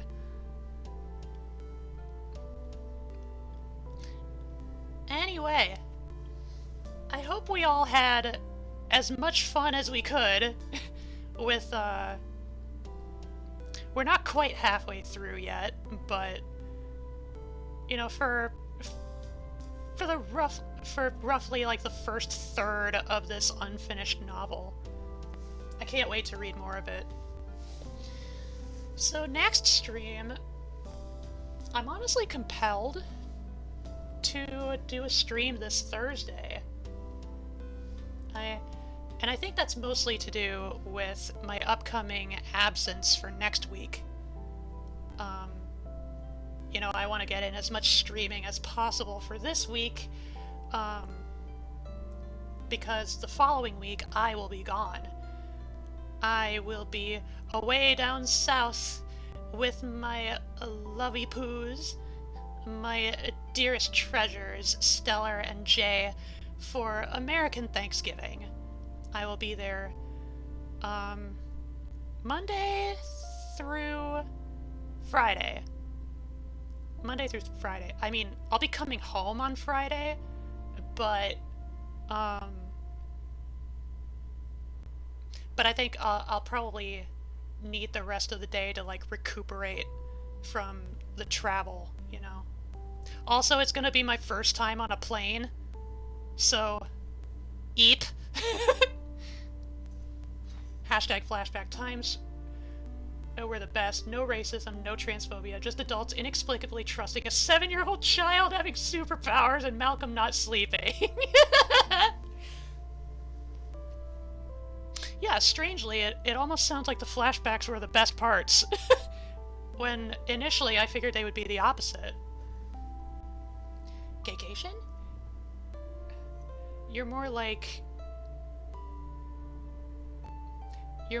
two dead from coconuts than planes?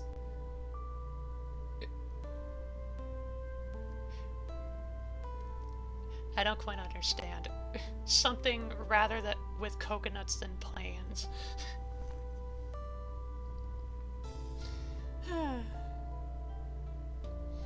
I mean, if all goes according to my prediction, if my more likely to die from coconuts than planes. Ah, gotcha. Well, still, there's been a lot of news regarding, like, Boeing planes and stuff. I was also pressed to have to take Delta Airlines, which I know they're in recent years they've definitely had their share of complaints. Oh well. There has to be a first for everything. The gay thoughts will grant you plot armor. Man, top that off with witch magic. I am unstoppable. I am the Jesus girl, Frog. Wait, I can't be the Jesus girl, Frog. I'm a witch. Oh no, what a conundrum. Maybe I can be a cleric. I did have a nightmare last night about a plane crash landing in the ocean, but that was a flight to or back from Japan, so you're good. I mean, at the very least, I'm not anticipating, like, a Final Destination type scenario. Jesus was kind of a witch. He was most practiced in white magic, despite not being a white man.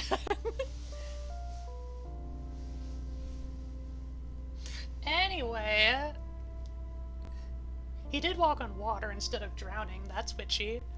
True. True.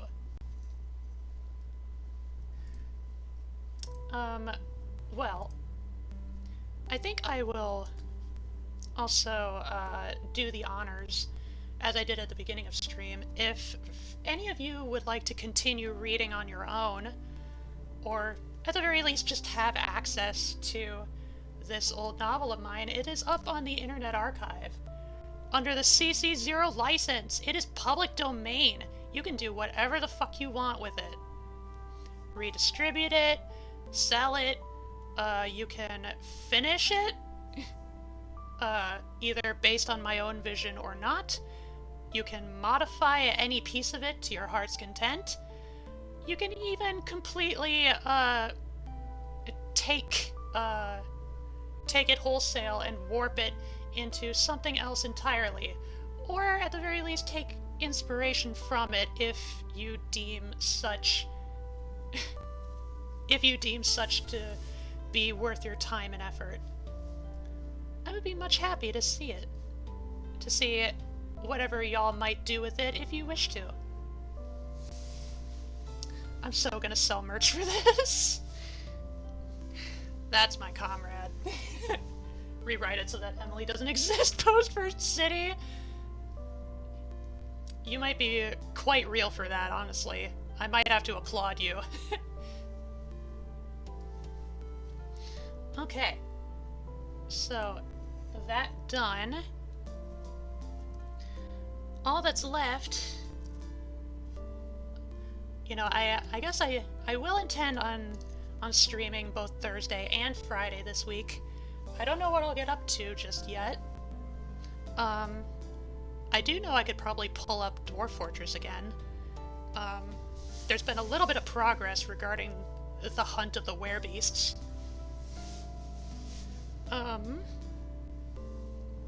Only like a little itty bitty bit of progress, but progress nonetheless. Dwarfs! Yes! We'll be playing the stream save. We've been playing our big, strong, beefy dwarf adventurer Berlina, who's on the hunt for were-iguanas. Burn the iguana heretics! Destroy them down to the last child and egg!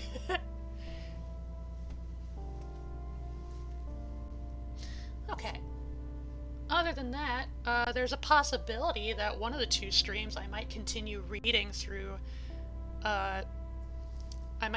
continue reading through this story.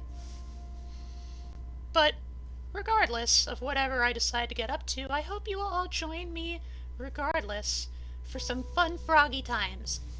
Okay, I gotta hurry along, I gotta pee. So let's find a lily pal to raid! Yes, yes. Let's see who is live right this moment. I don't need to open a new tab. I can just go to Twitch immediately from my Nightbot tab, like I always do. Let me see here. It's a Monday night, and yet there's quite a lot of people live right now. Let me see here. Dum-da-dum-da-dum-da-dum.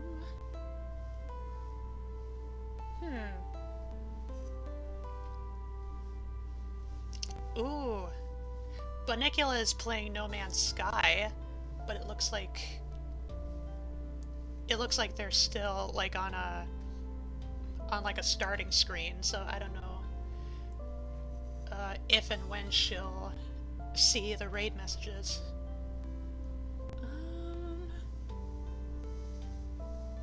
How's about...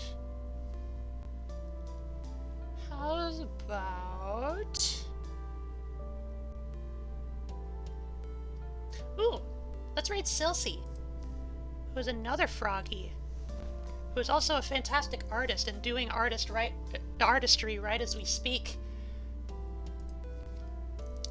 Silsey, thanks for streaming. Thanks for coming, Zuri. You and RNG and Annie and Dizzy and my baby Stellar and Jay. I appreciate you all so much, as well as any Lily Pals that might have been lurking in this stream. I care much for you all. I hope your greatest aspirations are realized. So saith the Froggy Witch, Issy. Alright, I will see you next Thursday, hopefully, Lily Pals. Barring that, it will definitely be next Friday, with whatever I get up to. It could be dwarfs, it could be more story time. I will let you know on the night thereof, like always.